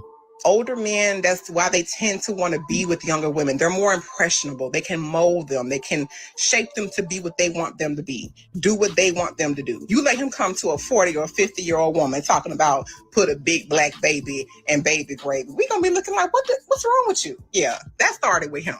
Mark my words. It's going to come out. But that race stuff started with Shannon. And it keeps getting worse. Gabriella's lawyer, Tony Busby, went ahead and leaked an audio recording, and it's nasty. In it, Shannon can be heard threatening to choke Gabriella. The convo sounds messy on both ends, almost like she was setting him up, trying to bait him into saying some crazy stuff about a big black man choking a small white woman. Well, what, Gabby? Well, you're coming to LA tomorrow? Yes. Well, I don't know why you want to go out. Oh my God. Don't worry about it, Gabby. Well, okay. Well, in the town, sure. Well, I'm not really interested in getting choked, so I guess You know what I'm saying? Yeah. I might choke you in public. Big black guy chokes small white woman. It's not a good look. Oh my God. Not a good look that you did what you did to me. Okay, well. Well, what? But the real messed up part, Shannon sounded like he was actually into it. And that's got everybody side-eyeing him like a straight-up creep. Like I said, this whole convo between Shannon and Gabriella is just plain weird from beginning to end. The way they talk, it almost sounds like some twisted role play back and forth. But here's the thing. Gabriella might have baited him into those wild statements. They recorded it all, and now she's flipping the script, saying it wasn't all consensual. Still, let's keep it real. Shannon's only got himself to blame. Like seriously, how are you pushing 60 and still chasing 19-year-olds like they ain't gonna run game on you? The lack of self-control is insane, and the fact that Shannon didn't see any of this coming, that's just embarrassing. And now he's trying to spin it like he's the victim, pulling the black man being targeted card, saying Gabriella's lawyer, Tony Busby, only comes after successful black men. And if there's some truth in that, how you gonna play the victim when you the one who asked a white girl to act out race play? To my family, friends, supporters, and colleagues, I want to speak to you directly and from the heart. This is a shakedown. I'm going to be open, transparent, and defend myself because this isn't right. This is all being orchestrated by Tony Busby, who has targeted Jay-Z. Tony Busby targets black men, and I believe he's going to release a 30-second clip of a that tries to make me look guilty and play into every stereotype you could possibly imagine. Shannon's trying to cry foul while ignoring the fact that he paid this girl to straight up degrade him. And now he wants the public to feel bad because the narrative's making him look like a stereotype? Nah, that's not how this works. And peep this. Shannon already tried to get ahead of the storm by saying Busby was about to release private footage that plays into every stereotype. So now we're supposed to act shocked when it drops? Come on. He literally handed over the ammo himself and now wants sympathy after turning himself into a punchline? Let's not forget, this the same Shannon who built his platform clowning black women for years. Why is this lady, her name is Gabriella, talking about, yeah, I want you to put a big black baby in me? Is that what people that date outside their race do? Is that what y'all do? Are y'all into race play? Like, I feel like there's probably in the bedroom doing like slave. I mean, I don't feel like that's too far-fetched. She talking about put a big black baby in me. Like, what I don't get it. What is going on? He needs to address that. The lawsuit, address why the hell she was saying that and why you were allowing that. Because after she said that, you should have cussed her the out. What is going on? But now that he's in hot water, he wants that same community to back him up. Nah, bro, people ain't going for it. Right now, the only folks riding for Shannon are delusional older dudes who still think young girls are really into them for real. Listen, the way Shannon Sharpe is moving, right?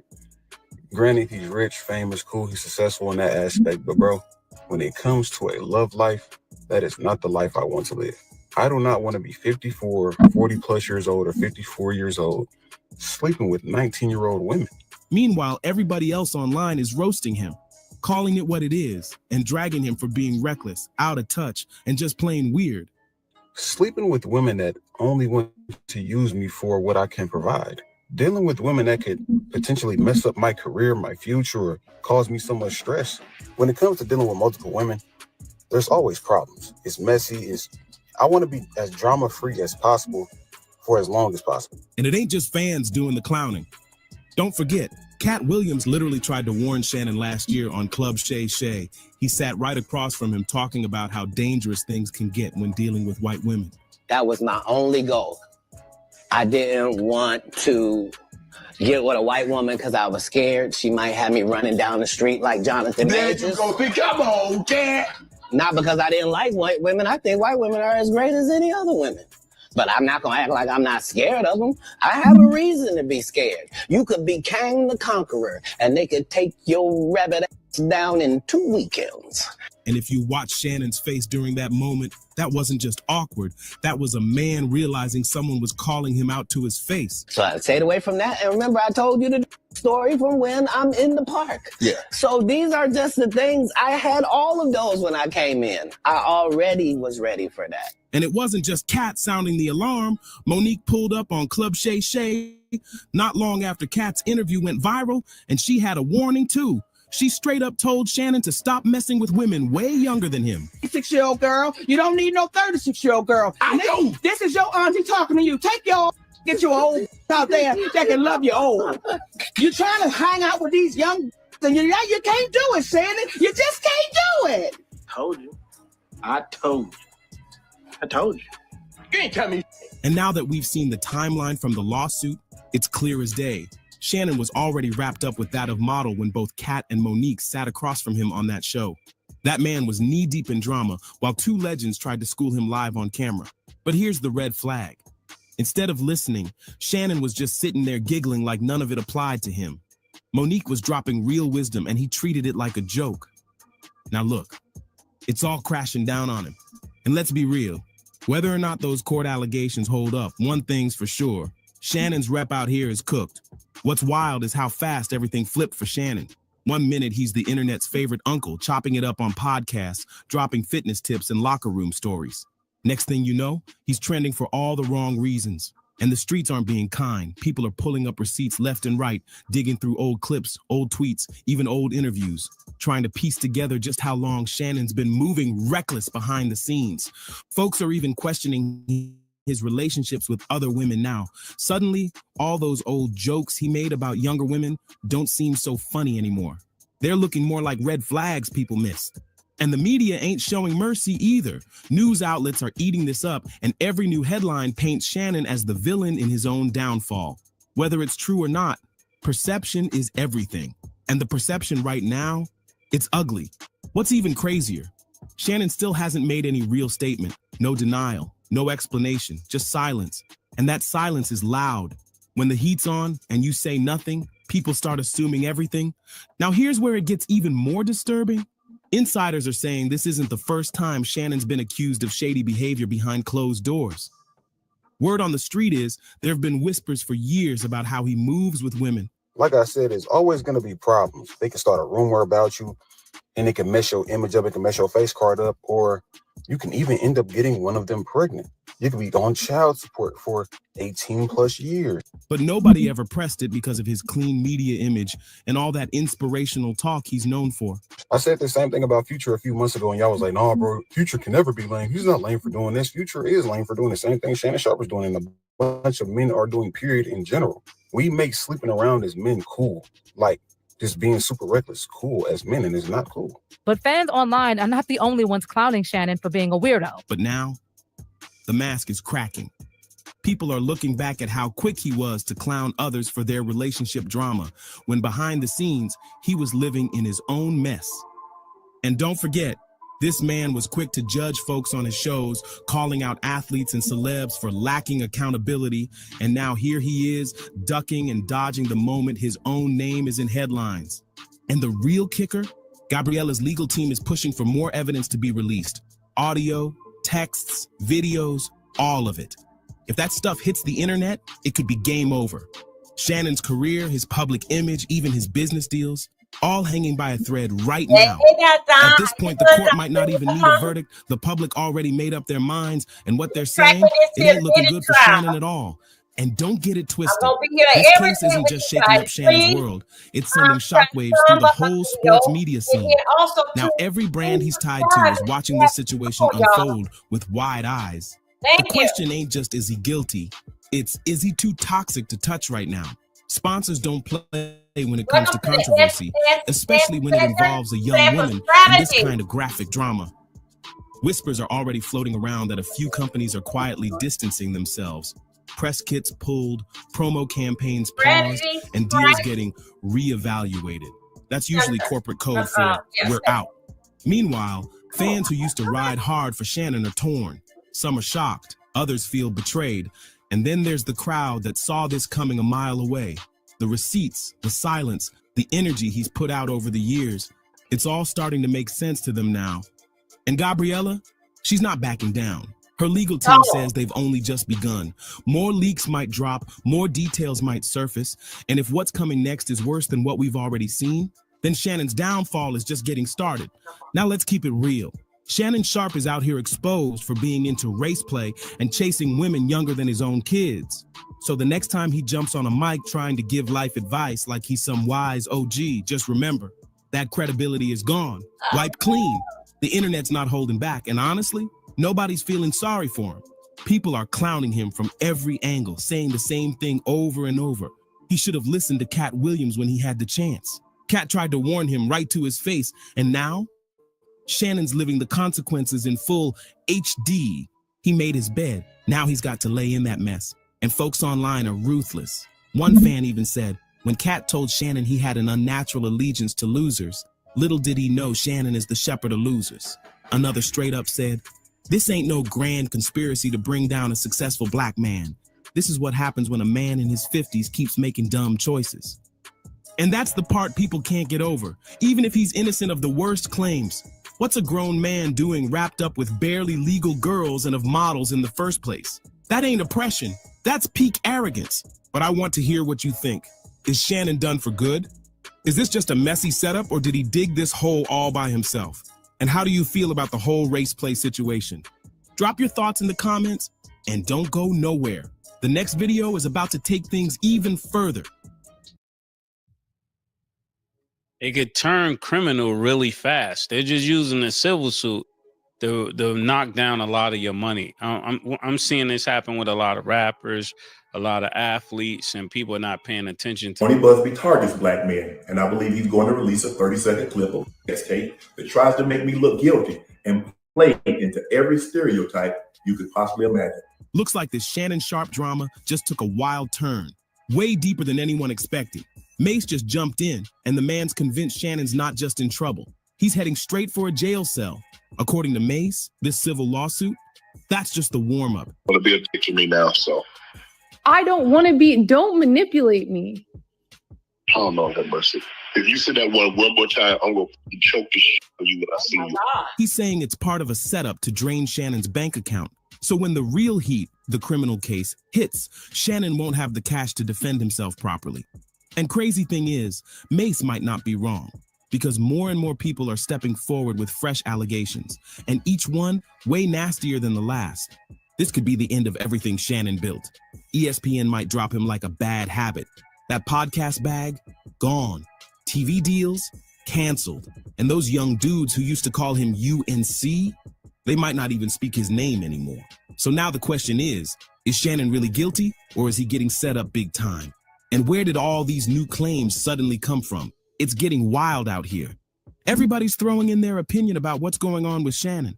Some folks still ride for him, but others, they're already labeling him guilty. But Mace, he's warning people, the civil case ain't even the real threat.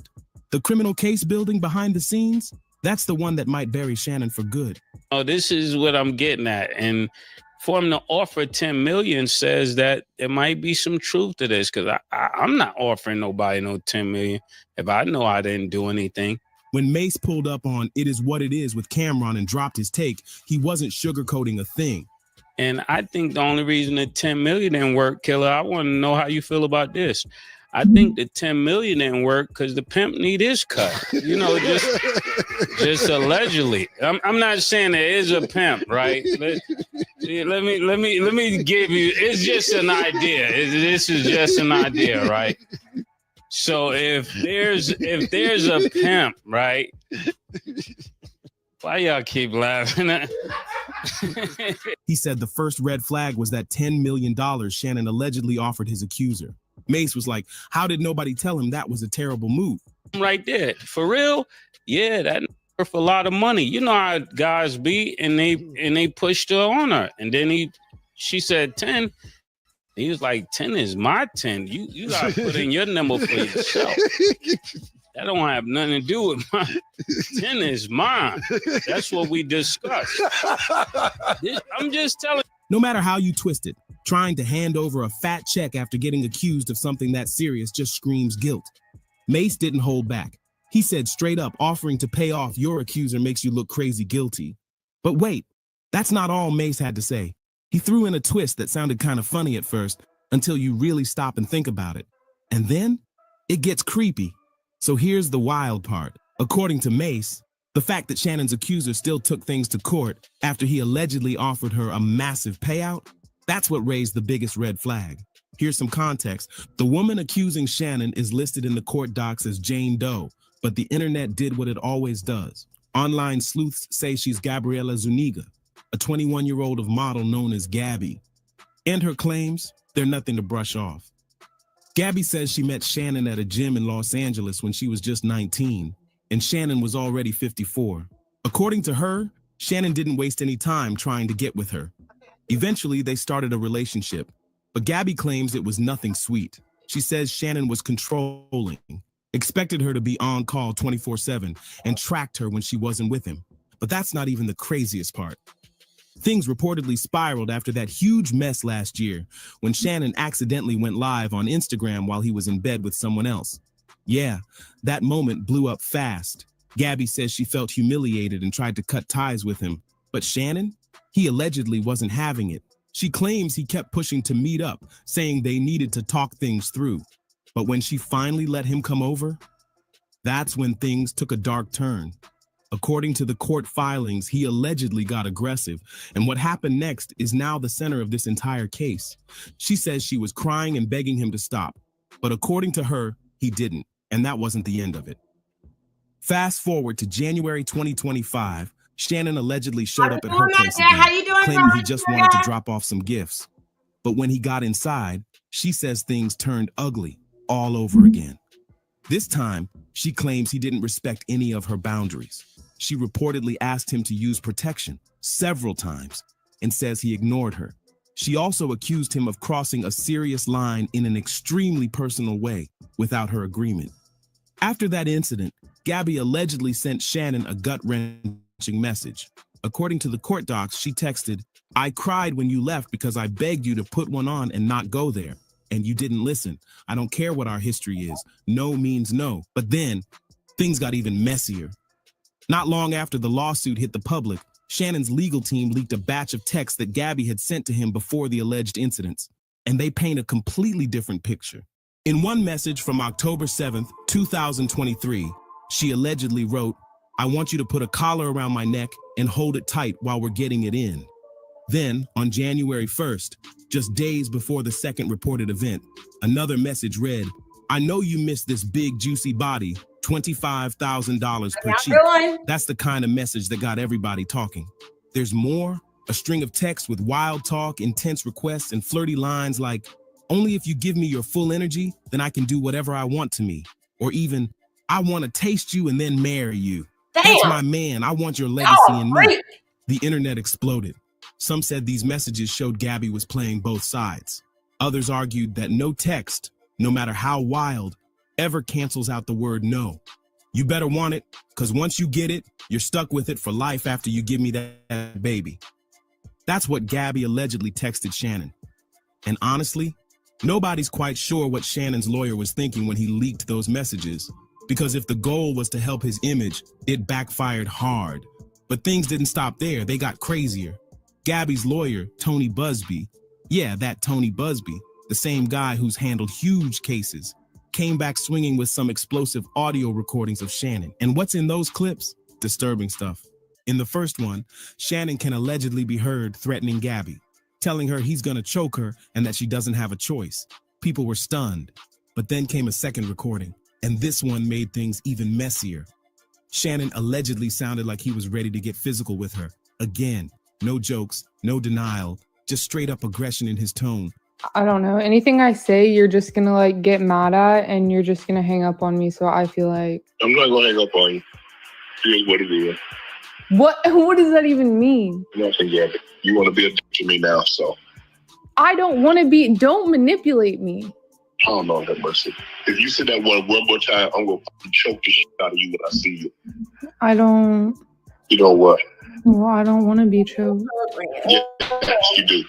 I don't think you have a choice in the matter. But now the plot thickens. Some folks are claiming the audio might have been edited, that certain parts were cut or rearranged to make Shannon look even worse than he already does.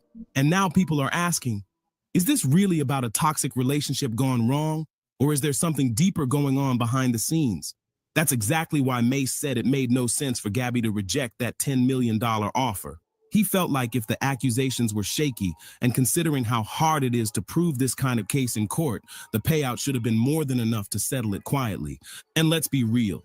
With Gabby as a background, a slick legal team could have easily painted her as someone chasing clout and cash.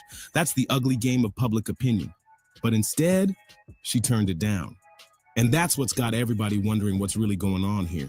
Mace threw out a theory that's got people really talking. Yeah. Trey, all of this is like a fallacy or some kind of hoax or something like this, because he was about to get a bunch of money. And you know, when you're about to get a bunch of money, people that hate on you just wait until you're about to get that money and rain on your parade. But we can't say that. And that's why I wanted to say it, to get Stats' opinion. I knew when I said that she was going to go, yeah. He suggested Gabby walking away from that $10 million settlement wasn't just her decision. He believes there are other players in the background. No, you can't be on your way to 100 million. I keep telling Killer, right? And niggas picking these kind of girls. You can't do that. We talked about this with Ant-Man. We talked about this with several players. You just can't do that. You about to get 100 million. You can't throw it away for IG model. Is she an IG model? OnlyFans. OnlyFans. How does that work? She got her separate account and she do her thing on there and people pay. And here's where it gets even wilder. Mace claims all this heat landed on Shannon right when he was about to secure a massive $100 million podcast deal. He might have said it with a laugh, but once the clip hit the internet, folks in the comments started asking the real question. We also got to start paying attention, fellas, when they're telling you it's a civil suit. Don't feel like that's just a civil suit. If it's civil suit, but it's something criminal, it could turn criminal really fast. They're just using a civil suit to knock down a lot of your money. I'm seeing this happen with a lot of rappers, a lot of athletes, and people are not paying attention to that. Another way that people are just green to the streets, you know. Was Shannon being set up? But Mace didn't stop there. He said Shannon fell into the same trap so many powerful men walk right into, the kind where the first accusation is just the setup. That's just one entity trying to walk away some of your money so that when they double back and say, well, this was you did this over here, because 9 times out of 10, if one girl says something, then somebody else gonna come say something, because they're like, people are getting paid and people are getting paid for nothing. And I really got some issues, or they may really have a text or really have a message, and it's like, I don't know what to do or what to tell fellas now. According to Mace, that first lawsuit, it's meant to get you rattled, drain your money, and mess with your image before the real storm even hits. He hinted that Shannon might be headed down the same road Diddy's been sliding down. It starts with one civil case, then another, and the next thing you know, the feds are knocking at your door. Now let's be clear, Mace didn't excuse any of the behavior these men have been accused of. He said plain and simple, nobody forced them to do anything. So this ain't about feeling sorry. But if the street talk is right, Shannon might be facing the darkest chapter of his life. And it's no longer just internet drama. It's jumping straight into the real world. The Gabby lawsuit was already a bombshell, but now more names and more stories are creeping out. People are digging into Shannon's past, and from the way things are moving, the man's closet might be full of skeletons. You already know how internet detectives roll. Once they smell something shady, they go full FBI mode, and they don't stop until they uncover everything. When Shannon's lawsuit started going viral, internet detectives wasted no time. They went digging deep into his past, looking for anything that might explain the behavior he's being accused of now. And trust, what they found was wild. One bombshell that popped up, Shannon was allegedly accused of choking a woman back when he was still co-hosting FS1's Undisputed. Woo! Yep, you heard that right. Word is, the incident involved a female production assistant, and according to insiders, it happened on set. Sources claim that Shannon and Fox didn't wait around for it to explode publicly. Instead, they reportedly paid the woman off, hundreds of thousands, and never let it reach a courtroom. No official lawsuit, no trial, just a fast, quiet settlement and a whole lot of behind-the-scenes cleanup. Allegedly, both Fox and Shannon's legal teams hustled to keep the story buried, and for a while, it worked. You try searching for it online and it's like the story barely existed, but the internet never forgets. And once this current case caught fire, people started resurfacing the old tea. Once Shannon's team saw this chokehold story picking up steam online, they jumped straight into damage control mode. His lawyers put out a statement denying everything, saying there was no choking incident at FS1, but then they added something that had everybody scratching their heads. They admitted Shannon was involved in what they called light physical interaction in a playful context with a few colleagues. What? What does that even mean?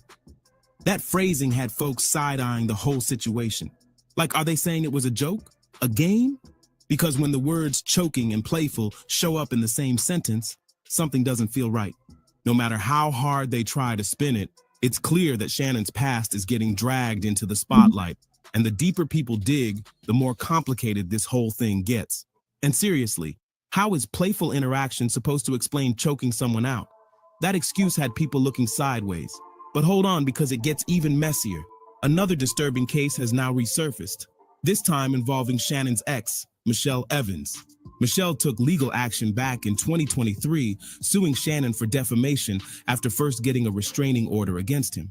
According to court records, Michelle and Shannon were in a relationship for nearly 10 years. But it all came crashing down in September 2010. She says it ended after she confronted him for cheating, and during that argument, everything spiraled. Michelle claims that Shannon got violent, and what she describes is deeply disturbing. She says he forced her into a non-consensual act, and afterward pushed her onto the bed and violated her while telling her that he would make sure no other man would ever want her. That exact phrase, it stopped people cold, because it's the same thing Gabby says he told her during their alleged incident. I'm going to be open, transparent, and defend myself because this isn't right. This is all being orchestrated by Tony Buzzley, who has targeted Jay-Z. Tony Busby targets black men, and I believe he's going to release a 30-second clip of a tape that tries to make me look guilty and play into every stereotype you could possibly imagine. That video should actually be 10 minutes or so. Hey, Tony, instead of releasing your edit, put the whole video out. I don't have it, or I would myself. Gabby's court filing claims that in October 2024, Shannon came to her apartment after she tried to end things with him. She says he forced her to perform on him and then told her, "You've disrespected me so much. I'm going to punish you. I'm going to make it so no man will want you again." According to Gabby, what happened next was traumatic. She says he violated her from behind and said, "Look at my arm. I've got chills.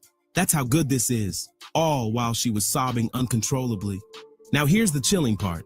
Both women, years apart, claim Shannon used nearly identical words during violent episodes. That kind of pattern, it's got people asking whether this was just a toxic relationship gone wrong, or something far more sinister. Michelle also said that after the alleged assault, Shannon's behavior turned extremely violent. Yeah. Whatever happened behind closed doors, both women's stories are stacking up, and the internet is watching every move. With Michelle's case resurfacing and Gabby's lawsuit still heating up, people are starting to realize this might not be some isolated scandal. This could be the unraveling of Shannon Sharpe's entire legacy. And now, more whispers are coming out. A few former co-workers, folks who used to work behind the scenes, have started dropping hints that Shannon's behavior off camera wasn't always as polished as his TV persona. One anonymous staff member even said he had two sides: the professional on screen and the man behind closed doors that people were scared to cross. That comment alone lit up forums and group chats across the internet. Suddenly, the question wasn't just, is Shannon guilty? It became, how long has this been going on? And while Shannon's lawyers are doing everything they can to push back against the wave of accusations, the damage may already be done. Public opinion is shifting fast. Brands are going quiet. Business partners are distancing themselves. That $100 million podcast deal everyone was hyped about might be off the table now. But here's what really has people spinning. Despite all this, Shannon still hasn't addressed any of the new claims directly. No video statement, no interview, nothing but a few cold press releases from his legal team. And to some fans, that silence is deafening. Meanwhile, Gabby's lawyer is doubling down. He says more evidence is coming, and it's going to shock people who think they already know the full story. That one sentence sent the whole internet into overdrive. So what's next? More lawsuits? A federal case? A full media meltdown? One thing's clear. Shannon Sharpe isn't just fighting to clear his name anymore. He's fighting to save what's left of his career, his reputation, and his future. And with each passing day, the walls are closing in. As if things weren't already spiraling, now there's talk of a possible federal investigation brewing in the background. Yup, it's not just social media rumors anymore.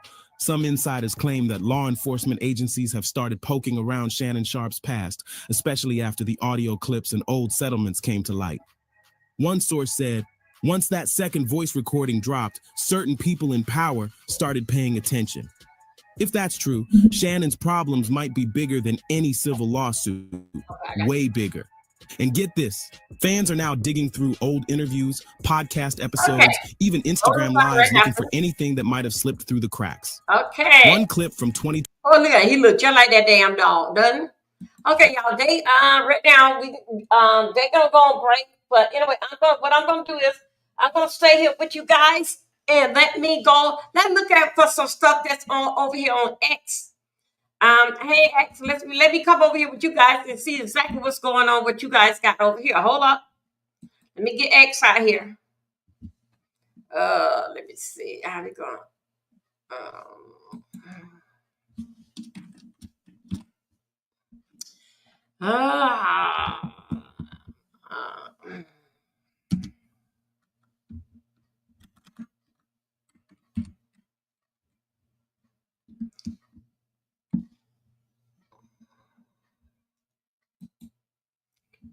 Okay, let's go. Let's go and see what X is doing.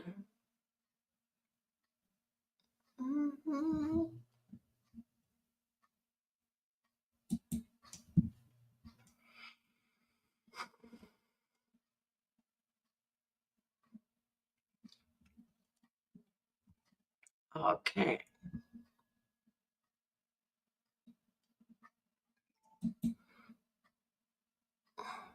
Okay, we got 19 now. I'm coming with you. Looking for release at the night the phone.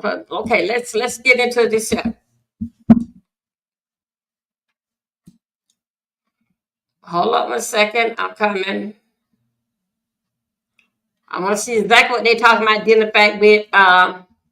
Keep us up to date on what's going on. Let me see. That's a message that got that. Hold up a second. Mm-hmm.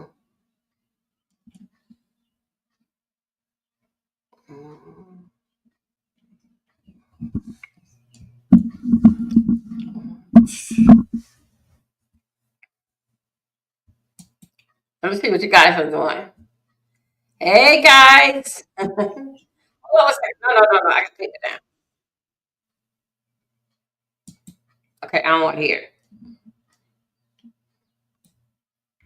Y'all just be with me one moment. I'm just trying to base it.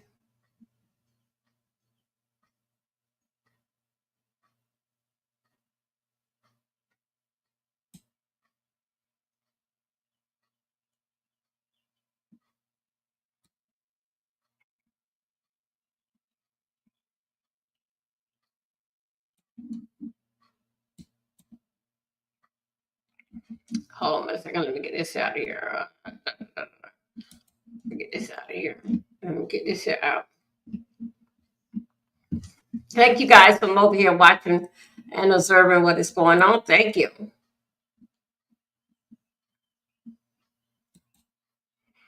Okay, let me see.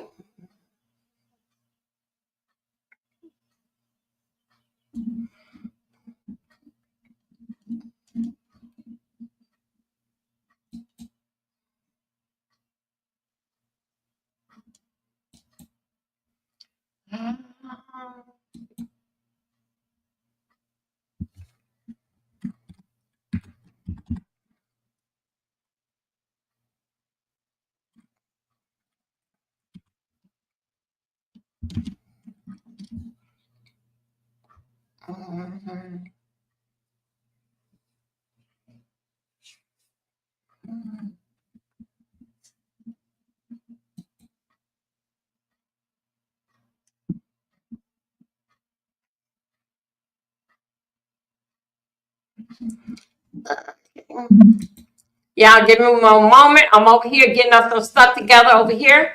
You guys go ahead and get your lunch. And I'm trying to keep up with it today to make sure I don't miss out. I got everything charging up, make sure I don't miss out. Dinner back with their lunchtime so I can stay up with what space like going on. Hold 1 second. Just bear with me, guys. Thank you. Why are we doing? Thank you, X, for dealing with me. And Dover Milton 3, we got 2. That's okay. Everybody go and over here on thank you, X. X, we got 21. Thank you. Thank you guys for dealing and staying with me during this time. Thank you. Okay, I'm just trying to see some of these things that I want to see, and some of them is just not.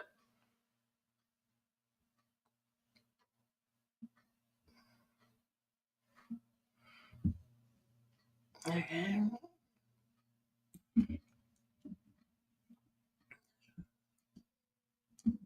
Hold on, let me take this down here. Okay, let me, what I want to do. Let that stay there. Okay, let's go here. I think I see something here. Something that we can use. Let me go right on in here. Let me, hold on a second. Let me remove this in here. Okay, let's go on over here. Let's see. It's something that we need to, let's see, could I stop that screen right there? Okay, here we go. Let's go over here. I'll share a screen with this here. Let's go here to X. Okay. Let's share the screen with X. Could y'all see that? Okay, here we go. This here is basically like giving us all of one. I know you can't see it good. So I can't either. So anyway, hey, welcome. This is basically like giving us the list. The list is the ones that was to Diddy's party. Okay, let me get this tablet right here. Hold on, let me see what it's saying. Let me see, could I get it? Go ahead on the top. Hello. Hold on a second. Hi, how you doing? Um,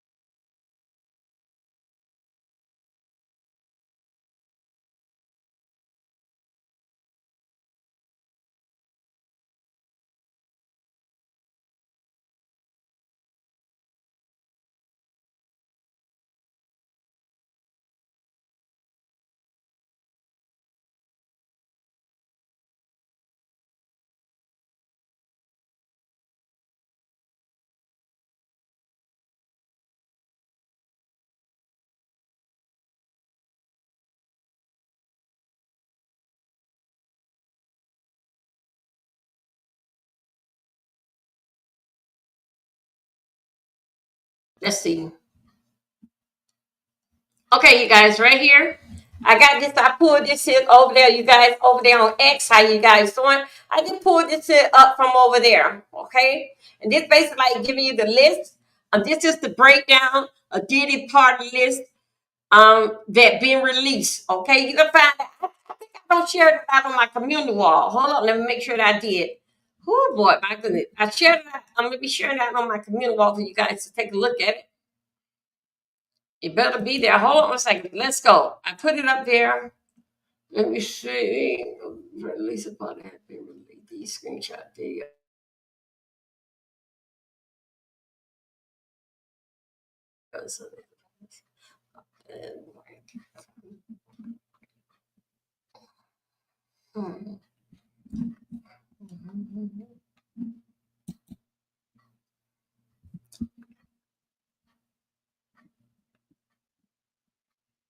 Okay. Okay, let's see. This here was based what I have here. This is at Diddy's party. These are the list of people that was there at his party that was released. Okay, I had this. I'm basing it on the second page that I don't clicked over. So basically, I was trying to I put it over there. I was thinking I did it over there on Facebook, but I could not get it over here. Maybe because I am on YouTube, but I couldn't get it over here for you guys actually to see exactly what's going on. Hold on a second. I'm still working with this here. Okay, hold on a second. Matter of fact, let me do this. Share. That's right. Share it out.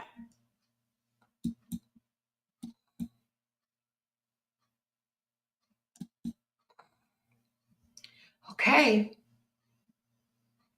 Thank you. Okay. Oh boy. Okay, here we go. Here we go. Here we go. Here we go. Okay, let me go. Okay, this is the list. Let me see how else. I'm trying to get it over here. Let me see where I'm gonna put it at. No, I don't want to hide. Let me go. Let me get this here.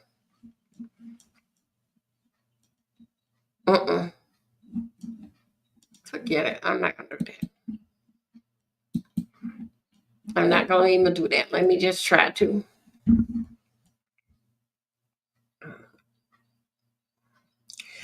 Okay. Yeah. This is.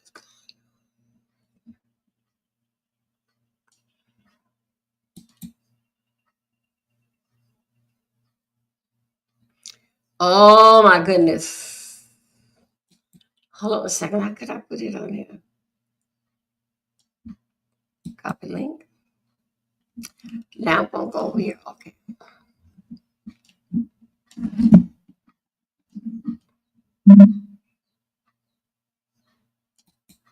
Y'all, this list is going page after page. I know you guys can't basically see right up in here. It's saying that Kamala Harris, that she had attended to one of Diddy's parties.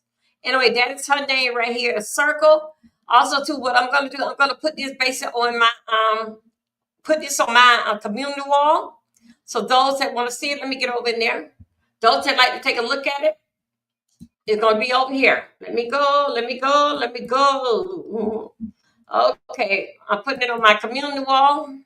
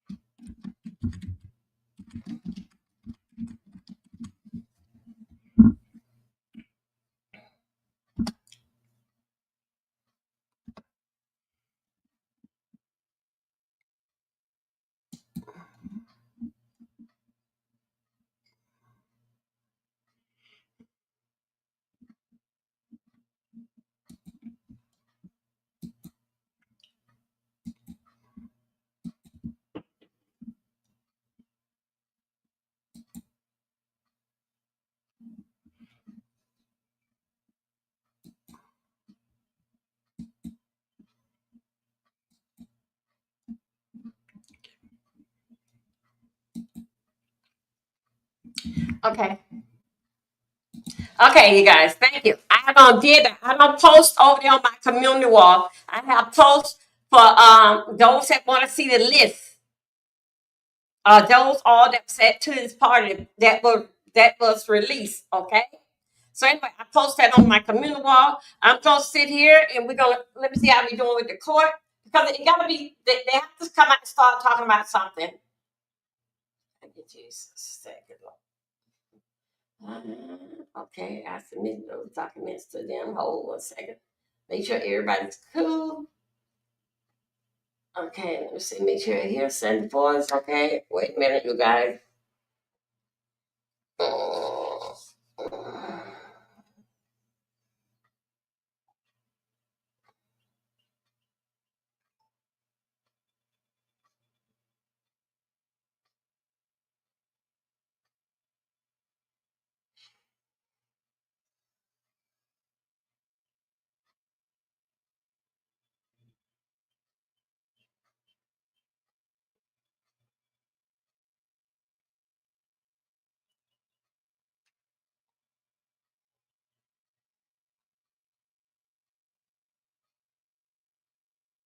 Hold on a second. Oh, she made this on the floor. Give me one moment, you guys. I'm still here with us. Okay, let me just put that away. I can't be bothered with that. Okay, so then make sure I'm all clear.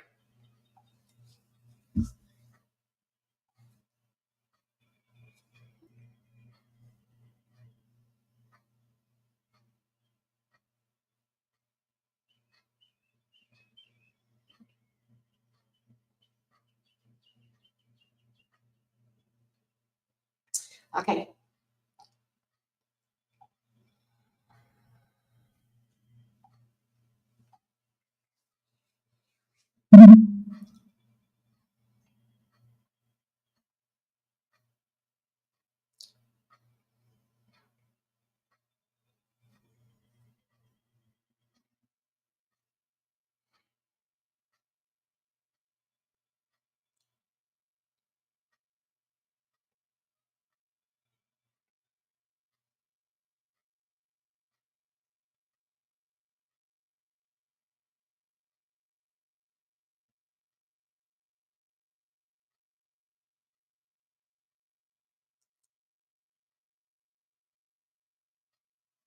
Okay, let me see. Can I get this in here? In here. Let me. What I'm trying to do. Okay, Instagram. Okay, I can take that one down. Okay, hold on. Oh my goodness. Goodness. Anyway, it was taken down. Hold 1 second. I'm trying to get. We got the list. Okay, everybody, we have the list up. So I can get this out of here. I already did this in here. Okay, and then here we go. We got that's the list that's up. We got that. Now let me go back over here.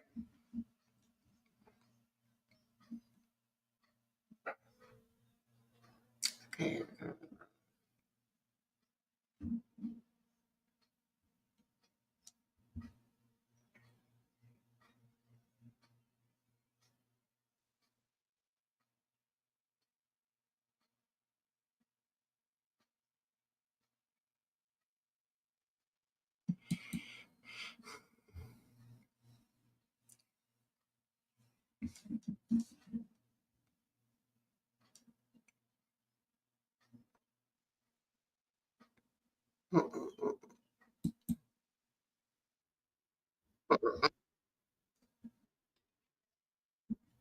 Hold on 1 second.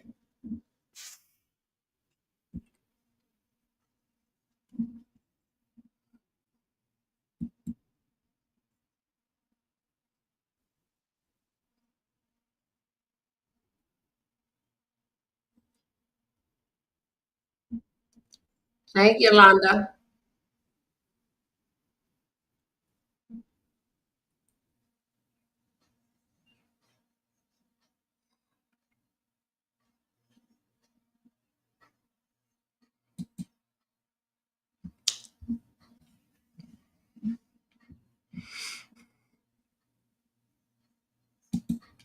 Okay. You guys are still with me. Thank you. I'm just moving around here. I'm just moving around. Let me get what we're gonna get at now. We're going to we are now let's go over here to YouTube.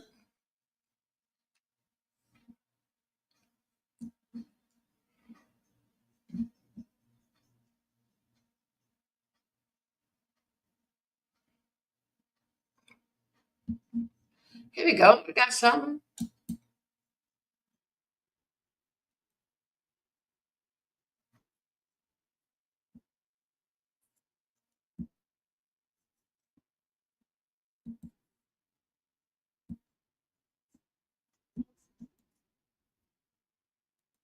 That they're trying to jump over, hurl over, or do something with their roadblock. Okay, Why? we're going in. Victim, Let me get some alleged more victim coffee. Go number ahead, girl. 3 It's okay. is ghosts. Not responding, lawyers not responding. They said that even though they've been subpoenaed, they have no plans of coming to New York City to testify. Now, where they do that at? And listen, this is me talking, and you know, when people come in my comments like, you want to see Diddy get off? No, I want to see justice happen, whichever way justice goes. But this man is such a monster. Y'all have so much evidence. Y'all should have about 13, 14, 15, 16 victims lined up ready to speak. But y'all got 3. And out of the 3, maybe only 2 are going to testify because victim number 3 talking about they don't want to come. Something in the water ain't clean. This is messy. But let me go ahead and share screen so we can get more into this story.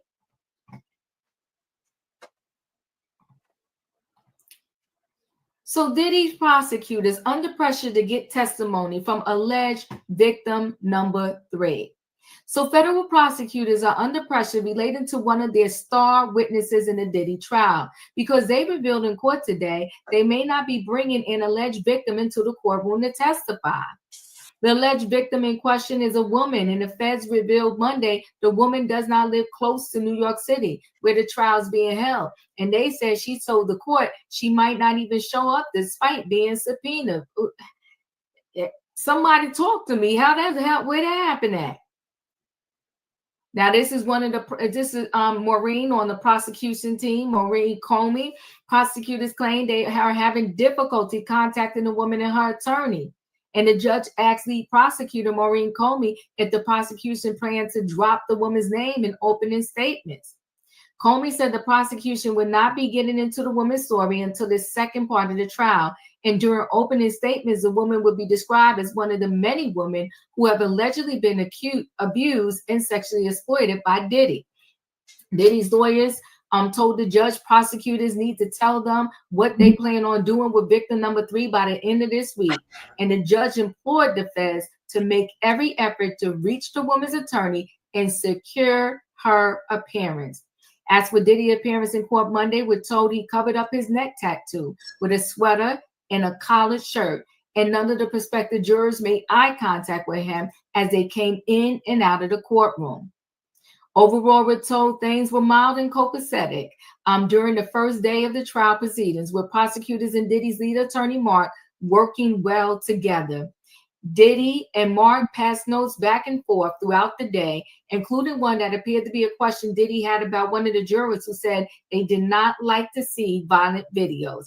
Well, listen, I don't like scary videos. I don't particularly like violent videos either. So at least the juror was telling the truth. Once more, we're told Diddy was very chatty with his attorney, Tenney, including a moment where he helped her sit down at the defense table. Not he being a gentleman at the 11th hour. Listen, let's take a listen to Harvey from TMZ talk about this situation. Officially on trial for crimes that could put him away for the rest of his life if he's convicted. And I gotta say, before we get into the strategy of picking a jury, which is what they're going to be doing this week, underway right now. The way he appeared itself is really interesting. Is also part of strategy, no doubt. That is Diddy on the right there in a black sweater with a white, looks like a button-up shirt underneath it, and his hair extremely white. At first, I thought there was a different sketch where I thought, oh, maybe it's just a little, salt and pepper. No, his hair is considerably grayed. And interesting that they did not opt to dye that before he came into court. Oh, I think that makes total sense for the defense. You know, this is complicated for the defense because at its core, they are going to acknowledge that Diddy led this kind of swinger lifestyle, but they're saying it was not criminal. So then, you may think, oh, it's irrelevant how people dress. It is not irrelevant. And we've talked about this, that, for example, what the Menendez brothers did in that first trial that did not get them convicted. It was a hung jury wearing those sweaters where you try and make the jury think, how can I juxtapose what they did against what I'm seeing? Right. And that's a way that really resonates Your point with is jurors. Looking like a harmless older man.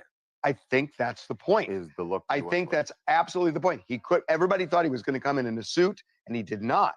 And I think that's really interesting. But jury selection is underway right now.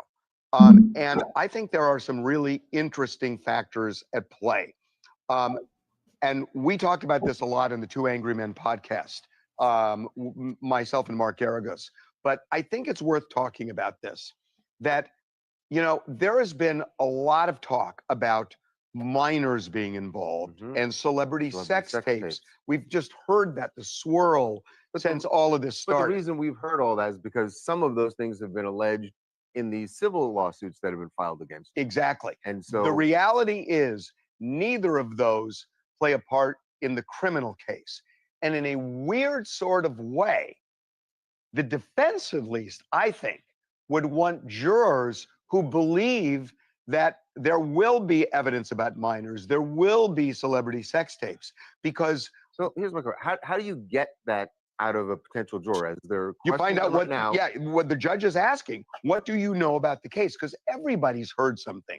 I mean, all these jurors, you can't find anybody if the in New potential York. juror answers, well, I've heard that he may have done this, he may have done this, and they're mentioning things that are in the civil lawsuits for the defense, you want that person because once the trial starts, they're not going to hear any of that evidence. It disappoints. Because it has nothing, so they're just, and that it may read to them like, the prosecution doesn't have as much as I thought. As much as I thought, and it happened in the Rodney King case. I covered it. It happened in the O.J. Simpson case.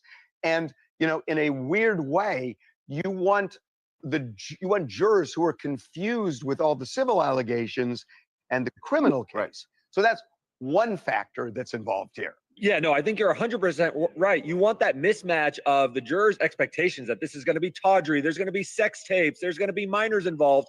And then when the prosecutors focus on just 3 main victims, or 4 main victims if you count Cassie, they're going to really feel underwhelmed. And I think that's going to play to the defense's strength. I think you're exactly right. I don't know about that that. they feel underwhelmed. The other thing is not going to be, I mean, they're going to see that video. They're going to see the video. And we know that video will have an impact on that, even though he is not being charged for this. It has nothing to do with any of the 4 counts he's facing. Everybody concedes. The defense, we know the defense knows. I mean, our sources are pretty good on both sides here. The defense knows that this is a huge mountain for them to climb. Yeah. And we know this in our documentary where we talked about Diddy's possible defenses. We had a mock jury. There were jurors who acknowledged case closed. That once they saw that video, it colors their view of everything else related to Diddy. So here's why it's going to be difficult finding a jury. Number one, the trial minimum is going to last. I know they said 6 weeks. That's not true. No, But we're here today. They said Getting everything all that was chopped what back the up. judge said. Yeah. But what I'm hearing is the prosecutors have about 6 weeks of testimony.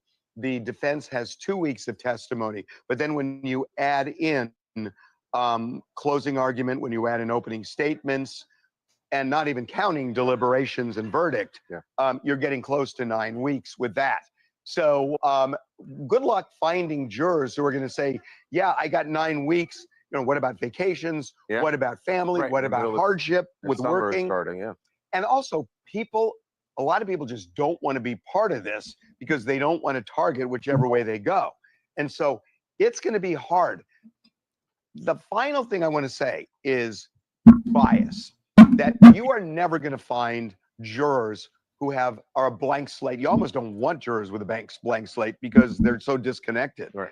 But even if they have an opinion, what you're looking for are jurors who say, Thank you, I can Alex. still just listen to the evidence and go the way it is. You can't just say to them, oh, can you be unbiased? Because they're all going to say yes, or most of them. Right. And that doesn't mean they are. Well, you're trying to read things out of their other answers, right? To try and determine That's right. or not. Well, I think the game is actually what you first said. You're trying to bring people and import their biases when they favor your side. So obviously the defense is not going to want people who are very sensitive to domestic violence. They're going to say that's going to cut against us because they're going to watch that Cassie video. On the prosecutor side, they are going to want people who bring in those sensitivities to sort of amplify the stories of their witnesses during the prosecution's presentation of evidence. The final thing is, the way you ask about bias is not to say, can you put aside your bias? Because, don't believe what they say. But what you say is, give me an example. Give me an example of something that you really believed at some point in your life that was important to you, and somebody changed your mind. Because if you can give a concrete example of that, it shows that they're open to it. But this is not going to be easy. Hey, team, it's Malik Australia calling out of Detroit, Michigan. And just reading more about this trial, I heard it is an all-female-based trial so far as the jurors getting picked, and hoping that people picking the decision of the victims, because so much stuff that is out. This is one of those cases that you can read about, unfortunately, anytime you want to, even as a juror, to where, like you said, the evidence already put out there, and it paints the story of Diddy and what he did so far to all these victims, minors, also these sex tapes. I agree with you how we own that too, that all this stuff should come into fold, even if he's not charged for it. There's still some type of evidence of things he has done. By the way, Diddy spoke in court today. Yes, he spoke up and told the judge he was nervous. The reason that came up, he was asking for a bathroom break. About 90 minutes into the proceedings, into jury selection, he told the judge, look, I'm more nervous than I thought I was going to be. Could I get a bathroom break? And the judge allowed it. We are going to follow this every day. And we're actually going to have a Tubi special every week on Friday nights. We're going to have a documentary that drops where we are going to have insiders on what goes on in this trial. Hey, how we doing out there? Woo, listen, people. Let me stop sharing this screen. The thing is here. Where is victim number 3? Will they show up in the court? Can the prosecution get them there in time, like the judge said? I can understand not wanting to come to court. This is not an easy thing to do. But the prosecution said they got 3 people that's willing to speak. They need to present these 3 people.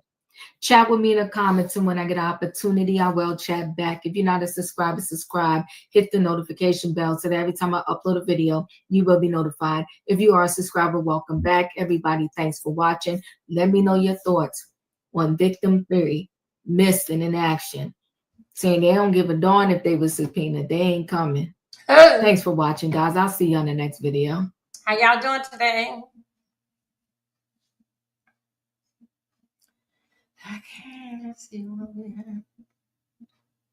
Folks, in New York City, the federal trial of Sean Diddy Combs has officially begun. That's right. Remember, he was indicted last year on a significant number of charges, including racketeering, sex trafficking, transporting individuals for prostitution. Judge Ann Subramanian and the prosecution and the defense all, of course, made it clear during jury selection today what the stakes were. It was again, a huge day. There were a couple of times that Diddy actually turned down a plea bargain from prosecutors as recently as Friday. 150 potential jurors were questioned to determine the 4 accusers, including R&B singer Cassie Ventura, are expected to testify. Cassie has stated that she will use her real name in court. Sean Combs maintains that all sexual encounters were consensual. His legal team argues that he is the target of unfair prosecution and racial bias. Opening statements are scheduled for next week, and the trial is expected to last at least 8 weeks. If convicted, Diddy could face life in prison. I want to go to my panel. Dr. Julianne Malvo, economist, president emerita, Bennett College, author of Surviving and Thriving, 365 Facts in Black Economic History, joining us from DC. Dr. Omi Kongo, Domingo Senior, professorial lecturer, School of International Service, American University, author of Lies About Black People, How to Combat Racism, out of DC. Glad to have you. Look, here's the thing here, Julianne, when you talk about this. First of all, it's shocking that this has moved this fast. I mean, I know some other folks who have been indicted on lesser charges, and it's taken them 2 to 3 years to get to court. He said he wants to at the same time, he has been incarcerated all these months, and I think that puts some pressure on to move this quickly.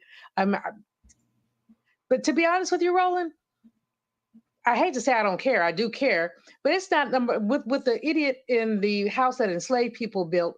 This is not number 1 on my list of priorities. I feel badly for the brother, but it seems like he did a whole lot of dirt. And hey, let the chips fall where they may. Well, it's not a question of a Congo of what's number 1 on the list. I mean, the reality is, even with Trump in the White House, I mean, life still goes on. There are going to be trials. Hey, Steph Love, I had put the list on my community wall. And the reality is, this is a huge story. You're talking about one of the most impactful figures in hip hop music in the last 25 plus years, not just music, but also in fashion and so many different areas. And Sean Combs impacted the careers of a lot of people. This is a major trial.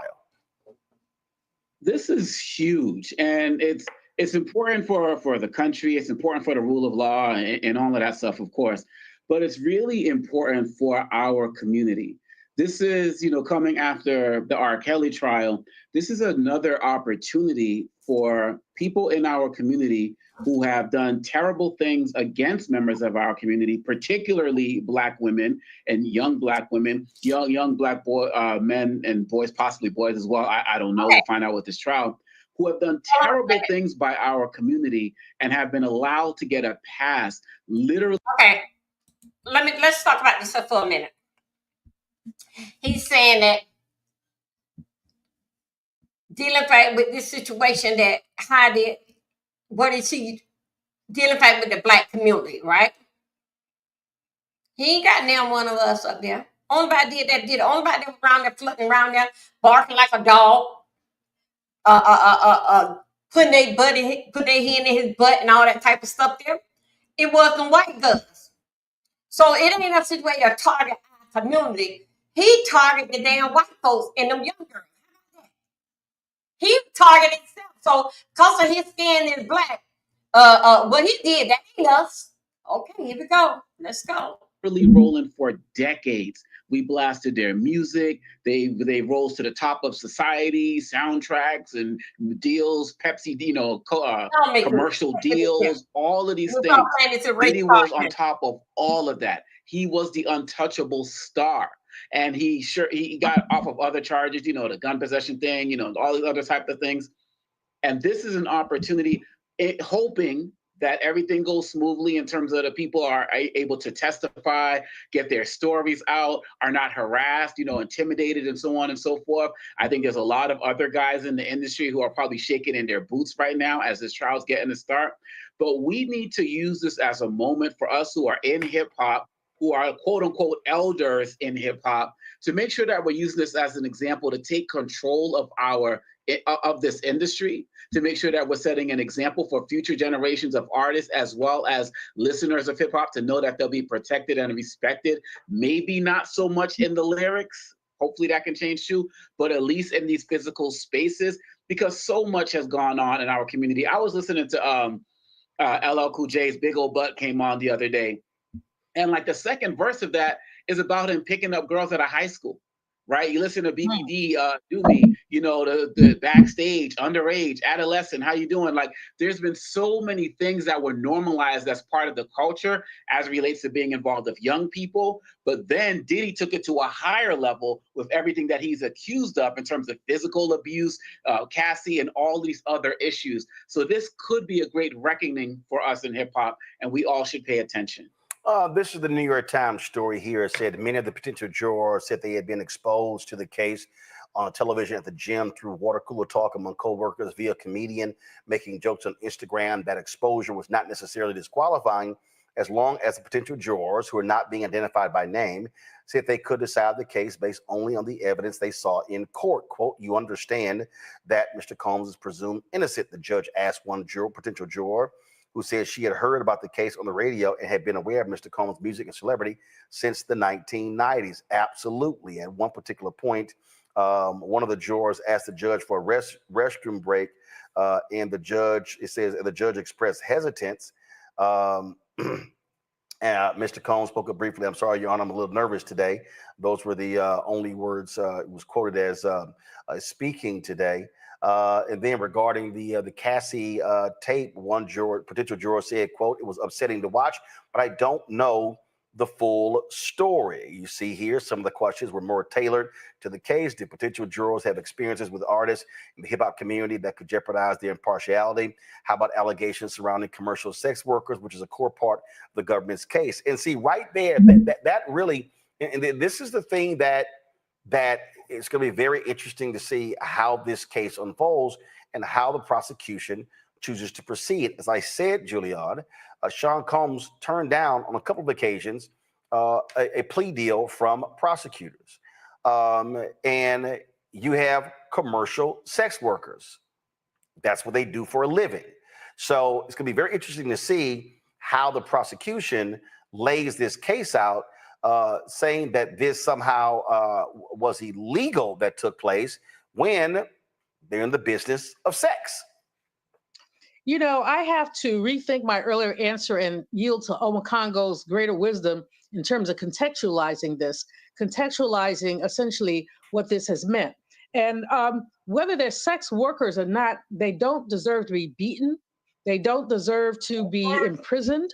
And the notion that it's young girls, it's not grown women, as Cassie is, but it's young girls that this man has preyed on. So, I think I'm just impatient with this because there's so many, to me, there's just so many other things going on. So my patience is thin. But at the same time, I do think that the way that this case plays out will say a lot about our culture. The other thing that I think is important, as you point out, Roland, is that the federal government has now the sex work thing in there. No matter what happens, and he's turning down a plea deal, A, maybe because he thinks he's going to get off, but B, perhaps because he thinks that without, even with a plea deal, he'll spend 20 years in jail. He's going to spend 20 years in jail. This is a relatively young man in his 50s who will spend the rest of his life in jail. But I do think that there's a whole lot going on here that we need to deal with in terms of in terms of how this plays out. Again, I will start by saying I am impatient with this, and so many other things happening, but this is very important. So, Owakongo, thank you for recontextualizing that for me. Owakongo, he's 55 years old, and the reality is when you look at this particular case here, listen, it is going to expose a lot of people to the underbelly of Hollywood and the music industry. And just for people just to understand context, because this is the mistake that a lot of people make, and I need people to be very mindful of this when people are having these conversations. I don't want people to somehow operate from a state of mind that, oh my God, look at this here. Look at what what's going on here with Diddy and these what is called freak off parties. This is the exact same New York Times. Former Abercrombie CEO ruled unfit to stand trial for sex trafficking. Michael S. Jeffries had been accused of luring male models to secret sex parties. He has dementia, and a judge ruled him to be mentally incompetent. Did I do it right? And he's a former CEO of Abercrombie and Fitch. And of course, he's 80 years old. He was indicted in October. He was indicted in October on charges that from 2008 to 2015, he coerced dozens of men into sex with him, using his position as the clothing retailer's chief executive to sexually exploit models who were motivated to advance their careers. He had pleaded not guilty, and it says working with his romantic partner Matthew Smith and a third person, James Jacobson, Mr. Jeffries lured the men to secret sex parties with the possibility that they had received modeling jobs. Federal prosecutors said Mr. Smith and Mr. Jacobson have also been charged with sex trafficking, and like Mr. Jeffries, have pleaded not guilty. According to prosecutors, the men that Mr. Jeffries and his co-defendants coerced were not allowed to leave the sex parties, along with being forced into sex. They were made to consume alcohol, drugs, and Viagra. The charges echo claims made in the class action lawsuit brought against Abercrombie in 2023 and reported on in a BBC investigation. And I'm reading that because, again, what often happens when these cases, people, oh my God, look at this here. Oh, this is bringing black people down. No, here's a white man who's 80 years old who was accused of essentially the exact same thing. And so I need people to understand that this is not an indictment on black people. This is not an indictment on hip hop. This is not an indictment on music. This is literally the entertainment industry. And we've seen stories like this, Hollywood, music, fashion, across the board.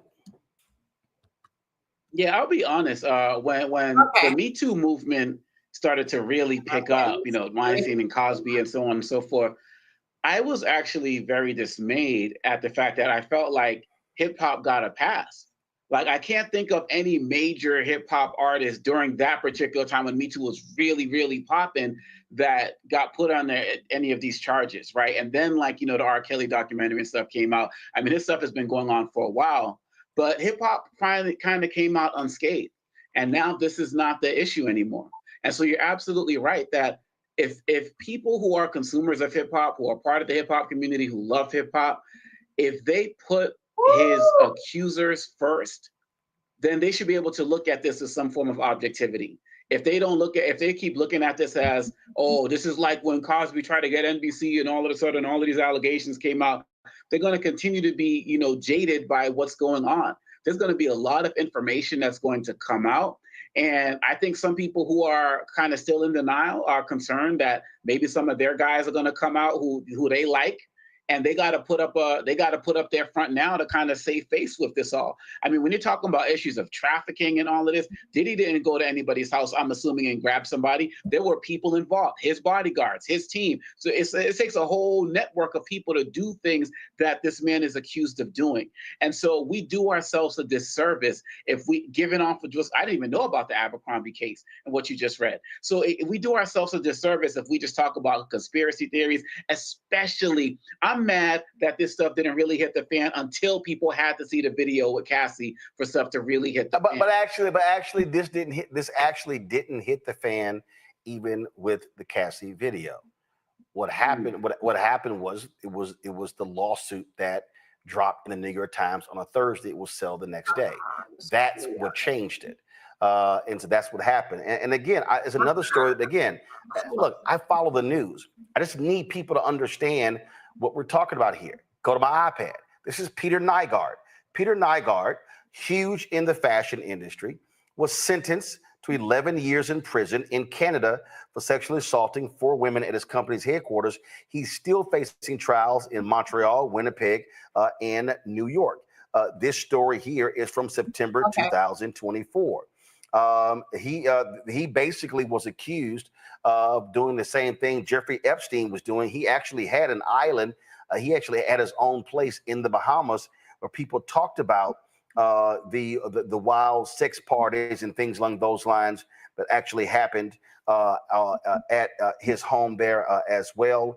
Again, when you see this story here, the prosecutor in Canada said Peter Nygaard is a sexual predator. He is also a Canadian success story gone wrong. Nygaard, 83 years old, and again convicted, and is still facing trials in Canada and the United States. And so so let me be real clear for people who are watching and listening. This is not about, this is about making excuses for Diddy. No, I want our people to understand, don't get caught up in this nonsense of black pathology. Because, and it's going to happen. And I guarantee you, you're going to watch white mainstream media and you're going to see them talking about this here. And somehow they're going to make this an indictment on black people, on hip hop, on young artists. I just showed you 2 old white men. 2 old white men, 180, 183, who were accused and one convicted of the exact same thing that they are targeting Diddy with. And so I just think that perspective is important, and a lot of folk won't actually do that. But knowing how white mainstream media works, I can actually see them trying to make this about black people and hip hop and rappers and things along those lines, as opposed to what happens within this industry. All right, folks. Hello, I'm Isaac Hayes III, founder and CEO of Fanbase. Listen to what I'm about to tell you. The window to invest in Fanbase is closing. We've raised over $10.6 million of our $17 million goal. That means there's room for less than 6,370 people to invest in Fanbase for the average amount. The minimum to invest in Fanbase right now is $399. That makes you an owner in Fanbase today. Go to startengine.com/fanbase to invest. Why? Because current social apps have taken advantage of users for far too long, with content suppression, shadow banning, harmful racist content, and no real tools for monetization and equity. Fanbase has over 1.4 million users and counting, allowing anyone to reach all their following and monetize their content from day one. Social media is the new TV, and whoever owns the apps that distribute that content have the opportunity to own potential billion-dollar companies. While big platforms with uncertain futures are failing to serve their users, Fanbase is stepping up to fill the gap. Don't wait until it's too late. Invest now, invest for yourself and your future. Go to startengine.com/fanbase and own the next generation of social media. Okay, hold on a second, you guys. Hi, everyone. It is tea time with the Diva. Grab your tea, grab your coffee, because we're going to get into it. This tea time is dedicated to Diddy and the questions that the potential jurors are being asked to see if they are going to be one of the 12 jurors or the 6 alternates, okay? I didn't realize that they picked 6 alternates. That is why it's interesting following this case, because I'm learning a lot in general. So let me go ahead and share screen because we're going to get right into it. Okay. Let me see. So jury pool in Sean Diddy Combs trial will be asked 3 questions by judge during while there. The jury selection is expected to take several days with the goal of finding 12 impartial jurors and 6 alternates for the trial, which is expected to go well into the summer. On the first day of Sean Diddy Combs' trial on federal sex trafficking and racketeering charges, 12 jurors are being selected to hear the case against the rap mogul in his defense, and a process known as voir dire, to speak the truth. Judge Iran is asking a set of questions submitted from both sides of prospective jurors at the Daniel Patrick Courthouse in Lower Manhattan this week, and it started yesterday. One by one, jurors are being asked questions by the judge as the pool is gradually whittled down to 45 potentials who can then be dismissed by the defense or the prosecution with no reason given. These include whether they had heard news about allegations against the hip hop mogul, seen the CNN video of Combs assaulting a woman in a hotel hallway, or even heard any of the baby oil jokes after feds raided his homes and removed evidence. One potential juror said he had. Another potential juror was dismissed Monday by the judge when she indicated that an image of Cole standing above a woman on the floor could be damning evidence. However, another remained when she said she seen a clip of the incident, but told the judge she'll be a blank slate going into the trial, according to reporting from inside the courtroom from MSN. Here's a look at what the defense sought to ask potential jurors, followed by what the prosecution sought that the judge asked the jury pool as he selects 12 men and women and 6 alternates. Pursuant to the court's scheduling order, the defense's proposed voir dire questions on behalf of defendant Sean Combs are listed below. What is your age? I mean, I guess they want to, if I had to take a guess, I don't know if they would want older jurors so that maybe they live long enough and they have an understanding that, you know, in life you may do XYZ when you're younger, but as you grow older, you should change. I don't know if that would work in his favor or not. 2001s, but he didn't throw them on me. He was dancing to these other 2 girls. And basically, like, the other 2 girls. Hold on a second. They don't really fuck with me, and I fuck with them bitch. I fuck with one of them, like, one of them shit, I ain't got a beef. The other one, like, bitch. Every time I had a dancer that every time I got a all you do is watch you and talk shit. Like, mind you, you're there to work, not there to worry about what I got going on, what I'm doing. None of that. Give me a moment, man. Oh, he threw the money on me on stage. He ain't throw no money on me on stage. Let me go back over here for a second.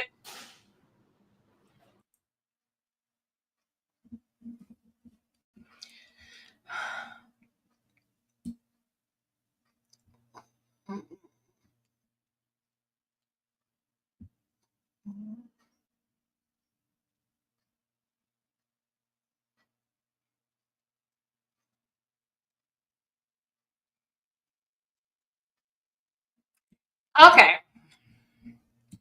That's cool. Shit out. And if you don't figure it out in 3 fucking months, we're going to snatch this back away from you. And really, I think the deadline of 90 days has less to do with Article 1, Section 8, as it has to do with the American economy absolutely fucking collapsing under the weight of this unconstitutional tax. But take a listen to how Nutlick has moved the goalpost. Take a listen. Top 10 economy, it's not fun. So, of course, it's going to be a top 10 economy. What's that? A top 10 economy from Asia? Listen, if y'all like to support the channel, it's put it in D-Milton right? Thank you. These things right. Don't forget that Mother's Day is ahead. We've only got 90 days and we only got 60 left. All right, so then. these things are coming, but you gotta be patient. Now we're gonna get some deals done pretty soon. The president will decide when he announces it, because remember, I'm his commerce secretary. I do the work. But the boss, and you know the boss as well as anybody in the world. I do. And this is his deal to make. But I'm told. And his deal to do. No, I appreciate it. It's his deal to make and his deal to do in 90 days. Now, they're absolutely putting this all on Trump. Even his commerce secretary here, Howard Nutlick, absolutely knows that this is going to fail. And how I know that he knows that it's going to fail is because he's saying we're going to blame this all on Trump. I need to do the circle. You guys like the circle better than this thing? I do. Okay. I like it better. I'm going to go with the circle. But I believe Howard Nuttlick here absolutely 100% knows that this is going to go south, because there's no way that you can wade this storm out long enough in 90 days. People aren't going to build factories in 90 days. There's 0 deals that they have done. And the reason why there is 0 deals that they have done is because the Chinese have went all around the world and said, if you go do deals with America, we will fucking crush you too. Okay. We will go after you with reciprocals on tariffs. It is not what the rest of the world wants. The rest of the world does not want to be in this trade war.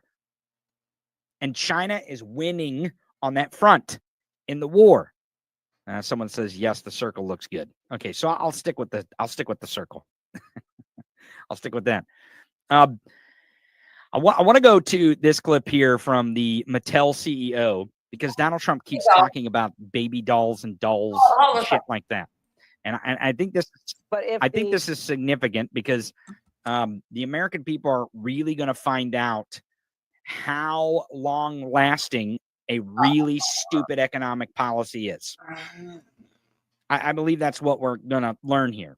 Now, hold up 1 second, you guys. Give me 1 second. Let's get this here. Think so? This is something that we need to. Here we go. How about this here? Let's go. Oh boy.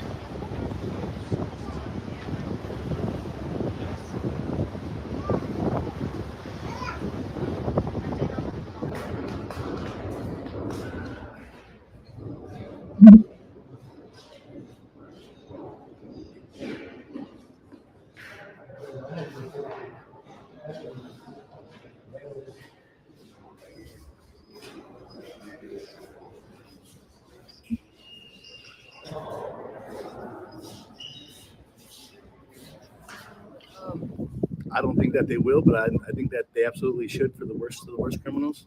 I mean, I know it's really ran down, but what do they deserve? They don't deserve any more than that, right? So absolutely, I think that for the worst, they should open it back up.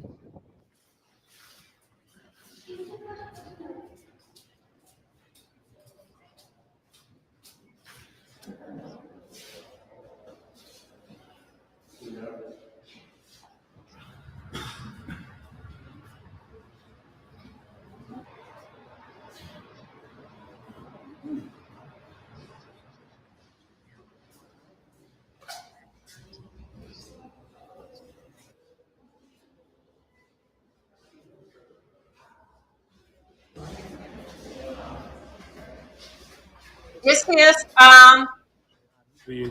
they're trying to cut money in services every place across a board, that it makes absolutely no sense kind of spending that money to do that here. So, but he says things, and sometimes he does them, and sometimes he doesn't. So who knows?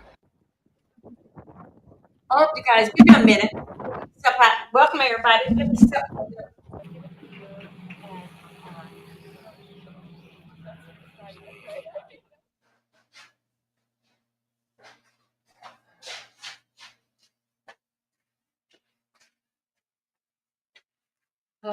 President Trump took to Truth Social last night to announce his plans to rebuild and reopen the infamous Alcatraz Island prison. It's true. Writing in his post that he is directing several federal agencies, including the Bureau of Prisons and the Justice Department, to reopen Alcatraz so it can house, quote, America's most ruthless and violent offenders.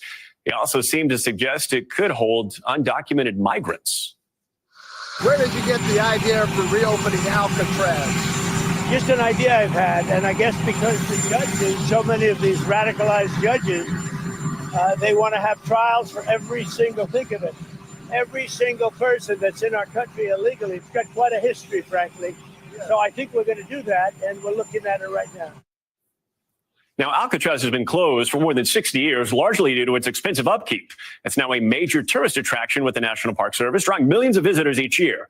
It's famous for having once held notorious criminals like Al Capone, George Machine Gun Kelly, and James Whitey Bulger. Joining me now, author and historian Jolene Babiak. Jolene, thanks so much for being here with us. You're the author of several books on the history of Alcatraz, including Breaking the Rock. And I consider you an incredible expert source, as you spent some of your childhood living on the island where your father worked for years. Incredible story there. Can you tell us more about your experience actually living on Alcatraz? Woo! It was a wonderful experience, as hard as that is to believe. There were about 60 families living on the island, about 75 children. We were 1.25 miles from San Francisco, so we hopped on a boat every day and went to school in the city. So, you know, it was a low-crime neighborhood. Big surprise. Understatement there. I'm curious, do you think Alcatraz should reopen as a prison? And even if it does, what would go into flipping it into a usable modern day prison? Oh, my goodness. Well, 62 years ago, it was too expensive and also falling apart. You have to remember the building was constructed by military prisoners from 1909 to 1911. Wow. They weren't the most professional construction workers around. And so the building was always somewhat compromised. By the time the Bureau of Prisons came in 1934, it was already an old institution. And certainly when it closed 29 years later, it was in essence falling apart. And now it's 62 years after that, and it's still in very bad repair. Real quickly, if this was to happen, Jolene, they would essentially have to start from scratch, right? Yeah, it would seem so. I'm not the expert on the buildings, but it would seem that they would have to. First of all, there's no water on the island and there's no sewage treatment. So you would really be starting with very, very expensive propositions. And, you know, you'd probably have to start from scratch, rebuild it. Of course, we can't talk about Alcatraz without mentioning the attempted escapes. Many tried, none definitively succeeded. Or did they? 1962 escape by the Anglin brothers and Frank Morris. This is the one, of course, I know you know this, but they snuck out after leaving papier-mâché heads in their beds. Then they used a makeshift raft that spawned all sorts of theories. I love this. The FBI officially concluded that the men drowned. But the bottom line here, Jolene, they were never found. So I'm curious, where do you land on this one? Well, you know, you have to really understand that men did not come to Alcatraz because of their crimes. They came there because of their behavior. And it was the top prison. It was the top of the pyramid. It only housed about 1% of the federal prison population, about 250 men out of 225,000. So you're talking about the worst behaved prisoners in the system. Sadly, when a man like that escapes from a penitentiary, he takes that behavior with him and he tends to get caught. So the fact that there was no evidence on land is not a good sign for them. But I will add a little caveat. The fact that they went missing was the best thing that ever could have happened to them because it made them immortal. That is true. So let the record reflect, you believe the FBI is correct and they did not survive that frigid swim. Correct. I believe that they did not survive. All right, Jolene Babiak, we may be in touch with you if this actually happens. Thank you so much for sharing your time and insight with us. You're welcome. Thank you. Thanks for watching. Stay updated about breaking news and top stories on the NBC News app or follow us on social media. Give me one moment, you guys. You guys, let's talk about this here. Well, one day in the basement of the Hart Senate office building, my life changed after I filled out an address and social security number form for my first real job. And just when I thought I was finished with everything I needed to do in that otherwise forgettable moment in a forgettable looking office space, I was suddenly, and very much to my surprise, told to raise my right hand. I was then asked to repeat words that I had never heard before and have never. Hold on a second. Let me turn this down a little bit.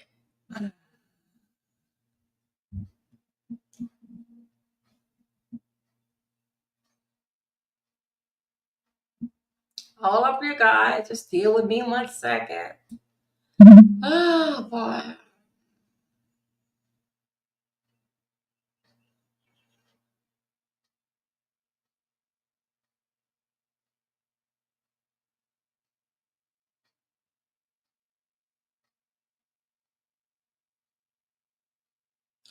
Okay, hold on a second. Oh, boy. Wow. Let's talk about the chair a little bit. People start to swell rumors that there's an issue with you and Brock. There are moments when I was resentful. There were moments when I was mad. There were moments when I didn't feel like I got enough attention. They look at me and Barack and go, #couple goals, and I'm like, it's hard. It's hard for us too. Yeah, the Obamas have had their ups and downs, but now Michelle is shutting down divorce rumors in the firmest way yet on the Diary of a CEO. If I were having problems with my husband, everybody would know about it. I'm not a martyr. I'm not, and I would be problem solving in public and be like, let me tell you what he did. The former first lady not afraid to put Barack on blast. She's explained to me is that she's allowed to tease me, but I'm not allowed to tease her. Oh, no. No, that's sort of a rule of our marriage. She also revealed her biggest regret about her 8 years in the White House. If I had known what I knew now, I would have asked for different things. I should have said that I needed his team to really, truly value that he had a family. And the whole system of it doesn't really take into account that there's a wife and kids and their needs and the demands on them. So I wound up having to fight for a lot of stuff on my own. That included security detail for Sasha and Malia, who were just 8 and 10 when they moved from Chicago to Washington, D.C. in 2009. Michelle's said that the girls and Barack's political career were major stressors on their marriage. When you're in the midst of pursuing your own independent journeys, it's beautiful. And then all of a sudden, someone's legs are cut up from under them, someone is making a different set of sacrifices that weren't negotiated. Because of children. Because of children, and because of life. And split rumors started to swirl in January when Michelle skipped 2 high-profile events, President Donald Trump's inauguration and President Jimmy Carter's memorial. My decision to skip the inauguration, what people don't realize, or my decision to make choices at the beginning of this year that suited me were met with such ridicule and criticism. Like, people couldn't believe that I was saying no for any other reason, that they had to assume that my marriage was falling apart. Right. Mm-hmm. I feel like now I have permission to do what I want to do. At 61, I'm finally owning my wisdom. Hold on, honey. I wasn't going to do that. The love deepens. Uh-oh, he's getting poetic. Oh. Turn around. Yeah, come on. Yeah. It's steadier. It has a lot fewer lows, and the highs that you get really have to do with knowing the life you've built together. I wouldn't trade it. He is, as the young people say, he is my person. All right. Michelle cleared the air. How y'all doing out there? I just love when y'all spend time when I got time to spend with y'all. Because I tell you, former First Lady Michelle Obama used her latest podcast episode to take on all the misinformation about her decision to skip the last inauguration. Take a look. I'm here really trying to own my life and intentionally practice making the choice that was right for me. And it took everything in my power to not do the thing that was right, or that was perceived as right, but do the thing that was right for me. Mm-hmm. That was a hard thing for me to do. Mm-hmm. I had to basically trick myself out of it. And it started with not having anything to wear. If I'm not going to do this thing, I got to tell my team, I don't even want to have a dress ready. Mm-hmm. So, why? My question about all of this is, why does she owe anybody an explanation? I don't understand why. Well, there were rumors that she was having trouble in her marriage. She's clearing it up. But again, this is the 4th time she's had to do this, and I don't understand why if she says I didn't go, why do I have to know? Why do I have to ask you, oh, what did you get your friend this month? Or did you not go because, why is it my business? She didn't go. If I had to listen to Trump babble on for 2 hours, I'd have menstrual cramps too. You know why? I think it's because women are always expected to say yes and expected to do things even when they don't want to do them. I remember in my 20s and my 30s, I didn't know the power of no. I just people expected me to say yes Is to that almost how you got pregnant everything. all those times? Pretty much, yeah. Pretty much. But I think in your 40s and certainly now in my 50s, I say no when I don't want to do anything, and it comes with wisdom, and it gives you and time and freedom. Really? It gives you the. I must be a think freak so. of nature. You are. Well, you're different. different. Because I don't understand why you would go somewhere and be uncomfortable. See, I don't want to be uncomfortable. If I know I'm going someplace and it's not a good thing for me, I don't do it because it's not good for me. Were you always like that? Always. But see, she your mom decides taught you a lot of she that. doesn't go, and then there's people jump to the worst conclusion. It's her Yes. marriage is falling apart. Yeah. And I literally just on Instagram the other day saw her pictures or video of her and President Obama on a date in Georgetown, like holding Ignorance. They're not paying attention. Okay, here we go. And they definitely don't have any fucking idea about sending people to El Salvador. I know you think they do. I know you think that a lot of people, but they don't. They don't. They don't. Okay. They don't know. Tina says, I like the new studio. I was super late yesterday, but I watched the whole show. Thank you, Tina. Thank you very much. And I think everyone's enjoying the new studio. I mean, besides Danny, he thinks I'm too orange. I'm just kidding, Danny.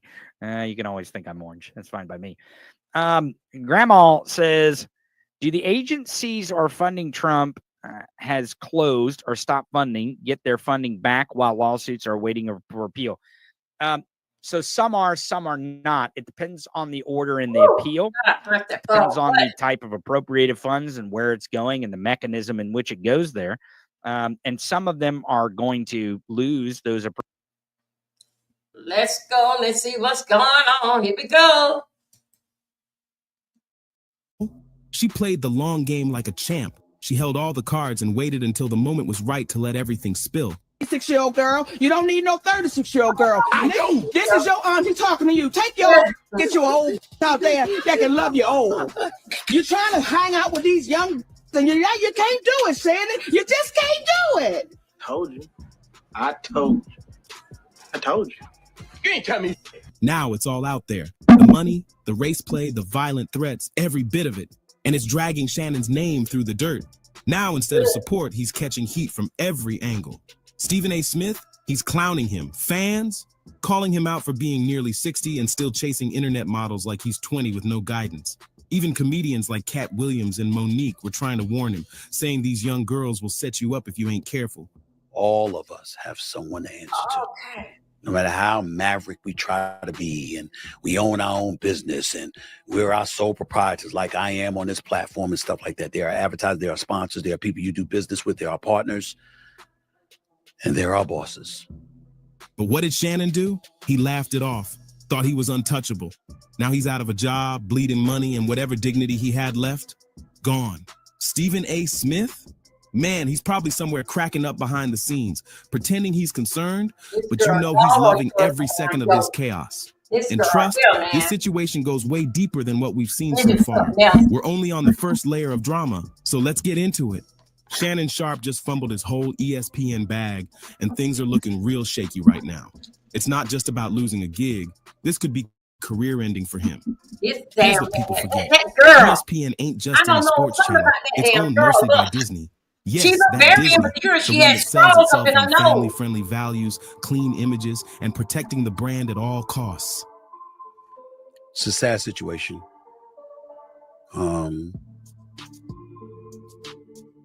Shannon Sharp is somebody I work with a couple of days a week. Shannon Sharp is somebody that I brought to ESPN. To be clear, even though this podcast, this YouTube show is owned and operated by me solely, So the second Shannon's scandal exploded, with lawsuits flying, text messages leaking, and disturbing race play allegations surfacing, Disney hit eject immediately. It doesn't mean that I'm going to be dismissive of ESPN, who employs me in my daytime job on First Take. So I sit here before you today letting you know that they are aware that this is a subject that I was going to broach because I owe them that courtesy. And let's be real, ESPN's no stranger to scandal. They've weathered messy situations before, but this one, a full-blown lawsuit, a 19-year-old OnlyFans model, sick behavior being exposed, that's a mess too toxic for even Disney's top PR wizards to fix. I am the executive producer of First Take on ESPN. I recruited Shannon. I went and got him and brought him to ESPN. But I'm not the boss. Those are other folks. There are layers to this, and there are certain layers even I am not on. Shannon thought he could just sweep this whole mess under the rug like it was just some internet rumor. But the minute that race angle and alleged abuse claims got added in, it turned into a straight-up media inferno. I can tell you, I also spoke to co-chairman of Disney, the boss, Jimmy Pitaro, who made it very, very clear we are taking this matter very seriously, and we are looking into this very, very closely. That's not something a company like Disney can stand next to, not when their whole image is built around family-safe content. In my perfect world, he moves on. And somehow, some way, we find this all to be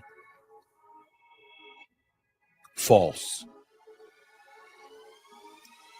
But it doesn't seem like that's the way things are about to go down, considering who Mr. Busby is and how emphatic his client is proclaiming that she is right. Then on April 24th, Shannon tried to save face.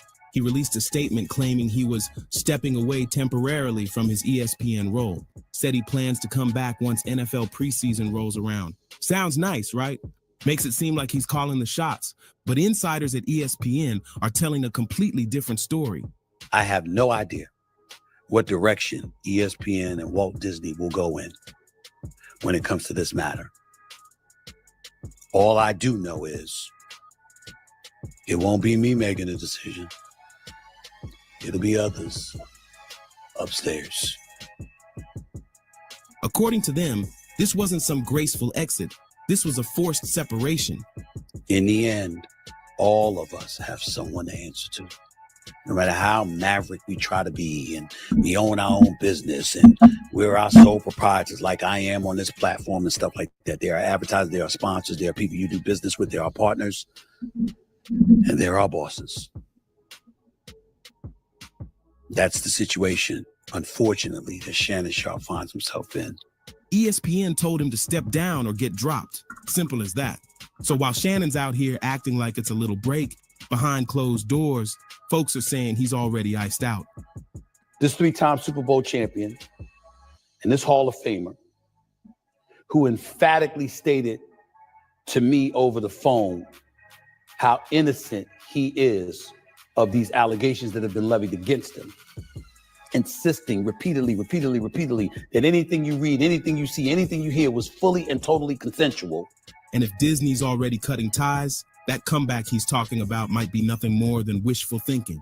In the same breath, what's inescapable is that without us knowing all the merits, he was working with Disney, where I've worked since 2003, excluding my departure from 2009 to 2011, when I was gone for those 2 years. Outside of that, I've been at Disney. My God. Let's go. Let's come over here. We're just trying to kill some time, you guys.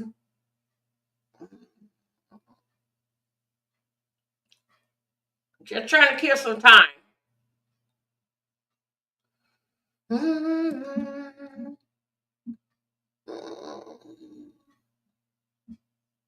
got to be a short. Hold on one second.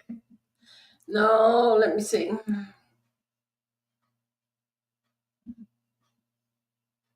Reasonable. Hold on a second. I'm just trying to see something.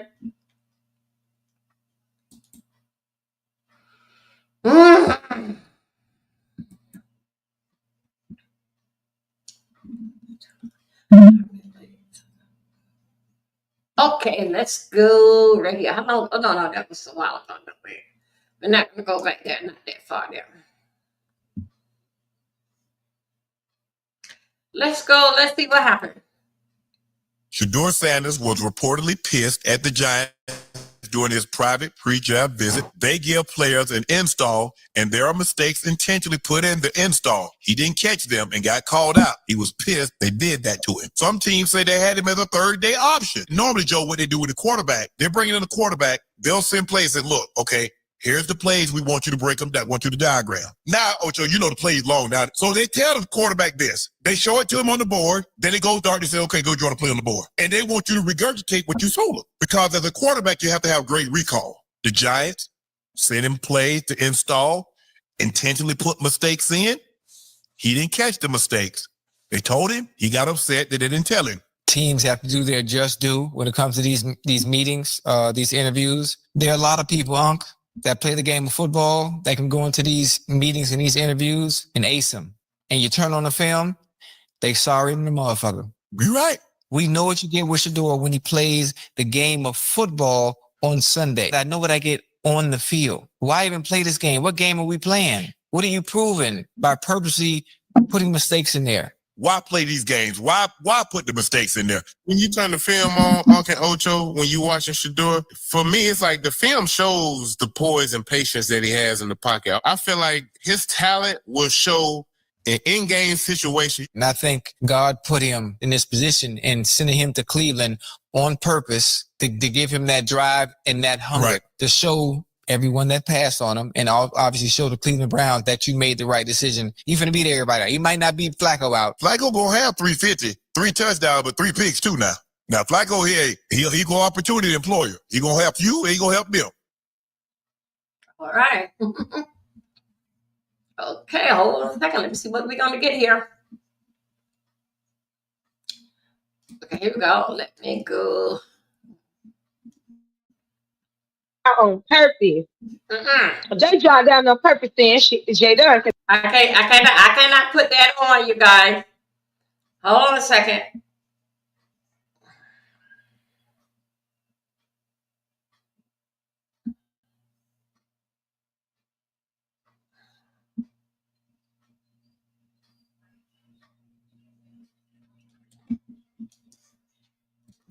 Okay. Yeah, Shay. Hold on a second. Gay. Okay, you guys, I want to tell you something. I want to express something with you. You guys, look, with my child going through the transition, I cannot play based on like what the B sector going on and all this type of stuff. I cannot play it over here because I have more subscribers over here on X. X like it better when I'm bringing stuff, but I am here to cultivate it with everybody. But like how few minutes ago there, when they said thank you, X, they still coming in. Thank you. When they are coming here in the room, the way how certain people talk, speak, including myself at times, X would run off from that. They would not. Remember now, it depends on how I tiger up. That's how YouTube will open up the door for the people to come in. If I go on a roughneck stuff, it doesn't matter if I have on X. YouTube is not going to get them the notification to come in here. Now, right now, I have people over there on X. They've been watching me all morning, okay? But when I just slip, I'm trying to find out this story right here. Then just that little second with me hearing like Pizarro voice, it just did it with a lot of things that they put you in the category where you're supposed to go. And because I titled to identify with Diddy or Shannon Sharp, they put me over here. Okay? So anyway, I'm not trying to be rude. We can get back to that anytime. Okay? I'm trying to grow my channel because they ain't coming over. to help me get those subscribers. Okay, so please just bear with me when I go through this transition, because I am trying to get better before I get the other way. Well, I got 270 more, 260 more subscribers, so I can go live. This is all just a training process. Thank you, you guys. Let's go. Sitting there with them tight ass pants on, with his balls and all of cat's face. Some of y'all know me as D Print. And y'all see what's going on with Shannon. Now, I'm gonna be honest with y'all. He does like to choke. I know all about it. As you can see in the background, that is Shannon Sharpe with Hollywood, aka D Print, on vacation, celebrating together as a couple. When Unc said he want to date younger men, they killed me. Oh my God!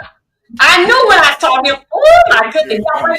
They took the ones. Oh, when I knew when I saw him with that. Started over there. I wasn't Shannon wrong. Sharpe's drama just keeps spiraling out of control. Oh, And now wrong Eddie man Griffin like jumped him. in, throwing serious shade. Hit this He's up. out here Oh, man, hinting I'm that sorry. Shannon might be on the low, allegedly. This whole mess started heating up with that of model Gabriela Zuniga, who's suing Shannon right now. And people think the whole thing might be a loud distraction from rumors about what Shannon's really into. But that's not even the wildest part. Fans think Shannon accidentally exposed himself when he posted those unfiltered texts from Gabriella. One of them had everybody gasping.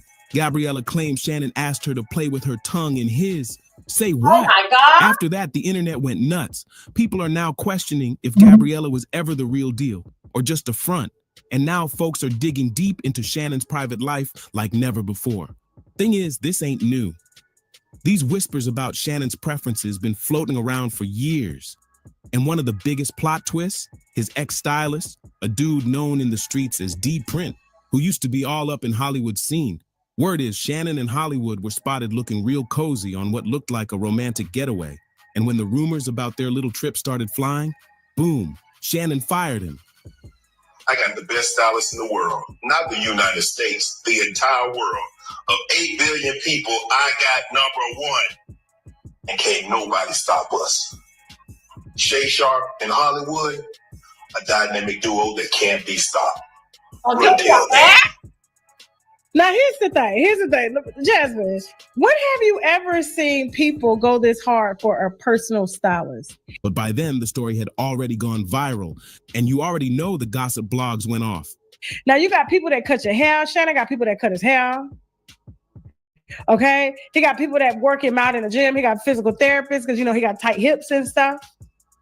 I mean, there's a lot of people that help get him together, producers of his show. Why would he make a video to Hollywood and say that out of 8 billion people in the world, him and Hollywood are going to take the world by storm? Tasha K and others didn't let it go. They kept stirring that pot. Meanwhile, more celebs started dropping slick comments. Eddie Griffin wasn't alone.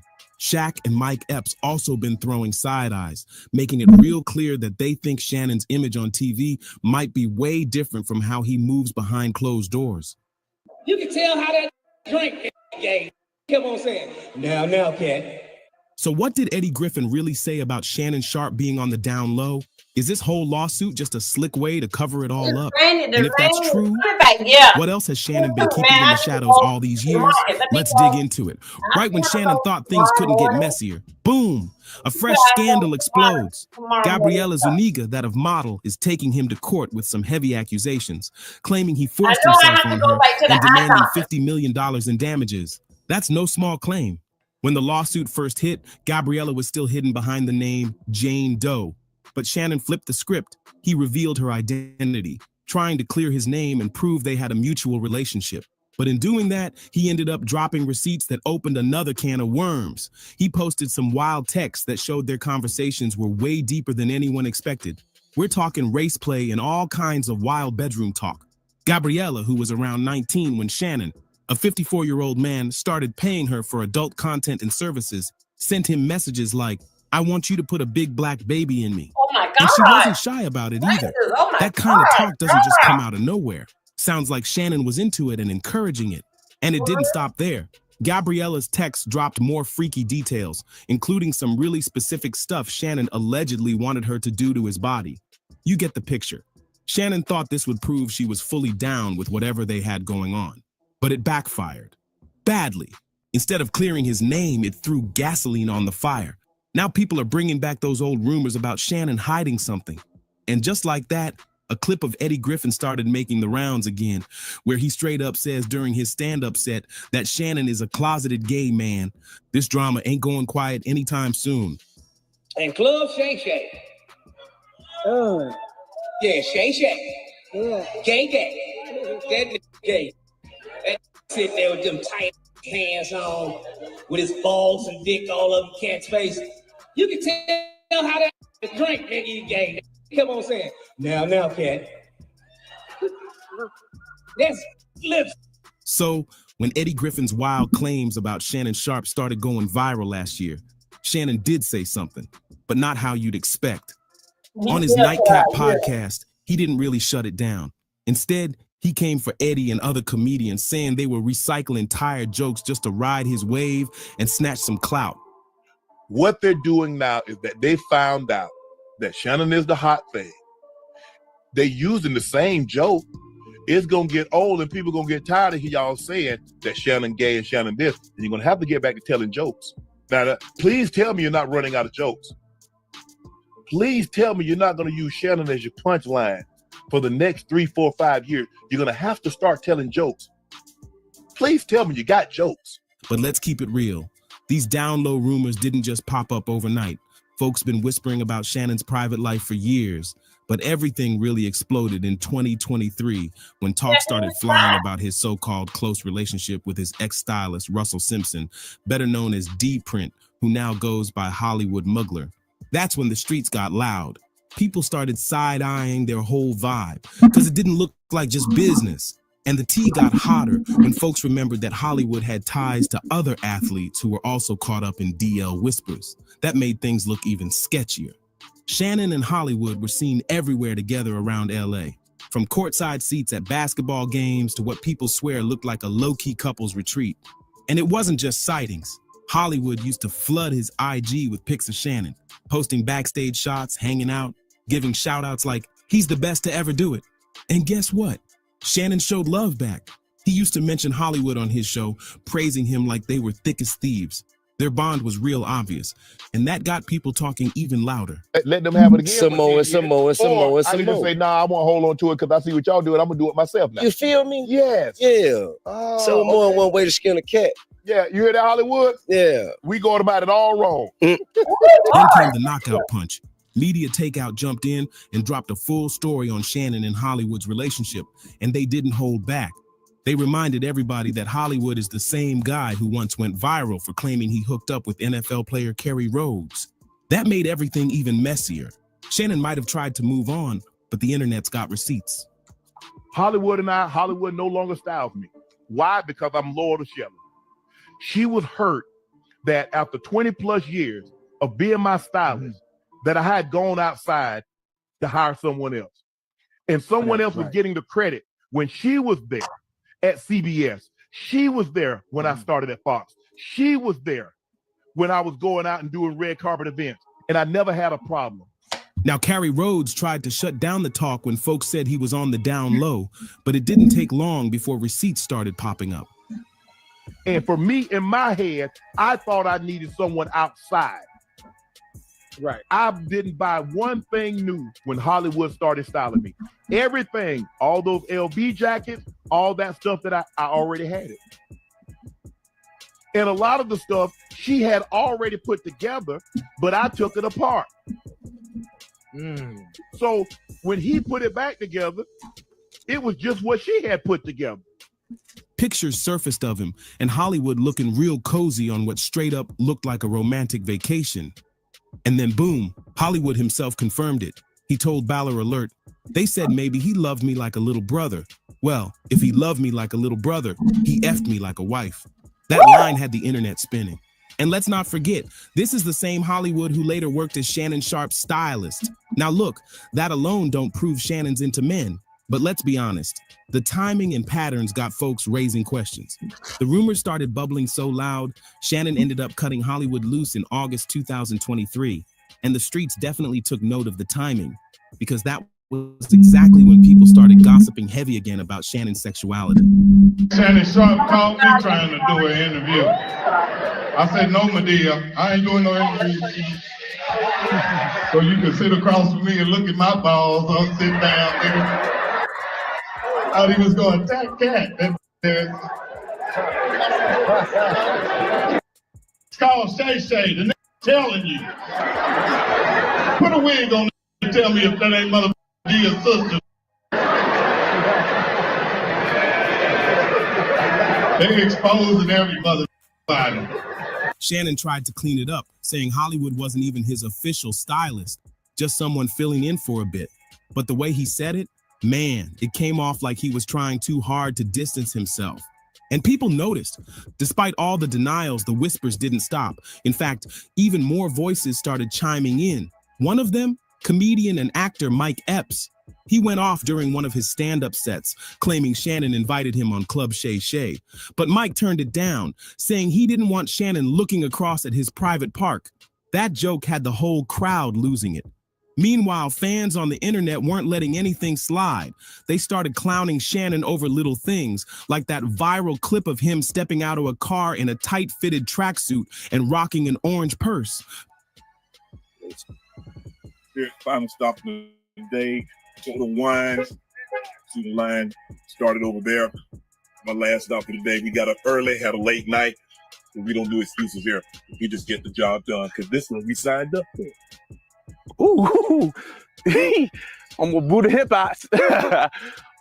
You know how we do. And just when things started quieting down, Shannon had to speak on those DL rumors again. I'm in a no-win situation because if I respond, they say hit dog holler. If I don't respond, they say, well, if it wasn't true, he would say something. So if I respond, I'm a hit dog. If I don't respond, he's hiding something. So how do I win? This time it was during his sit down on Cam Newton's podcast, and Shannon tried flipping the script. There's this celebrity, this kind of fame here, Cam, is on a different level. I mean, I was a damn good football player. I won Super Bowls. I'm in the Hall of Fame. But this is 20 times the magnification of what I was as an athlete. He said those rumors always pop up right when he's leveling up.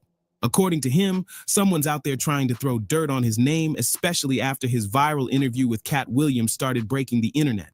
Everybody knows there's nothing wrong with being gay. There's not. I'm just not gay.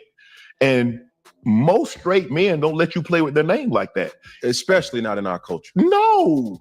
But see, also, in our culture, if I want to try to emasculate you or try, what do I say? I say he's gay. Because no matter what you think, that's still, in our culture, that's still kind of frowned upon. But then Dr. Umar Johnson stepped in with his own take, and he thinks Shannon might have dropped that messy audio leak with Michelle last year on purpose, just to shut down the rumors once and for all.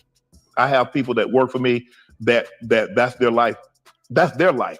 That's not my life. I don't judge what you do in your home, what you go to bed with, who you wake up as. That ain't got nothing to do with Shannon Sharp. Right. That ain't my bed.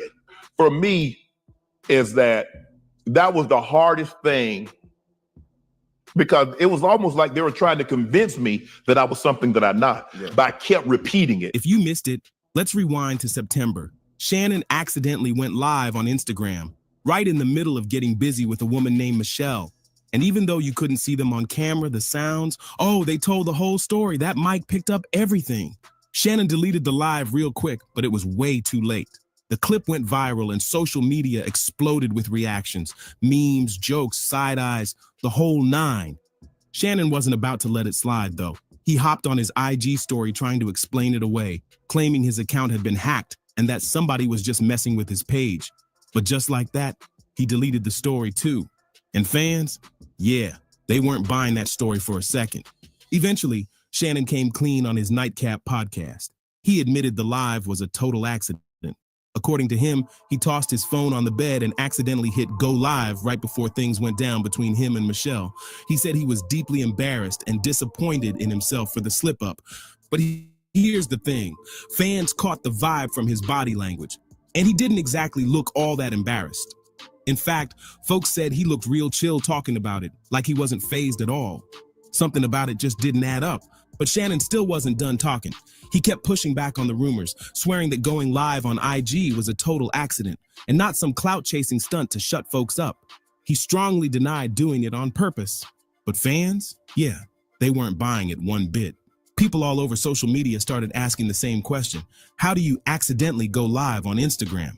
That ain't something that just happens with a butt tap. You gotta click through several steps before it goes live. And Shannon's excuse, it just didn't add up.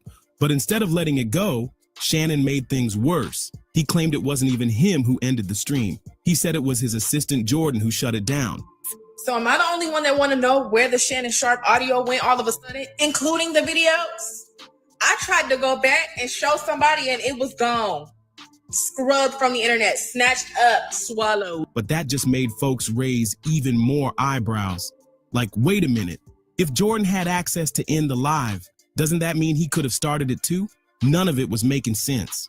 That's when people started connecting the dots and asking out loud. Did Shannon stage the whole thing? Was this just some slick move to finally shut down all those down low rumors that been haunting him for years? Then Dr. Umar came back in the mix and dropped his own theory. And it hit hard. He said the whole accidental live stream was too perfect, like it was scripted to flip the story in Shannon's favor. The audio heard for the entire world to hear. I'm embarrassed for a number of reasons. People count on Shannon, Shay Shay Media, Club Shay Shay Nightcap, ESPN. There are a lot of people that count on Shannon to be professional at all times. And I always try to be professional at all times. Even when I'm behind closed doors, I still try to remain a level of professional, although I'm in the privacy of my own home. According to him, Shannon might have thought if the world saw, or at least heard, him getting down with a woman, it would kill the gossip once and for all. I'm very disappointed in myself, not for the act. I think there are millions and billions of people of consenting age that engage in activity. But to have your most intimate detail on the audio to be heard, I'm disappointed in myself. I let a lot of people down. My kids, I reached out to them. I called my sister. But instead of clearing things up, it just made everything messier. And just when you thought things couldn't get more chaotic, Shannon's name got dragged into another messy moment. This time involving his ex-co-host, Skip Bayless. Word on the street is that Skip had been quietly throwing shade behind the scenes for months, even before Shannon left their show undisputed. Insiders say Skip didn't like the attention Shannon was getting, especially after his solo project started blowing up. And once the Cat Williams interview went viral, Skip was allegedly heated. But guys, this was not staged. Came in, I threw my phone on the bed, gazed at an activity. I did not know IG Live. I've never been on IG Live. I've never turned IG Live on. So I don't know how it works. People close to the situation claim Skip was making slick comments about Shannon's image and how he was becoming more of a celebrity than a sports analyst. Then, out of nowhere, fans started digging up old clips from their show where Skip would make weird, low-key jabs at Shannon's masculinity. Jordan being the good Samaritan, the good soldier that he is, Jordan the one that cut it off. Because hell, I didn't even know it was on. Jordan cut it off. Jordan put the message up. And then after I called my agent, the agency, I called ESPN. After I just got this good, tell them the truth. I said, I just got to tell them the truth. My phone wasn't hacked. It wasn't a prank. It was me being a healthy, active male. I mean, y'all thought I was bull jiving. Hey, I'll get it in. Real talk. Stuff like joking about his outfits, his grooming, or how sensitive he was about certain topics. At the time, it just felt like friendly banter. But now, people are giving those clips a whole new meaning. Some folks are even wondering if Skip was one of the people trying to stir up those DL rumors in the first place. I think Shannon or the woman he was with, and I pray it wasn't a snow bunny, but I think Shannon or the woman he was with orchestrated that. Because I do Instagram Live on the regular, right? First of all, you got to open up the app. After you open up the app, you got to slide over to live. After you slide over to live, you got to hit the live. And after Shannon left the show, he didn't exactly leave with a smile. You could feel that tension, even through the screen. So now people are saying, what if Shannon's whole image has been under attack for way longer than we thought? So you can, it's very difficult. I'm not going to say impossible. It's very difficult to go live accidentally. If Shannon Sharpe claims it was an accident, I'm not going to call my brother a liar. Even though he's a bunny hopper, I still respect him as a black man. I'm not going to call him a liar, but I can see how he has benefited from this episode. What if some of this drama ain't just coming from fans and comedians, but from folks he used to work with too? This mess is deeper than it looks, but hold up. The drama still wasn't done cooking. Right after all the heat from the leaked live, the lawsuit, and the Skip Bayless tension, Shannon found himself catching strays from inside the industry. He was being accused of being a part of the Rainbow Army. This may have helped dispel those allegations. In addition to that, someone said he was just offered $100,000 from an adult film company to produce an adult film, or at least license the audio that he had, or whatever the case may be. People started pointing fingers at ESPN, saying they might have known more about Shannon's double life than they ever let on. According to whispers from insiders, some producers at ESPN were concerned about Shannon's growing internet fame clashing with his on-air persona. It brought him a whole lot more followers and listeners, although he was already one of the top podcasts and doing well for himself.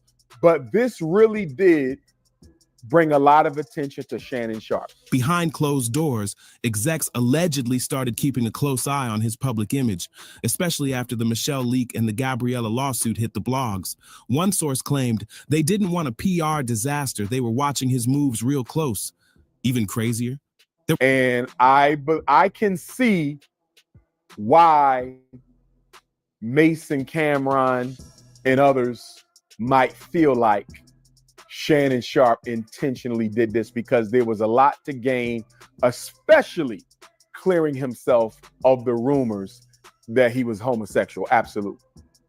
Because even when he talked to Ocho Cinco afterwards, he wasn't very remorseful. There were talks that some brands quietly pulled back from working with Shannon after all that mess went public. He didn't lose big deals, but a few sponsorships supposedly slowed communication. That's when fans started asking, is Shannon being blackballed behind the scenes? And while Shannon stayed loud on his podcast and social media, pushing through like nothing happened, some folks said his whole vibe changed. Less jokes, more guarded. He started curving certain topics, avoiding interviews, and keeping his inner circle tighter than ever. But all that silence did was make the streets talk louder. He apologized, but he celebrated in that apology. You know, he said, I was getting down, you know what I mean? And I get down and, you know, I popped my Viagra, I had my condoms. Like, he was bragging about the encounter. It's kind of hard for me to believe you're sorry this happened if you're bragging to your brother about the encounter. So again, I'm not going to call Shannon a liar, but I can clearly see how he has benefited from that ordeal. Now, the question isn't just what Shannon might be hiding, but who is helping him keep it buried? And why is everyone suddenly so quiet when it comes to Hollywood Mugler, Gabriella, and that accidental live? There's smoke everywhere, and people swear there's a fire coming next. Now here's where things get real weird. Just when the internet thought it had all the pieces, Gabriella Zuniga, the OF model suing Shannon, went ghost. After making headlines with that $50 million lawsuit and exposing those freaky texts, sis suddenly went radio silent. No more interviews, no social media updates, nothing. And that silence got everybody talking. Some fans started wondering if Shannon paid her off to disappear and keep her mouth shut. Others think she might have gotten spooked after realizing how deep this drama really goes, especially once names like Eddie Griffin, Mike Epps, and Dr. Umar got involved. But then came the real twist. A leaked DM thread started making rounds online. Supposedly between Gabriella and a mystery user, she claimed Shannon wasn't even the worst one. She said there were others, powerful men, who tried to keep her quiet and clean up the mess before it hit the press. Now that right there blew the lid wide open. And if that DM was legit, it means Shannon might just be one piece of a bigger story, something deeper, darker, and way more protected. The type of thing that doesn't just go away. The type of thing folks get silenced over. At this point, fans are split. Some still ride for Shannon and say Gabrielle is clout chasing. Others believe this is just the beginning of something way more scandalous. And until someone breaks the silence or drops another bombshell, the internet's going to keep spinning with theories. Whatever the truth is, it's buried deep, and somebody doesn't want it getting out. But now with Shannon being hit with that lawsuit from the OF model, who claims he asked her to mess with his back door, the internet is once again side-eyeing everything. And at this point, fans are seriously asking, is Shannon just doing way too much to prove he's into women? From the shady situation with his stylist, to that very suspicious Instagram live moment, and now these new, uncomfortable allegations? It's like Shannon keeps getting caught up in one awkward scandal after another, and somehow it always leaves more questions than answers. Now folks are wondering, is all this noise really just a distraction? Is Shannon overcompensating? Or is there something he's trying hard to hide? Maybe even from himself. But now it's your turn. What do you think? Is this just a case of bad luck and bad timing? Or is there way more going on behind the scenes than Shannon wants us to see? Drop your theories in the comments. Don't hold back. And hit that next video, because what's coming might just blow this whole story wide open.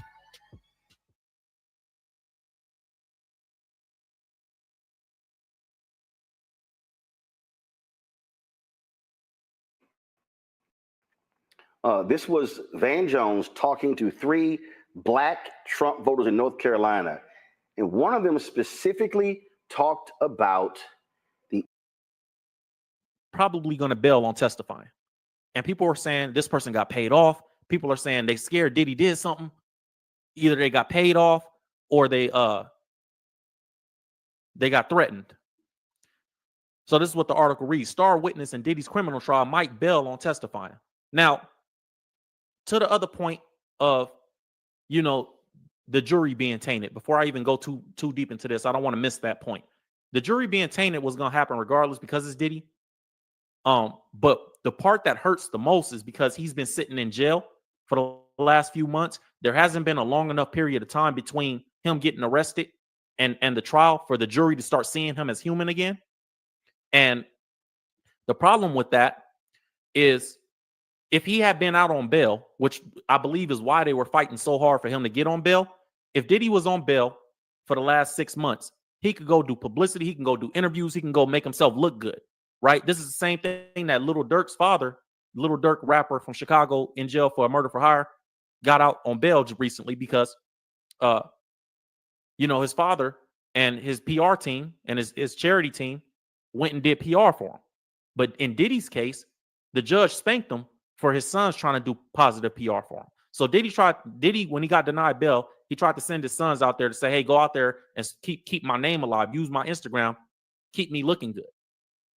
And then when he went to his bail hearing, the judge reprimanded him and his lawyers for doing that. Because they made it as if Diddy was trying to continue to intimidate witnesses by letting his sons use his social media platforms. So that had to stop. And because of all that, the prosecution has been able to do PR against Diddy and make him look like a monster, even if he is just publicly. I'm just talking about for the purpose of tainting the jury, for the purpose of making the jury see it before they see him as guilty before they even get to court. So now when he walks in, when all those jurors walk in, he's guilty before he has to prove his innocence instead of make them prove guilt. So that's the significance of that. Let's talk about the star witness, man. The star witness in Diddy's criminal trial might bail on testifying. Jury selection is underway in Diddy's long-awaited criminal trial. One of the star witnesses for the prosecution, the article says, in the trial may not be testifying in the case after all. So this is a star witness. They only got 4 witnesses. According to the new report, the alleged victim lives quite far from New York City and possibly won't appear in court despite being subpoenaed. They don't care if you live far, man. That might be the excuse that the victim is trying to use. But once you subpoena, you got to show up to court. It don't matter if you live in California and the trial is in New York. You got to show up. In turn, the judge asked the lead prosecutor in the courtroom if her team plans to drop the reference to the woman from opening statements, she clarified in response to that the woman's story won't be referenced until later in the trial anyway. So basically, we got time to get her down here. Diddy's team argued that the state must alert them to what they plan to do by the end of the week so they can prepare. The judge recommended that they can make every effort and they can ensure her appearance in court. You know what the Fed's about to do. They about to make it where, hey, we don't want to hear that. We don't want to hear you live far. We don't want to hear that stuff. We about to put you on a plane. Like, you coming to court. We already spent too much money trying to get this man to go to jail. And so people are going, well, why is she backing out now? But I have a list of people that we're going to go through in a second. And we're gonna talk amongst each other about how you guys feel. And you guys let me know in the chat what you think on if these are possible people that are, because the people that are testifying are going to be testifying anonymously with pseudonyms. So I thought that was just an interesting thing that was even allowed by the judge, because normally if you testify, you got to get on the stand with your face, your name, and point and say, yes, it's him. Plus the victims that are supposed to be testifying, these are people that work for Diddy. It was reported. So two of the victims worked for him for 10 plus years, they said. And then one of the victims is a guy that worked for him for three years. And then the fourth one is Cassie. So we're going to show you guys that in a second. It says this update comes as jury selection and trial began. Diddy wore formal clothing to the hearing, rocking a sweater and collar shirt. With the hearing,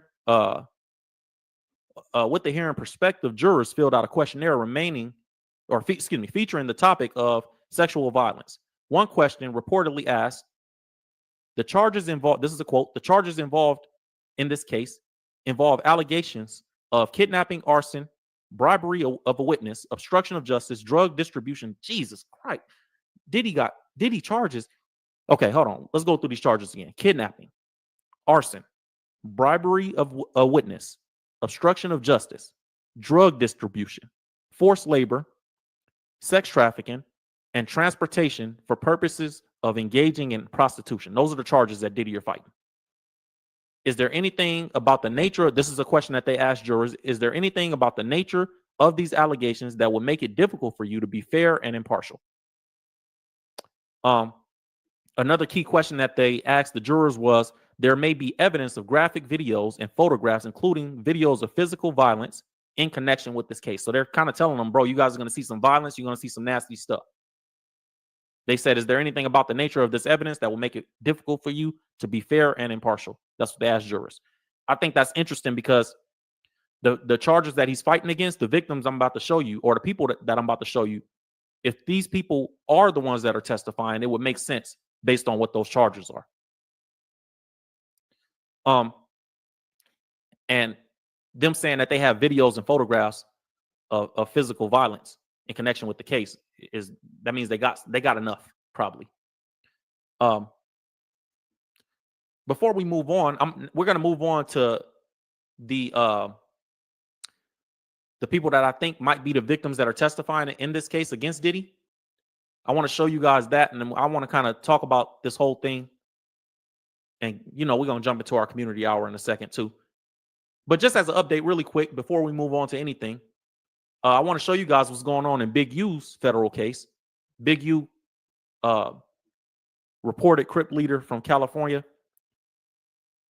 They said that the feds, this is just an update on him real quick. The feds claim they intercepted 20,000 phone calls in Big U's RICO case. I thought that was crazy and something worth noting before we move on. Just as a, little side note to let you guys know what else is going on in the news. Said 20,000 phone calls were intercepted in Big U's RICO case. Says the update comes as Big U's co-defendants in the case are hoping to push their trial date back a full year. So everybody wants the trial to be pushed back a year. Says Eugene Big U Henley will have some major hurdles to overcome in his federal RICO case. Some of his co-defendants have sought to push the trial back. A court filing obtained by Complex revealed the sheer amount of alleged evidence the state plans to use against the alleged gang leader. Prosecutors claim to have 20,000 intercepted audio calls, as well as numerous surreptitious audio and video recordings. They also cite law enforcement reports, search warrants, and returns, criminal history documents, recordings, and photographs. The data totals over 60 gigabytes of material. That's a lot, bro. Authorities originally unsealed the massive indictment against Big U back in March 19th, and it contains 43 counts and accuses him allegedly of running a criminal network connected to the Rolling 60s Crips.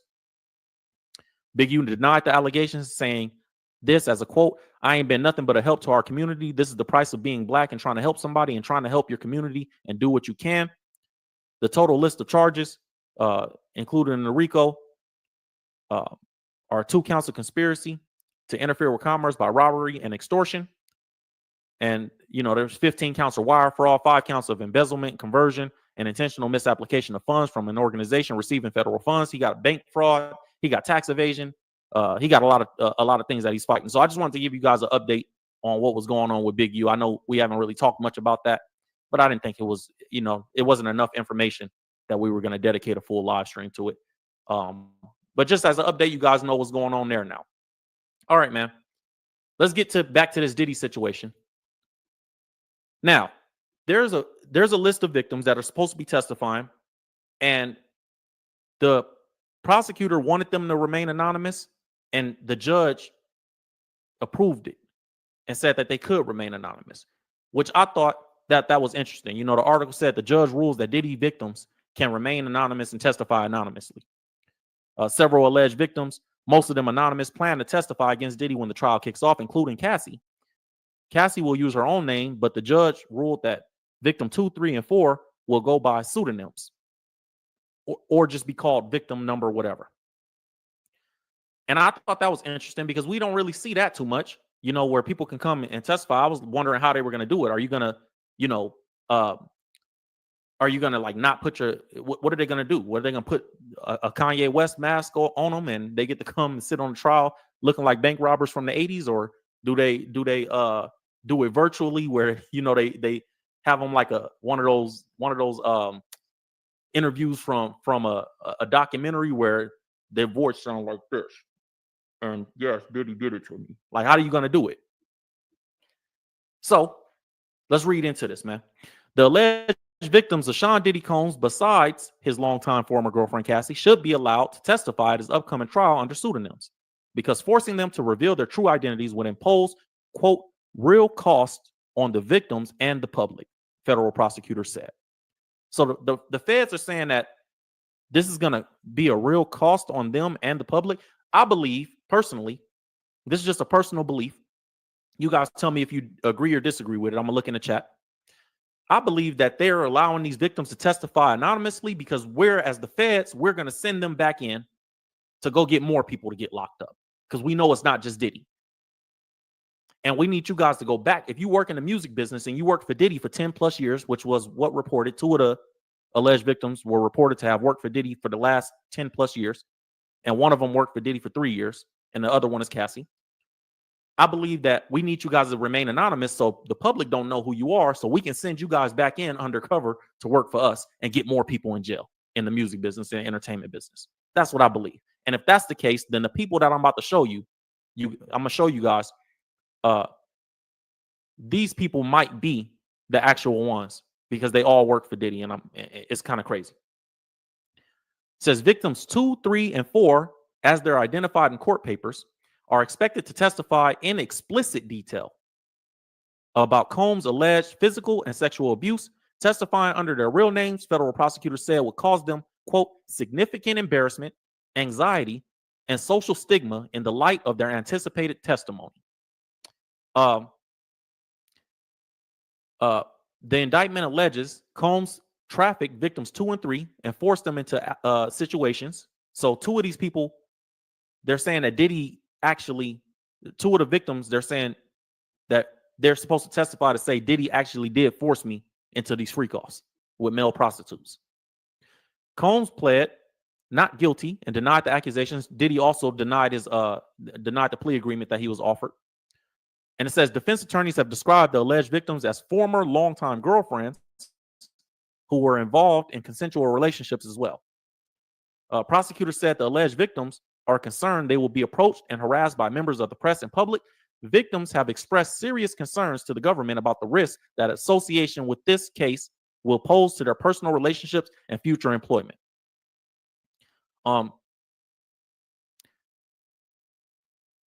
It It says defense attorneys asked, this is Diddy's lawyers, they asked the judge to preclude evidence of other sexual assaults allegedly committed by Diddy that did not form the basis of criminal charges, arguing that the evidence is coming in too late. So, I believe this is a quote from his lawyers. They say, yet now on the eve of trial, after two superseding indictments, the government has now surfaced a new plan to taint his trial with evidence about purported heinous acts.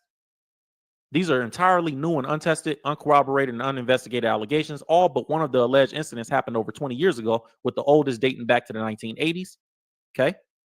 Prosecutors said the jury became entitled to hear from additional witnesses when Diddy argued everything alleged in the indictment was part of a private sex life, defined by consent but not coercion. So basically, Diddy, you kind of set yourself up. The feds is saying that Diddy set himself up for new evidence to be presented when he said that consent was his defense, that everybody was consenting parties. So it's like, well, now we have to present evidence based on you saying that to fight against that. So that opened the door for us to bring more witnesses. That opened the door for us to bring more evidence, which they probably knew that Diddy was going to go with that. The feds are smart. When they got you, they got you. So they probably knew the first thing he gonna say is they tried to consent. And as soon as he say that in court, we're gonna come through with a bunch of more evidence. The feds prosecutor said, having, quote, made plain his intention to argue at trial that he believed every alleged coercive sex act was consensual, the defendant has put his knowledge and intent squarely at the issue. Basically, you framed it in a way where you saying that you did it, and we have to prove, now all we have to prove is that it wasn't a consenting party, which is why I think Diddy gonna do a lot of time. Because you framed it in a way like you didn't say I never did this never happened. You said I did it, but they said it was okay. And then the people are gonna come on the stand, the victims are gonna come on the stand and say, no, it wasn't okay. And that wasn't cool with me. So this one victim, saying that she don't want to testify, or she's trying to avoid going to court because it's too far away or whatever, that might help Diddy. But he's going to need all the victims to do that. And Cassie is obviously a big part of that, because she's going to be able to say, Cassie going to be able to get on the stand and say, yes, I seen him do all this to other people, which is going to hurt him. Now I want to show you guys some people that I believe may be the ones testifying against Diddy. Right? Because these are people that we heard from prior to all this information coming out. And we didn't really hear much about them after those initial reports. They just kind of disappeared. So the first one I'm going to present to you guys is Christina Karam. If you guys remember, Christina Karam was called Diddy's right-hand woman and his Ghislaine Maxwell. And we heard a lot about her in the beginning, but we didn't hear much follow-up. She's made a statement recently. Says Sean Combs' chief of staff breaks her silence, calls the accusations against her disturbing and unthinkable. Now, this is months after you were accused of this like last year. Now you're coming out this month, last month or whatever, and saying, I never did none of this. Bro, you like 7 months late, 6 months late. Like, what are you talking about? The woman who has been described as Sean Diddy Combs' right hand has issued her first statement since being named in multiple lawsuits in association with her boss, fully denying that she ever aided and abetted in the sexual assault of anyone. Here we go. Christina Karam, also known as KK, has worked for Bad Boy for more than a decade. You remember I said that the victims that were supposed to testify, they were reported to have worked for Diddy before for more than 10 years. So right there, if she is one of the victims that are supposed to be remaining anonymous, which I told you guys what I believe that they're keeping them victims anonymous so they can go back into the music industry, entertainment industry, and keep bringing people to jail. I think the feds want to use these people as CIs, as informants. So she worked for Diddy for more than a decade, the article says. She joined Combs Enterprise in 2013. So the timeline lines up from what was reported about the victims, the anonymous victims. She says she rose to rank. The article says she rose to rank of Combs' company, and she was named chief of staff in 2020. Christina Karam's proximity to Combs has entangled her in 3 lawsuits that have been brought against Diddy, who was arrested last September. For months, this is a quote from her. Quote, for months, horrific accusations have been made out to me and about me in various lawsuits regarding my former boss. Now it's your former boss. She said, these false allegations of my involvement are causing irreparable harm and incalculable damage to my reputation and the emotional well-being of myself and my family. I have never condoned or aided and abetted the assault of anyone, nor have I ever drugged anyone. Why come out 6 months later and say that? Where was you at when they was first accusing you of that? She said the idea I could be accused of playing a role in or even being a bystander to the RAPE of anyone is beyond upsetting, disturbing, and unthinkable. That is not who I am, and my heart goes out to all the victims of assault. I am confident that the allegations against me will be proven to be untrue. I'm sure you are confident after the feds came and said, hey, we need you to work for us. You're going to testify. We're going to keep you anonymous, but you're going to work for us after that. Diddy previously praised this woman as his, quote, soul sister. Now, in the lawsuits that I read some of the lawsuits, you guys, that was against this woman, they were saying that she was in charge of the staff that was carrying around pink cocaine during the freak offs, making sure everybody got their drugs. That's why she's saying I never drugged nobody. So they said, and Diddy has a video out there where he's like leaning on her shoulder and like, I couldn't accomplish none of this without her. And it's like, anyways. So this is a quote from Diddy about Christina Karam. He said, KK keeps everything in my life and my business running. She's been my right hand for the last 8 years and has consistently proven to execute and get ish done. Diddy said, I don't know how I'd function without her. So a representative for Christina Karam did not clarify when exactly she left Combs' employment. Yeah, because you left him. They're not going to clarify that because you left his company when he went to jail. That was when it was like, oh, he's a former employer. Now, there's another person that we heard a lot about, but we didn't hear nothing on a follow-up about previously that I believe is another person that might be testifying that the feds went and got. This might be one of the anonymous victims as well. Diddy's ex-party planner reveals that the decor of the rapper's $500,000 freak-off party was wall-to-wall debauchery. A former party planner for Diddy has revealed details about the decor for the rapper's home where he hosted his infamous sex parties. Hit that like button if you guys just coming in. Please keep the likes up. Said they claimed that the Bad Boy founder used a unique mirror-inspired design, allowing guests to see themselves in the freak-offs reflected again and again. The design also allowed Diddy to observe every angle during the reported sex parties at his homes. Planning each of these lavish parties is said to have cost the rapper at least $500,000. So you guys remember this report where, they were saying that it was wall to wall. Every building, or excuse me, the building that he was doing these freak offs in was just mirrors, nothing but mirrors. Said the walls and the ceilings were all covered with mirrors. It was reported to see the sex happening everywhere. So these are some photos that they have from some of Diddy's parties. And obviously, you guys can see what's going on in there. Now, this is the victim this is the person I believe might be one of the testifying victims that's remaining anonymous. Amid Diddy's ongoing legal troubles, a former party planner from the early to mid 2000s has revealed details about the extravagant design of the mansion during the parties he hosted. So this is somebody that used to work for Diddy as well. Remember, the victims are all people that used to be around Diddy, work for him, except Cassie. 2 of them worked for Diddy for 10 plus years, 1 for 3. The one that worked for 3 years, they said is a male. It's a man. Said according to a source who wished to remain anonymous. Check that out. So this party planner wanted to remain anonymous in the reports about what they did.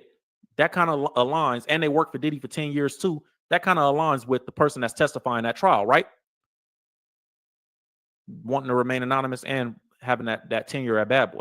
Said according to the source who wished to remain anonymous, Diddy wanted to experience the entire scene of his parties from every angle. To achieve this, he reportedly instructed that the mirrors be temporarily installed on the walls and ceiling as part of the decor. Everywhere you look, this is a quote from the party planner.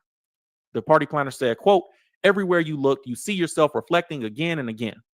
You can imagine what it would look like when people are naked and having an orgy on the floor, on the couches, and wherever. The source also claimed that the Bad Boy founder selected this type of decor, to create a hedonistic atmosphere for those attending his sex parties. This was a quote from the planner again. The party planner anonymously said it was definitely a vibe he wanted to put out there, that everywhere you look, there will be sex happening. It was wall-to-wall debauchery. Said Diddy never bothered to haggle over the cost of his parties. So he didn't care how much it cost. The elaborate decor and party logistics would usually cost Diddy a small fortune, which the event planner confirmed. They claimed it amounted to at least $500,000 for both the mainstream part of the event and the private sex party that the rapper never bothered to haggle over the cost. So that right there, this party planner is the one that used to put the freak-offs together. They said that it would cost Diddy 500 bands per party, and there would be a mainstream part of the party, and then there was like these freak-offs that were happening, away from the mainstream party, which is why celebrities is like, yo, I never seen none of that. I don't know what was going on. Said all he would ask was, is it going to be a great party? That's what the planner said. Said if the answer was yes, he was willing to pay. Some of the funds were also allocated to providing great food and expensive alcohol for the guests, along with other forms of entertainment like dancers, acrobats, and models. On occasions when Diddy wanted to go all out, he also provided more exotic forms of entertainment to keep his guests fully engaged. Sometimes we had live animals, sometimes different performers. It all added up, but he didn't care. That's what the planner said as a quote. This is a lot of quotes from somebody, whoever this party planner is. I believe this is one of the people that's going to be testifying in Diddy's trial that's trying to still remain anonymous. So the former party planner claims that the rapper's staff handled his sex parties. As part of their revelation, the planner denied having anything to do with the freak-offs guest list or organizing the items used. They claim that they were only involved in the food, alcohol, entertainment, and decor, while hinting that the freak-off logistics were taken care of by other members of Diddy's team. He was hiring, this is a quote, he was hiring both men and women who called themselves models, but it seemed obvious, at least to me, that they were actually prostitutes. This was a continuation of that quote. Said, but that wasn't my role. That would be the role of a member of his team. I just handled the mainstream stuff. Diddy's freak-offs have been described as wild gatherings involving multiple women, male prostitutes, and blah, blah, blah, blah, blah.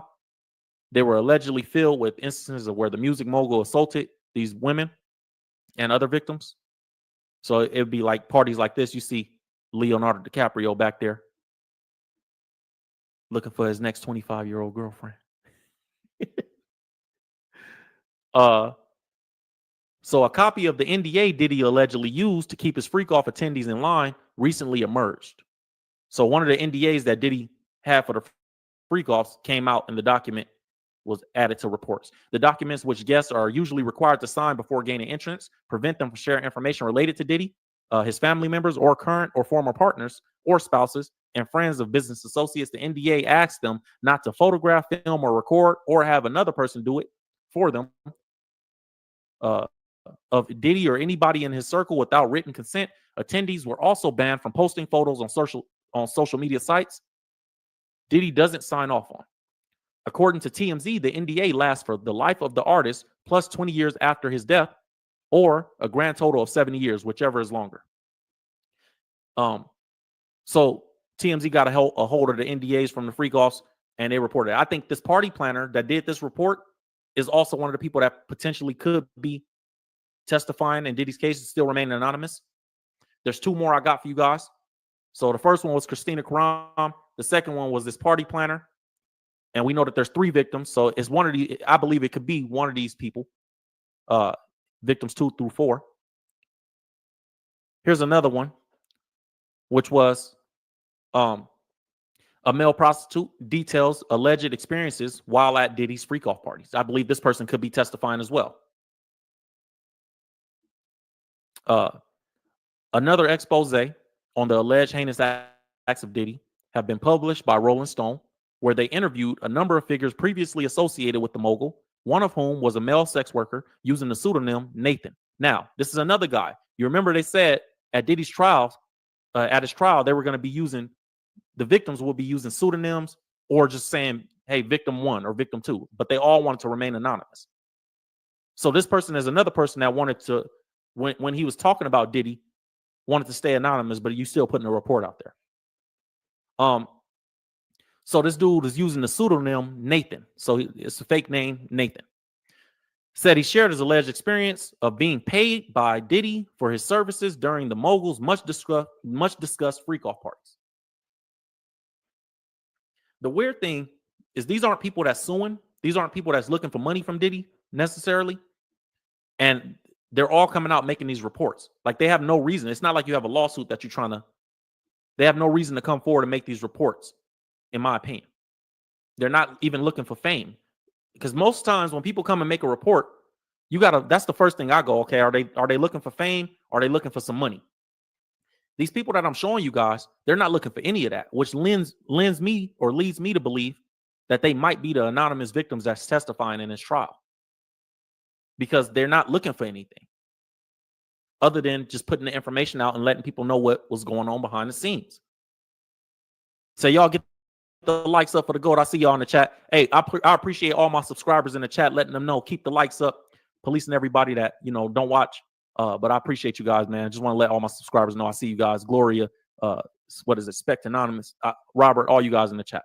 Anyways, so the article says about this guy using the pseudonym Nathan, who was, I guess, a prostitute. I don't know if he was a prostitute. I guess that's what he was. It says Nathan claims that Diddy last reached out to him for a freak off in 2019, hoping to set up a threesome at one hotel in Miami between the two men and a woman flying in from Hawaii. Now, men, here's a valuable lesson for you guys. If you fly a woman out and your intent to fly her out is to sleep with her, that is trafficking legally. Be careful with that. Just letting you guys know. That's legally trafficking. Which is a crime. Or technically, not legally, technically trafficking. So this is what Diddy is in jail for. You flying men in from other states to engage in prostitution. That's trafficking now. Big U actually was fighting something like that too. Something about taking a woman to Vegas for the same reason. Anyways, it says that Nathan claims Diddy last reached out to him for a freak off in 2019, hoping to set up a threesome at the one hotel in Miami between the two men and a woman flying in from Hawaii. While that particular plan never came to fruition, Nathan claims he was paid anywhere between $2,000 and $5,000 for each sexual encounter, adding that the freak offs were ritualistic. That's the crazy part for me. It's all crazy. But he said the freak offs, this prostitute said he was paid by Diddy between $2,000 and $5,000 for every encounter, for every time he smashed somebody. And he said that the freak offs were ritualistic. That's demonic. He said involving the Bad Boy founder, he said Diddy was, quote, choreographing, excuse me. I was thinking choreography. Choreographing every move, Diddy. That's what Diddy was doing until he was no longer sober enough to do so. So basically, Diddy wasn't even drunk or nothing yet. So he was just sitting back telling them what to do next. This is a quote from the guy, the prostitute. He said, I think he would try to regulate her pleasure. And he was directing the sessions. He also claims he was often summoned to lavish hotel rooms in Miami, New York City, and Los Angeles. And that happened to be 3 cities that Diddy's homes were raided in as well, by the way. He said he was forced to surrender his phone before undressing and grabbing a bottle of baby oil that was warmed in a tub of hot water. We all know about the baby oil. The guy said, I quote, this is a quote, I don't use baby oil to this day because of all the baby oil I used to put on me. The hotel rooms were freezing. The baby oil was warm. So if you were cold and your clothes were locked in another room, the baby oil kept you warm. So he's saying Diddy used to lock these prostitutes' clothes in another room. In addition to participating, Nathan alleged that Puff also enjoyed playing the voyeur, standing in the shadows while watching him have sleep with his female guests, including Diddy's various girlfriends. This is why I think this is one of the guys that are going to testify. Because think about it. Think about it like this, right? Cassie gets on the stand. Just play it out in court in your mind. Cassie gets on the stand. Cassie says, yes, Diddy used to make me sleep with male prostitutes. Then the prostitute gets on the stand and says, yes, Diddy did make me sleep with Cassie. He paid me $2,000 to $5,000 every time I did it. This is why I think this might be one of the guys that's anonymous victim that's trying to testify using the pseudonym. And even in this article, he's using the pseudonym Nathan. This guy said he did make me do it while standing in the shadows, watching me have intercourse with his female guests, including his various girlfriends. He pretended to leave the room, or he would pretend to leave the room, but like go around the corner and crawl in the room on the floor and peek around the corner using the mirrors. So this guy right here is saying that there was mirrors involved. That's why I think the party planner, you guys kind of see my train of thought. Like the party planner was the one installing the mirrors or paying people to install the mirrors. Cassie is one of the girlfriends that was getting slept with. This guy is one of the prostitutes that was sleeping with the girlfriend. He confirms the mirror thing. So I think just all those three things together. And then Christina Karam was the person at the party planner was said, hey, the women that were chosen and the people that were brought in were selected by Diddy's staff. That's what my train of thought led me down. Like, okay, this is the group of people that are testifying, they're trying to remain anonymous because they're even trying to remain anonymous in these articles. So the quote continues from the prostitute, Nathan, pseudonym, fake name. Diddy would pretend to leave the room, but go around the corner and crawl in the room on the floor and peek around the corner or use the mirrors. It was really creepy-ish, obviously, because it's like your girlfriend. Why do you even have to do that? So that's what dude said about Diddy. Said Nathan also spoke of Combs' alleged drug use, saying all about the Benjamins, saying that all about the Benjamin artists preferred ecstasy and ketamine. Now I'm about to get into the next person that I believe might be testifying based on this statement right here. Diddy preferred ecstasy and ketamine, claiming that Combs needed that ecstatic feeling before he had intercourse.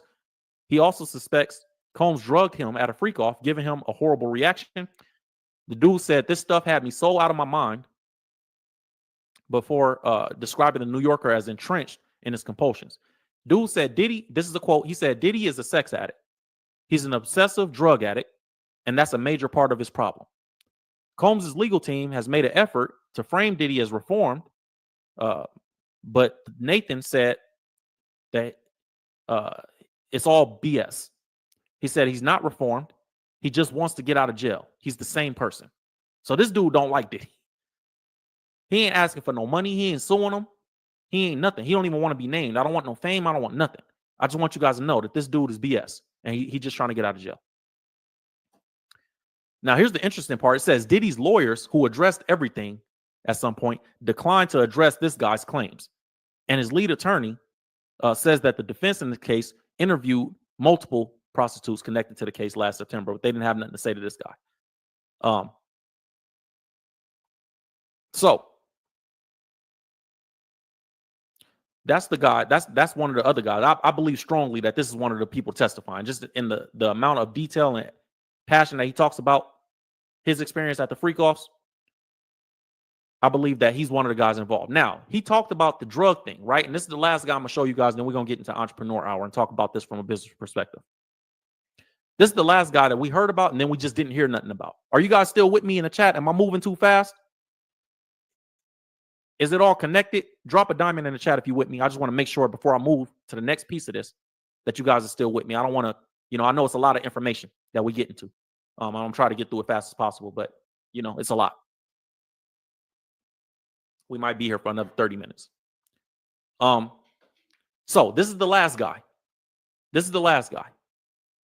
You guys remember it was reported when Diddy's plane they were saying Diddy is running, he knows it's over with. They raiding his houses right now. Remember when those reports dropped? And they said they just caught Diddy's drug mule trying to leave at the airport. And then we heard about this dude getting arrested by the feds, which is not small. The feds don't just send a team to arrest you at the airport and then nothing happens later. They don't send a team to pull you off a plane as you're trying to get away and run, and then you just go home. I thought that was crazy. So this guy Brendan Paul, which we haven't heard about since this all started. I believe he might be even one of the people that, are either testifying or going in undercover for the feds because of what happened with his charges. It says Sean Diddy Combs' alleged drug mule, Brendan Paul's charges have been dropped. Bro, they put a whole federal team to go find you. This is the guy, right? I don't know. You never know. Dude look like Jesse from Breaking Bad to me. Mr. White. Mr. White. Like, so the article reads, charges against Brendan Paul, Sean Diddy Combs' alleged drug mule have been dropped. It says Paul's attorney, Brian Bieber, confirmed that Mr. Paul's case was formally dismissed in its entirety. When have the feds ever caught you with drugs, went somewhere, caught you at the airport with drugs, and know that you're Diddy's drug mule, arrest you? And by the way, they arrested this guy within 10 minutes of raiding all of Diddy's houses. Because when they raided Diddy's houses, it was a plan. Like, they did, Homeland Security did it all at the same time. His house in Miami, the one in New York, and the one in LA at the same time. That's a phone, like that's organization, to have a bunch of raids happening literally at the same minute. And then within 10 minutes, they found this guy and they were able to get him to be arrested as well while he was getting on the airport trying to leave. It says Brendan accepted the prosecutor's offer to permit his entry into the diversion program, which after completion, the case against him will be dismissed in his entirety. That's what his lawyer said. The diversion program is basically, I'm a drug addict and I need help. When have the feds ever arrested somebody for being a drug mule and then said it's okay if you just take a class? Do a 52-week class, you'll be good. We good. And they want nothing. They just put all that money and resources into just arresting you for a couple days. I don't believe this. Says Mr. Paul completed the pretrial program. He was charged with felony cocaine possession amid the trafficking lawsuits filed against Diddy.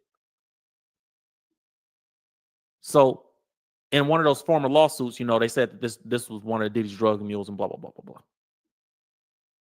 I believe if that's true, says between 2000, this is a quote, between 2008 and the present, that's about Diddy. That ain't about this guy. So I believe if this is true, he might be one of the people that are involved in, everything that's going on with Diddy as well. So you guys let me know what you think in the chat. Who do you think these victims are? Why do you think they're remaining anonymous? Why do you think that's being allowed? And we're about to jump into the best part of the program, man. You guys know how we do over here. This is for all my people that are looking for a certain level of success. We're about to start our community hour. And as we start the community hour, we're going to talk about this. So let me see what you guys are saying in the chat before I jump into it too much. Said I don't think Diddy will get out. All this seems connected. Yep, I agree. This is Hollywood Babylon. I agree. Said they all should be charged too. See, the thing is, they're not going to be charged if they're gonna if you're gonna help, put the big fish in jail. Then we're not gonna send you to jail. Here's the thing, man. Everything that Diddy is doing is all a result, in my opinion, and just by looking at it, it's a result of arrogance, pride, and this is what happens when you allow your possessions to become your God, in my opinion. You allow the things that you're doing and the things that you have to become your God. And there's a reason that in the scriptures, God said, Jacob I loved and Esau I hated. Right? And Jacob was a representation of righteousness, and Esau was a representation of flesh. Jacob was spirit, Esau was flesh, representation. And, sometimes we get caught up in thinking that our success is ours as entrepreneurs, and we think that because we've been winning for so long that nothing can ever happen to us. And I think Diddy is I think he's still delusional right now. Why are you going to trial? It was reported yesterday, I reported to you guys on yesterday's live stream that Diddy is going to get on trial, or excuse me, going to get on stand to try to testify. Why would you do that? I think the only reason that he would do that is because the arrogance. And I'm gonna show these people I'm Diddy, and y'all putting he had a quote saying, and I showed you guys that yesterday too. He had a quote saying that it's crazy. I'm Puff Daddy in jail. Brother, you're not Puff Daddy in jail. You're just inmate number 53-2562 or whatever his number is. And I believe that he's a little sociopathic. Because why would you want to get on stand? I have to control things. His lawyers even advised him. We don't think this is a good idea. They're going to cross-examine you. This is going to also open you up for the lawsuits that are filed against you. Now, everything you say can be admissible in those lawsuits. So if you say, because civil and criminal are usually separate.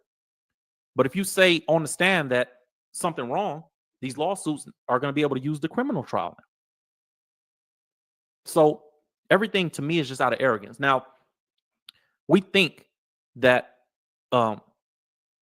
as people, just in general public, right? We think when we look at these celebrities, that can never be me. But it kind of already is all of us. Because every time that we use our blessings for something that we're not supposed to use our blessings for, or every time that we pray to God and get the blessing and then don't honor what we told God we was going to do with the blessing, it's the same thing. Now, it's not to this level of extreme, but I definitely look at Diddy and learn a lesson. Like, okay, never get arrogant, because God will strip it. Just like God gave you the anointing, God will take the anointing, like he did with King Saul, right? Then you lose your mind. And a lot of us don't understand that as entrepreneurs. And then, this is even what we teach in the From Stuck to Seven Figures, the private live stream we do every Wednesday, right?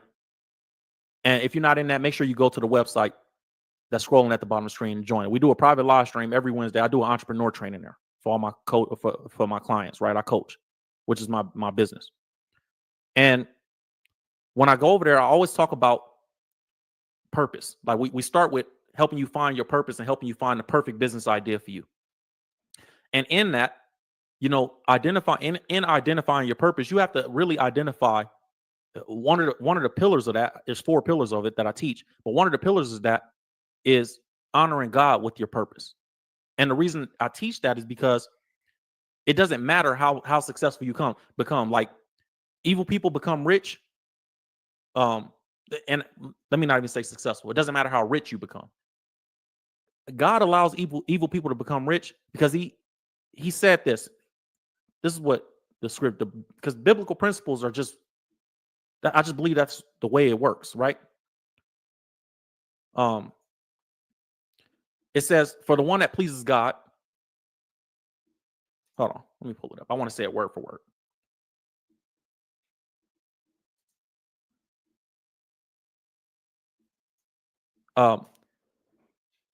This is Ecclesiastes 2:26. And this is one of the reasons I believe God allows evil people to get rich, because they'll look at somebody like Diddy and go, why? Why does God even allow that to happen? This is one of the reasons. There's multiple reasons, but this is one. It says, for the one who pleases him, God has given wisdom and knowledge and joy. But to the sinner, he has given the business of gathering and collecting only to give to the one who does please God. So sometimes, like, we think our purpose, you know why most people can't succeed or win in life? Because they're selfish. And your purpose is only based on you, and you try to find this perfect business idea, and you try to use your business to serve you instead of using your business to serve other people. And I think Diddy did the same thing. I think there was probably a period of time where he was like, I'm using this to, like, bless people from Harlem, bless the HBCUs. I'm using this to give good people jobs. And I do believe that he was at some point doing the right thing. At some point. But I think a prolonged environment of success created this thing in him. And this is a lesson, mind you, pay attention, you guys, because this is a lesson for all of us as entrepreneurs. This is a coaching moment. I think his prolonged success created this mindset where it's like, I could do whatever I want with the blessings. And why does God allow evil people to get rich? Because for the one that pleases God, God gives them knowledge, wisdom, and joy. But for the sinner, the scripture says, when he becomes wealthy, God gives him the business of gathering and collecting only to give to the one who does please God. So, and then there's another scripture that supports that in Proverbs that says, the wicked's wealth is stored up for the righteous. What does that mean? That means even an evil person that builds a really big company, God is going to use them to bless a bunch of people that are good people. Right? And as entrepreneurs, you got to understand that God can get the glory regardless. Whether he use you as the person that gets the business of gathering and collecting to give to the ones that do please God, or he uses you and you do right and do what what you're supposed to do with the blessings, and then you get the wisdom, knowledge, and joy. Either way, it's going to play out how it's supposed to play out. And I think Diddy is one of those people that he became one of those people, because look at his blessings. Everything that you got as far as earthly abundance, right? Like physical abundance, all those things. While he's in jail, all those things going to other people. 50 million to Cassie, this many million to this person, this lawsuit to this person. You just have to look. Somebody said yesterday to me, well, he enjoyed it while he was doing it. Well, yeah, everybody enjoys sin while they're sinning, but it's not fun in the end. And the consequences, the way we know the scriptures say the wages of sin are death. What you get paid for doing wrong is death. Does that mean physical death all the time? No. Sometimes you just get stripped from your abundance, stripped from your blessings, stripped from your inheritance, right? What is the inheritance? God's inheritance is abundance. Because if God is the God of everything, then I inherit as his child everything. This is why he says in Genesis, of every tree of the garden thou mayest freely eat. Because I get everything if I'm a child of God. Right? So I think we all need to learn this lesson. It's a business list. It's a business principle, which I teach from the Bible, but the Bible is not about religion. It has religion in it, but it's not about religion. Like Jesus Christ never said, be a Christian. He only talked about the kingdom. So it's really it's a governmental doctrine. That's why I love pulling from it from wisdom outside of my faith, just from a practical wisdom application. When you read the Bible, you get all this business knowledge. That's why I love teaching business from the Bible. But Diddy has he's been given the business of gathering and collecting, only to give to the ones that do please God. So yeah, he built all this. The guy yesterday said to me, he built all that, but he got to enjoy it. My grandmother used to teach me a story. She said, the devil put you in a paddle boat and he rolled you. He put you on the ocean, you and the devil on the paddle boat, and you wrong. What is the ocean? I'll tell you at the end of the story. You rolling. And you guys are paddling out to the middle of the ocean. And then when you get in the middle of the ocean, and as you closing your eyes, singing and laughing, the devil will take the paddles, jump in a speedboat, speed off, and leave you out there. What is the ocean? The ocean is sin. So yeah, it's fun when you're first going out there and you're rowing. But it's not so fun when he snatched them paddles and then you out there by yourself and you don't know which way shore is. And that's the lesson I see when I look at Diddy. You done got paddled into the ocean. You having fun because, oh man, this is a nice boat. We having a good time. Yes, it's fun while you're paddling in the ocean. The ocean is sin. It's fun when you're in the middle of when you're going out there. But when you out there and you in the middle of it and you don't know which way is shore, and there's nobody here to paddle with you, and you don't have paddles to get back to shore, it's not so fun then. When you wake up and everything that you work for is just being divvied up, my kids get this much, my ex-girlfriend get that much, my employees get this much. The company Revolt Media, Diddy built up that media company. It was a $1 billion company, and he had to give that away. They moved him out of his own company. You just had to business. That's the scripture, Ecclesiastes 2:26. That's the business of gathering and collecting for the ones that do please God. I want you guys to make sure that you're joining our Purpose to Profit from Stuck to Seven Figures private live stream. 4 steps to turn your purpose into profit. I'm going to help you guys find the perfect business idea and find your purpose in life, because I think a lot of people don't have success, not rich or wealth or money. Success. What is the difference? Success is operating for the primary purpose for which you were created. Are you doing what God created you to do? I think people don't have that because they just don't know what direction to go in. So I created, and at my company, we created that. And if you don't know, if you don't watch the content, this is your first time. I'm an entrepreneur coach. I built a company. We have 12 employees or so. And I built a company helping entrepreneurs after spending 5 or 6 years teaching businesses, marketing and sales and optimizing that. Also, I want to give you guys this update. Friday, if you're not in the private live stream, you're probably not going to hear about it anywhere else. But Friday, we relaunching the Entrepreneur Masterclass, where I'm going to teach you guys how to master sales and customer acquisitions. And my U Legend coaches, the coaches in the company, are going to be there doing live Q&As, and we're going to all show you guys that. Let me show you guys real quick. And also, don't forget, if you're in my inner circle, you're going to get new content this week, the private content, and we're going to do our business Bible study and networking sessions. Also, as far as the masterclass, we have a little invite for you guys. So I want to give you guys this. Check it out. My name is Will Evans, and I'm inviting you to join our U Legend Entrepreneur Masterclass. This is where you're going to learn to master customer acquisition and sales. And we're going to teach you everything you need to know in order for you to start getting clients, customers, or build the audience that you're trying to build for your content creation company. We have a combined over 30 years of experience in sales, customer acquisition, and obviously content creation. So I'm going to give you guys everything that you need to know in order to help you take your business to the next level. Now, when you join general admission, you're just going to get the class and you can go through it. It's self-paced. You can watch it as much as you want. You have lifetime access to it. But if you get the VIP admission, you also get a bonus sales training with some of my U Legend coaches, and you get a live Q&A session for the same thing. So I want you guys to make sure that you go over there, check it out. The Entrepreneur Masterclass at the Masterclass tab on the U Legend website, ulegend.com, ulgnd.com. And until then, I'll see you guys there. God bless. So that's what we got coming. Is launching Friday. We relaunching the Masterclass Friday. I know a lot of you guys probably been in it before, but we relaunching it. You get lifetime access, so make sure you guys go over there and check it out. I'm going to answer any business questions in the chat for all my entrepreneurs to end the live stream, or any questions that you guys have. I'm in the chat right now, and we're going to go through it, and I'm going to try to help you guys as much as possible and give you some principles and do whatever we can to help you guys out. So let's check it out, man. And I did have a question from somebody, but I think I lost it in the chat.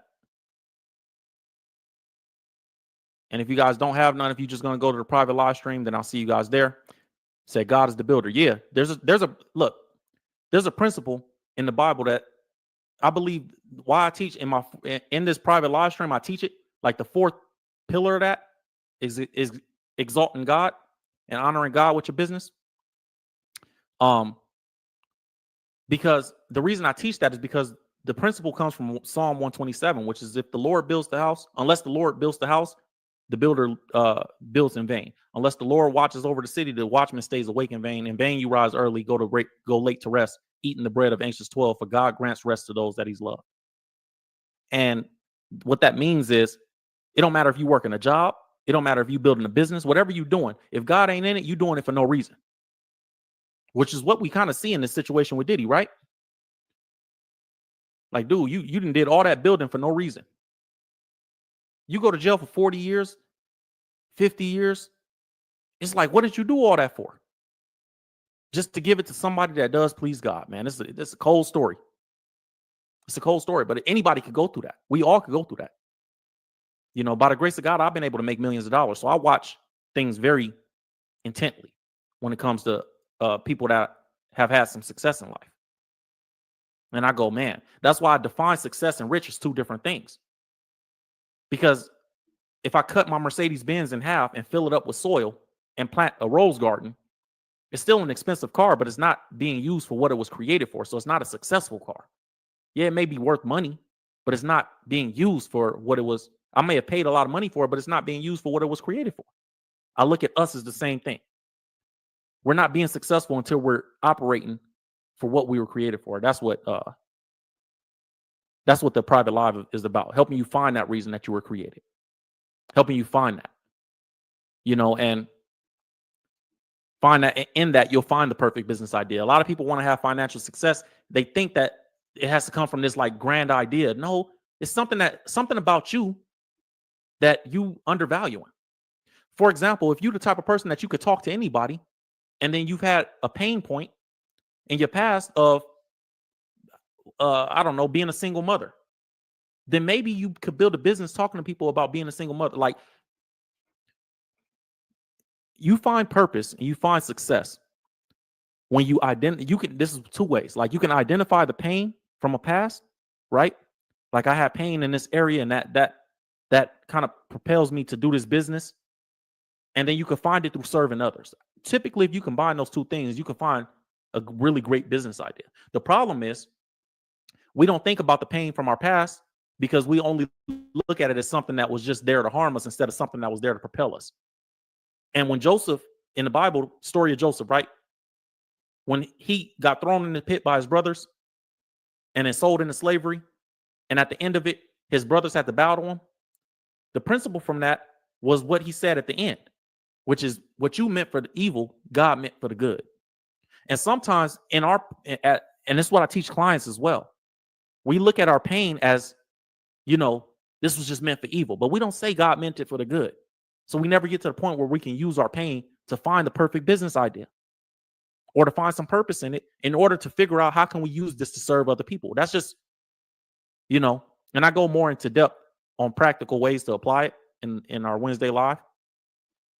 So go to the website and put your email address in and let us send you the link to the private live stream. But it's that. And then the second part of that is serving. You know why so many people fail? You know what? Typically, when I have clients, all my clients, we got over 1,000. We got what? Let me pull it up. We got 1,600, 1,700 clients, something like that. That we help out. The same thing, and all you guys in my inner circle, go join my inner circle. It's only $9 a month. You can't even get a fast food meal for that. Join the inner circle. We're gonna put you in an ecosystem of success where you get fed entrepreneur advice every week. But the main reason that I see that people can't find their own success, that some of us just look back and point at these like situations in entertainment news, and we don't even learn nothing from them because we don't think that we're the type of people that could ever have success. And the reason that most people don't have success is because they're selfish. You're serving you and you're not serving nobody. If you want to be successful, God bless me. I made millions of dollars. God has been good to me. We in my mansion now, in the office of my mansion now. Business is good. Everything is good financially, right? And success-wise. I'm operating for what I was created to do, which is help people. I've dedicated my life to helping people learn business because I see that that's a visible restraint for most people. The number one reason that most people don't have success, whether it's brick and mortar business, online business, content creation, whether you're whatever you're doing, it's because you're selfish and you're only thinking about you. There was a homeless guy. I'll tell you guys a story. There was a homeless guy outside my office building. I have an office in downtown, and there was a homeless guy out there. He sees me coming to the office every day, and he stopped me saying, "Man, I was wearing my suit. On this platform, my hair is let down. You guys don't really see me in my suit and stuff that much, but that's how I normally dress when I'm out."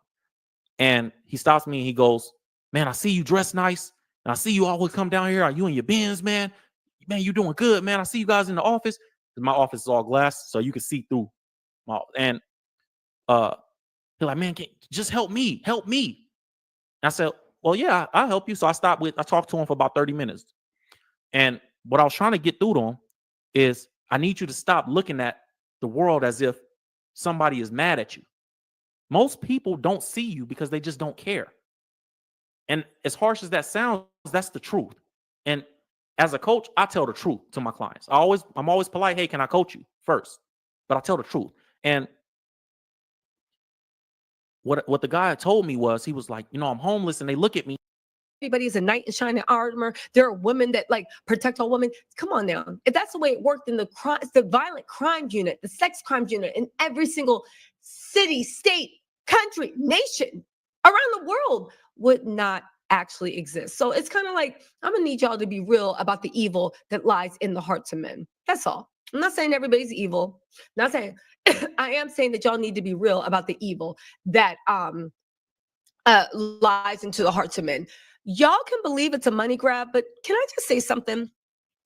Do y'all know how brainwashed and this is the thing, listen, comrade, listen, let's have some working class solidarity. Do y'all know how crazy it is that y'all are working class people talking about something? It looked like a money grab to me. No shit, sure. Like, welcome to the world. Welcome to the world. The fact that every billionaire in the world don't give a F about anything. They just want their money. Just give me my money. They just want their money. And they don't care whether you owe them 5 cents. They want their 5 cents. They want a pin to the penny. Not pay your landlord 1 penny. You think he letting you slide? Not pay their bank. Overdraft your account by 1 penny. Tell Amazon, I'll give y'all 3 cents tomorrow. Can you just let it slide and see what happened? Countries, nations, business, industries, power. How do the people get? First, you get the money. Then you get the power. Then you get the respect. The fact that no one that has power in this world, and when I say power, I mean a very Western version of power, not the spiritual power, not the power of love. Stop it. I'm talking about the Western version of power. Might, skill, right? Nobody that has power in the West has gotten it without getting money. And they all know that the way to get power and the way to take power is to take money or resources. That's how we got into this whole colonial nightmare that is right now destroying America. And the fact that these rich people have convinced you that there's some type of honor in being a victim, calling someone out, and then you should be happy with an apology. Do you know how stupid that sounds? Do you realize you have been brainwashed in that for them, money's everything? Because at the end of the day, they know money is power and they never want to give up a penny, because if you give up the pennies, that's where their power gets taken away. And they have convinced you that if you need to be noble, if you need to be real, if you need to be someone believable, if you've been injured by them, then you don't deserve money. No, only bad people want money. Go to church and pray about it. Only bad people have money. If you were a real victim, you would just want an apology. The people that only care about money and that have sold their left kidneys to get money and the power that comes with that money have convinced you that when you hold them accountable, because they're rich and powerful, the way you really prove you're a real victim, and mind you, these are working class people saying this, which is the most embarrassing. You repeat in the brainwash, the way you can convince them that you're a real victim is by taking I saw we. No, baby, if you want to hurt someone, you look at what they value and Y'all you take that still away. with me? How you doing? Diddy valued his money. Diddy valued his power. So if you want to hurt Diddy, an apology don't mean nothing. We saw that apology video he made for Cassie, and then 3 business later said, no, I take it back. There was more to the story. Words don't mean itch to those people. Nothing means anything except the money in their bank account, which is the reason they have their power. And that's all they care about. And if you really want to be on some David and Goliath stuff, right? You literally take your slingshot and hit them where it hurts, which is their pockets. Again, y'all, working class people, we got to wake up. We got to wake up. How did a whole system built on money convince you that money isn't an adequate punishment? And if you go for money, for someone violating your mind, your body, your soul, and leaving you with a generational curse that you're going to have to work and be in therapy every 3rd Sunday for the rest of your life to make sure you don't pass it down to your children. Somebody convinced you that after they violated your body and you lay in bed hating yourself so much that you're forced to drugs, alcohol, wine, loose men or women, whatever you into. They convince you that you don't deserve monetary compensation in the United States of America when this whole MFing country is built on money. You're all fools. I can't. Listen, baby, do what you want. I know me. If anybody ever violated me, you better. They gonna name whatever you own. They're gonna rename it New Tisadom.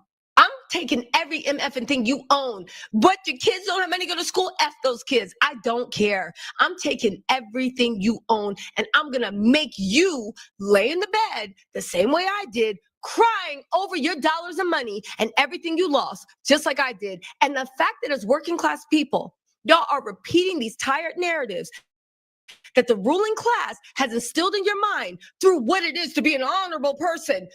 Rich people don't know honor. Oh, it's an honorable person. No, I could have, but I said no. Let the rich people be able to put you on the ground and see if they don't. You have to meet people. And I'm not saying change the way you are, but you have to meet people where they're at. And if you're trying to make somebody punish them and make sure they don't do it again, you hit them where they hurt. You hit them where they're hurt. And you can understand that somebody standing up in a criminal court and saying, I saw we, is not enough. When you violate somebody and that they have to go to jail, you can understand taking away someone's freedom because the I saw we isn't enough. But yet, when somebody's like, all right, I don't have the power to take you to jail, but I'm going to take your money and put you in a mental prison, all of a sudden, oh, it looks looks like a money grab. Do y'all hear yourselves? Do y'all, I mean, like where's the working class solidarity? Do y'all hear yourselves? And listen, and the elite put these messages even in all forms of organized religion. Why is it every single organized religion tells every poor person that if they just suffer in silence, their reward is the kingdom in heaven? Now, that may be true that if you live a good life, your reward is in the kingdom of heaven. But do you think that like all the rich people are acting like this is all propaganda? And there ain't no reward. Like, do you see what I'm saying? Like, Anyway, Ahmed L, thank you so much for being a member thank you for putting a member. And here's what I am saying too. If you still believe because of all the brainwashing religion and the elite have put in your mind that it's dishonorable, that your body, your mind, your trauma is not worth a penny of their money, that is your business. Go be happy. It's not my business. But I will say, who are you guys to sit there and judge people that's just like, no, you MFing right. You better run me that money. It isn't. Why can't somebody come out and be like, this is absolutely a cash grab.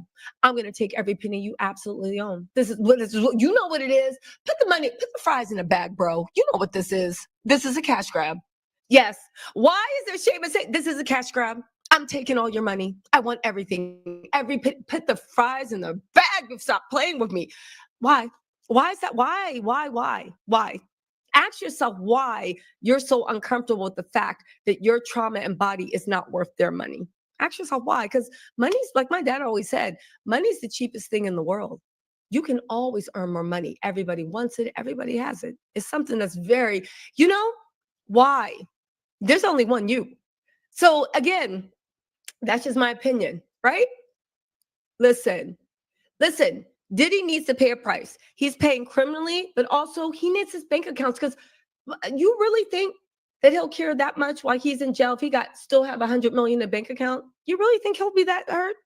If he knows that his kids can keep living the life that he wants them to, if he knows that when he gets out, because he will get out probably in like 10 years for good behavior, if he gets out, again, do what you want. Believe what you want. But I think, who are you to judge somebody when they say my body was worth money? Who are you? Now you're saying you have to sacrifice, and you're telling everybody else they got sacrificed too because the shit you heard in church, or the shit some ruling elite, they brainwashed you? Nah. Listen, after found guilty, they can and will file a civil suit.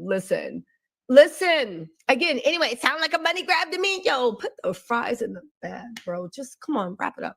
I don't got time for this. Yes, welcome to America. Welcome to America. I'll explain capitalism for you guys. Next thing, again, listen, get your money. And if you're a victim, get your money. Get your money. Listen. Listen. Listen, exactly. No, baby, me? No. You lay a hair on my thing. I don't care. You can live stream not having enough to feed your family, baby. I'm taking everything I can from you. No, not listen. Anything else we can talk through, but you violate me? Sorry, it's done. It is done. Listen. Anyway, you guys, listen, let me get out of here. I'm going to make some more videos. Everything we talked about, I'll make them into shorter videos. And as it gets up, your girl is back. We having the Super Bowl. Also, I'm going to be live in about an hour with the Met Gala. Yes, we are having roasts and reactions. Your girl was busy yesterday. However, I have been dismissed. So we can get busy today. We're going to act like this is just Monday all over again. All right. Anyway, y'all, listen. And also, yeah. I'll talk to y'all soon.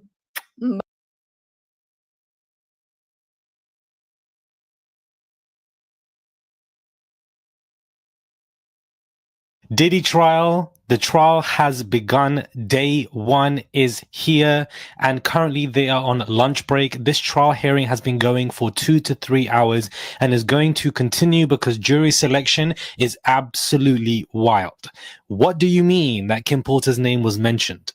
What do you mean that Michael B. Jordan's name was also mentioned and that he's going to actually be a witness to this case alongside Kid Cudi, alongside Mike Myers? What do you mean? First and foremost, hey guys, it's Murad Murali. Hopefully you guys are all doing well today. Daily and consistent content. Subscribe to the channel. Let's get to 400K. Let's get there. Click that button and subscribe. The trial has begun. I know you guys must have seen those queues outside the courthouse this morning at 8 a.m. in New York for media, court reporters, journalists who were there, obviously wanted to get live in action. No shade. I do not need to be there. I'm very grateful to be here in London and reporting to you guys because all of it is, of course, being digitally reported for me to track and get everything down. I've written my own notes. I'm not going to read out the court transcripts to you. Otherwise, we would be here for 2 to 3 hours and a lot of it will just get lost in translation. It is better for me to write my notes and get this video out to you guys in less than 10 to 12 minutes so that you guys know what's happened in this first hearing. The jury selection, guys, has begun at the Manhattan's federal courthouse. And what is interesting to me is that Diddy's family again do not appear at the courthouse. This is the first day of his trial. The first day of his trial, and none of his family have attended, but they were there when it came to all of his previous hearings or when he first got indicted. But when it comes to the big day in New York, none of his family have attended. That in itself shows huge fractures amongst the family, as well as the fact that probably their lawyers advise them not to do so purely because they're also facing their own lawsuits. So things have changed. Now,